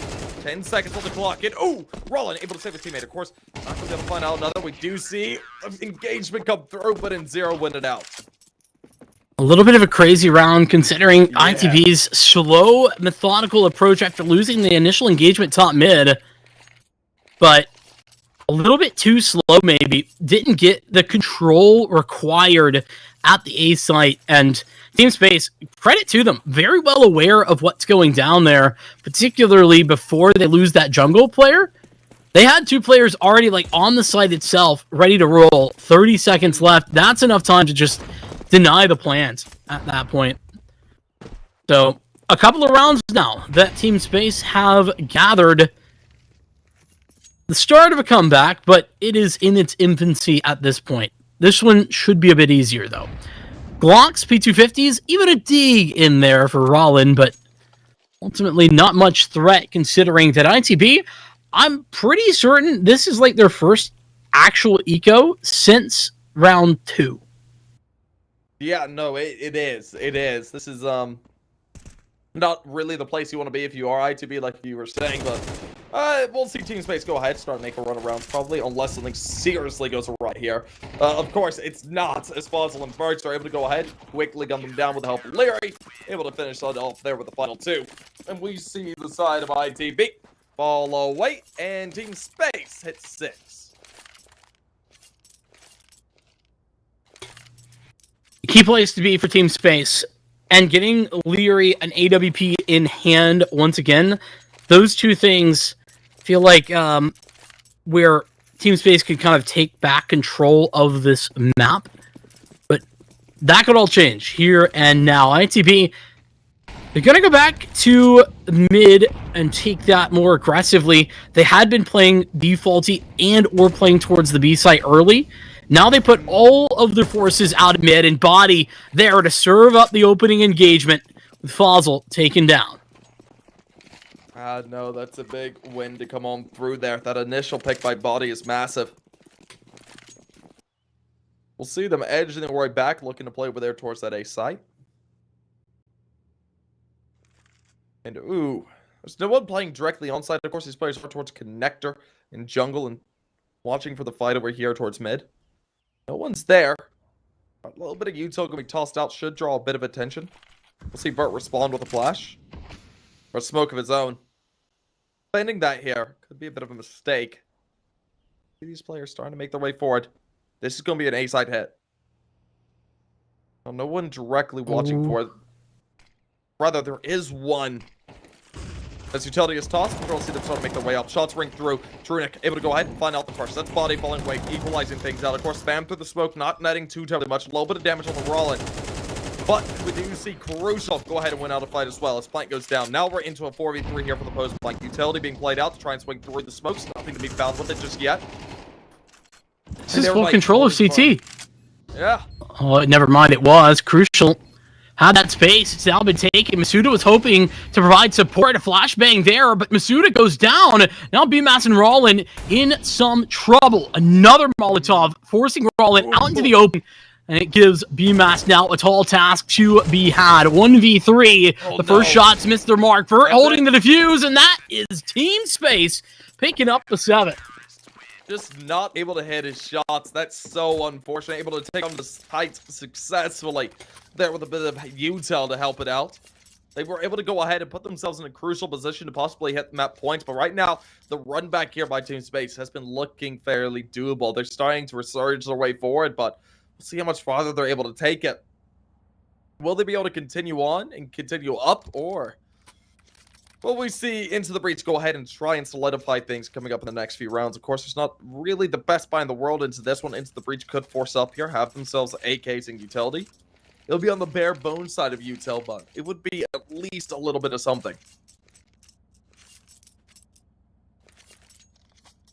Time's starting to tick down here for ITB, considering that Team Space is on this comeback trail.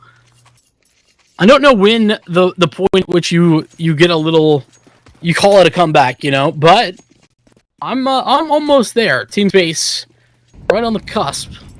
This will be the less than perfect buy, but the full, I think it's full loss at this point. Giving some extra utility and weaponry.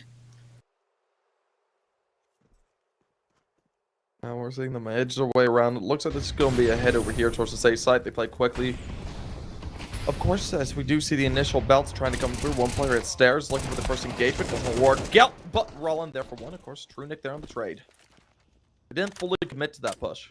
I think they might have been sectioned off by util. Yeah, I think there was a Molotov that came in from the jungle player.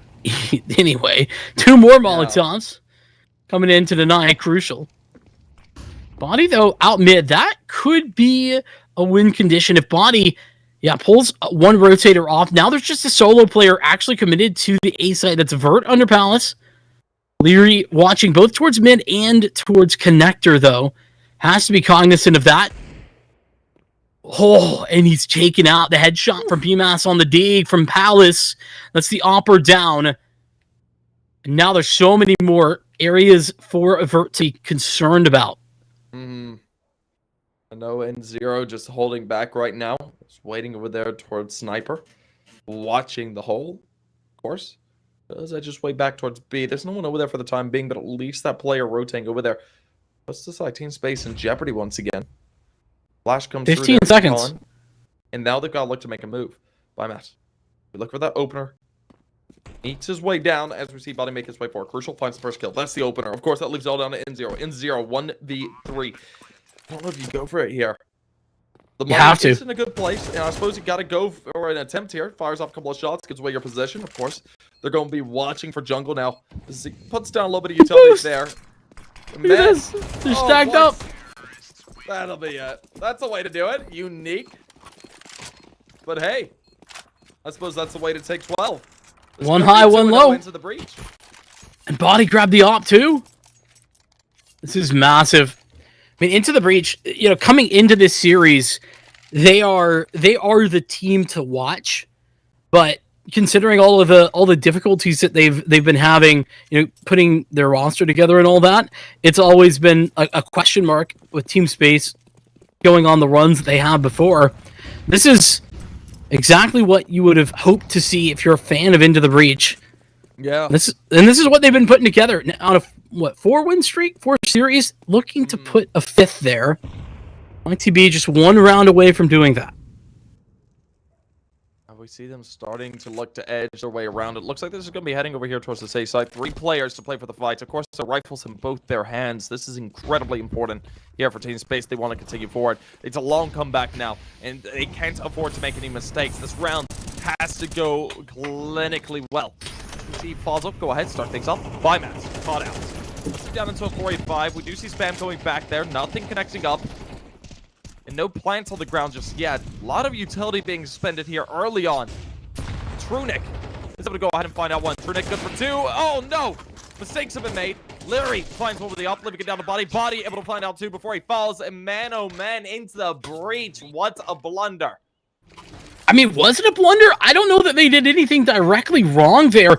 Unfortunately, just fantastic work from Fossil, being able to connect over the top of some of those smokes and find some good timings to get a kill, and then doesn't move forward. Masuda was putting all the pressure on that he possibly could without overcommitting, and as those smokes faded, Masuda has to make a move. There's no way to just sit in that corner. You're dead if you do, and so made the move, walked into 2 players. I don't think ITB so much made mistakes, but Space played a phenomenal round, and with good patience from Fossil getting that pick and falling off. Into the Breach are back taking another tactical. This is their second, I believe. Indeed, it is, and they'll talk things over. That A exec hasn't exactly gone to plan very often. It hasn't. It has been a little bit brutal. They've had more success towards B, but they don't want to overdo that because right now Team Space have been expecting it. So playing it nice and slowly and carefully. Definitely the way to do it. And well, as we see them waiting around,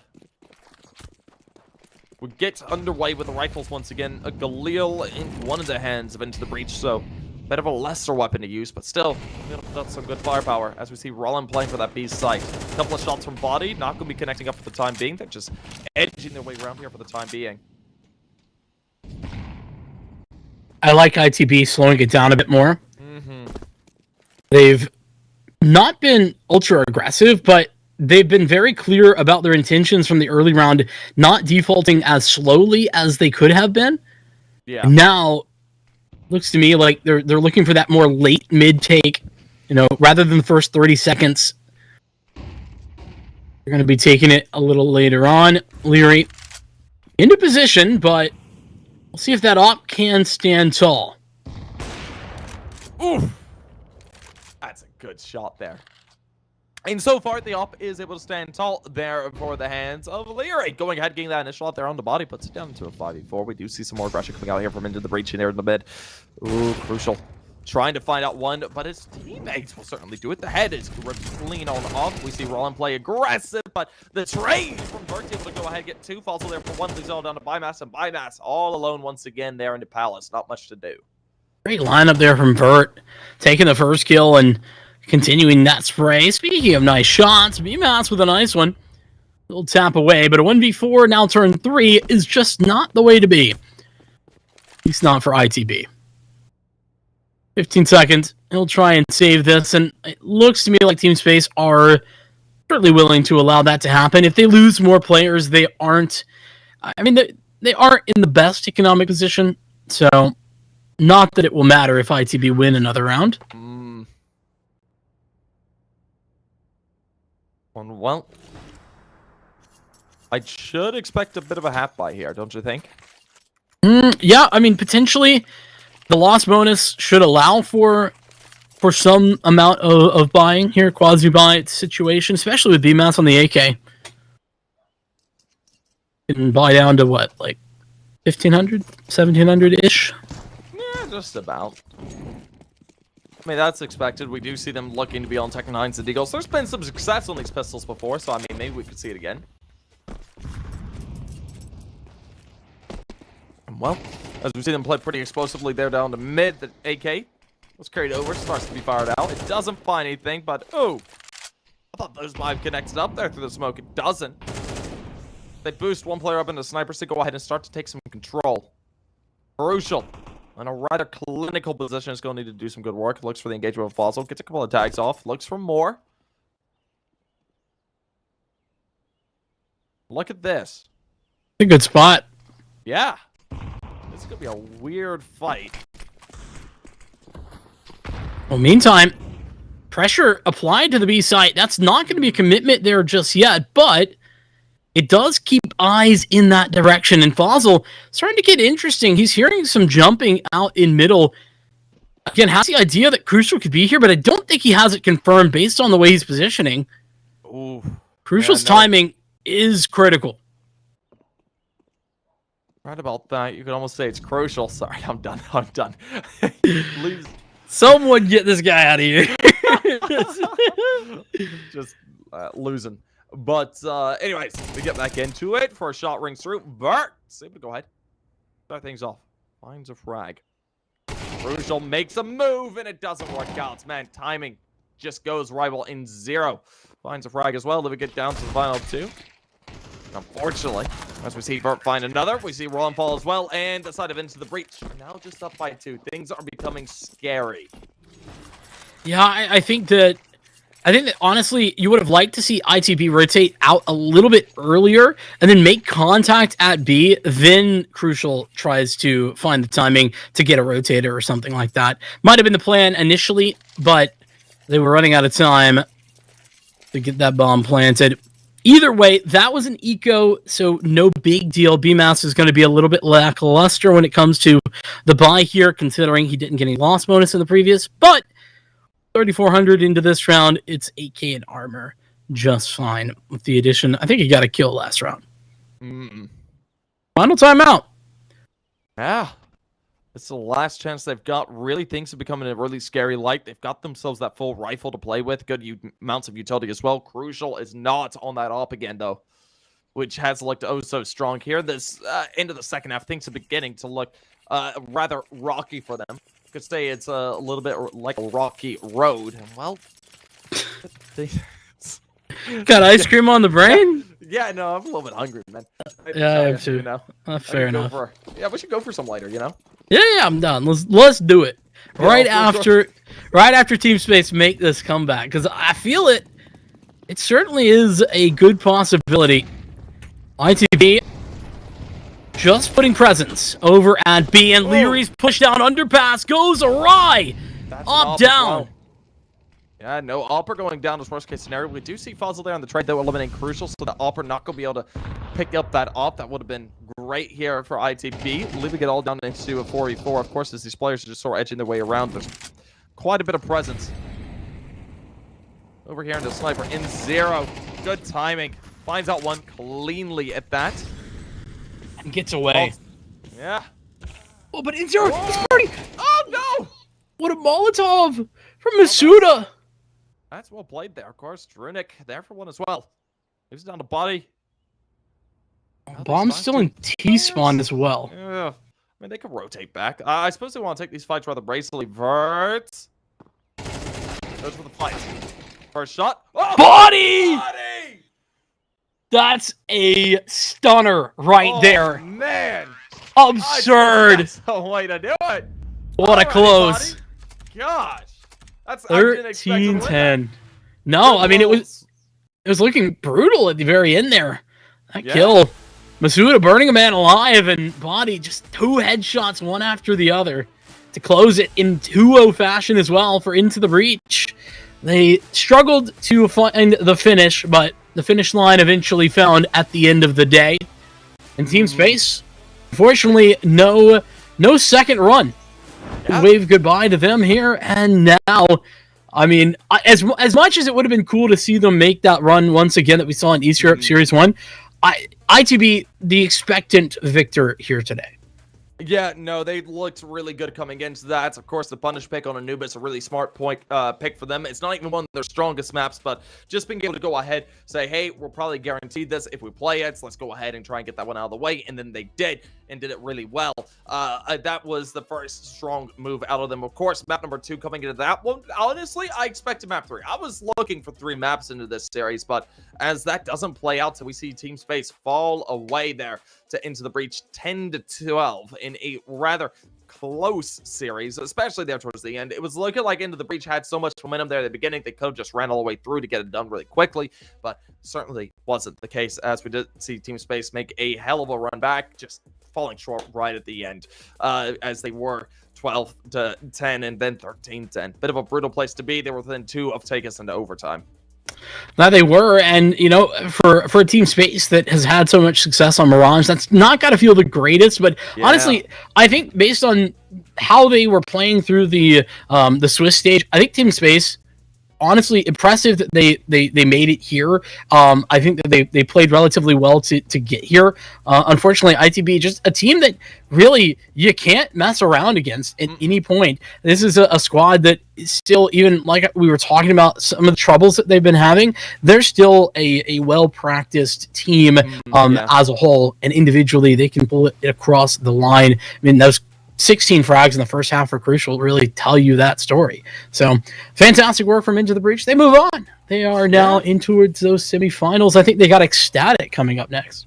Yes, they do. That is the matchup they'll have next. Of course, taking a quick look at the bracket here on the screen now, we do see these things sort of starting to shape up. Of course, we're coming up into the semifinals. Next, that'll be happening in a day's time. You have got Metasports versus Sprout there for the other one, while Ecstatic will be facing off Into the Breach. Of course, Ecstatic able to beat out 9 Pandas, 2-1, while Into the Breach moved up 2-0 against Team Space, as we just saw. Meanwhile, there for the other semifinal matchup, you got Metasport beating out Sol 2-0, and then Sprout beating Forze 2-0 to make their way here. So, of course, the winners of those will move into the grand final to try and take the lion's share of this event, and it's going to be a rather important one to win out. All 4 of these teams have looked great so far, and they're just going to be looking to try and take it even farther as they move forward. But of course, only time can tell who's going to be ultimately able to take this, as we do wait for tomorrow's matches to conclude and show us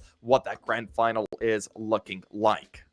Indeed, but with all of those quarterfinals done and dusted, that's actually it for us here today. It's been a pleasure, and congratulations to everybody moving forward. Duguade, anything else to add before we sign off here?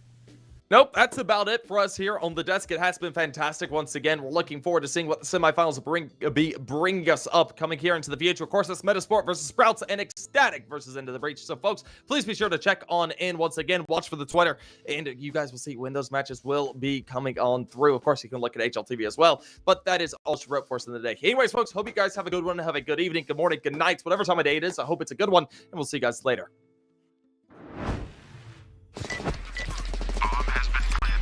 A very complicated job, but I love simple things so much. One move, one push.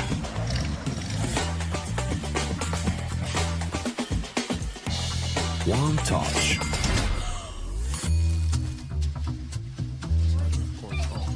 One love. One click. One XBet. You look into your inventory and there's only...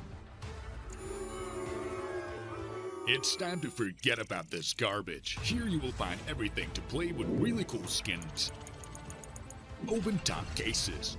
Upgrade dropped skins and turn your junk into a cool gun using the contract system.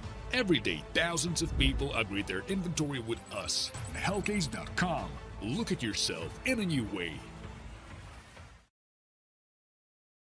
Watch the matches with bo3.gg, the official stats partner of CCT. Check out AI-powered predictions in live matches. Get access to live scoreboards packed with in-depth weapons and grenade statistics. Check out round maps in the match results. Extend your game vision with bo3.gg.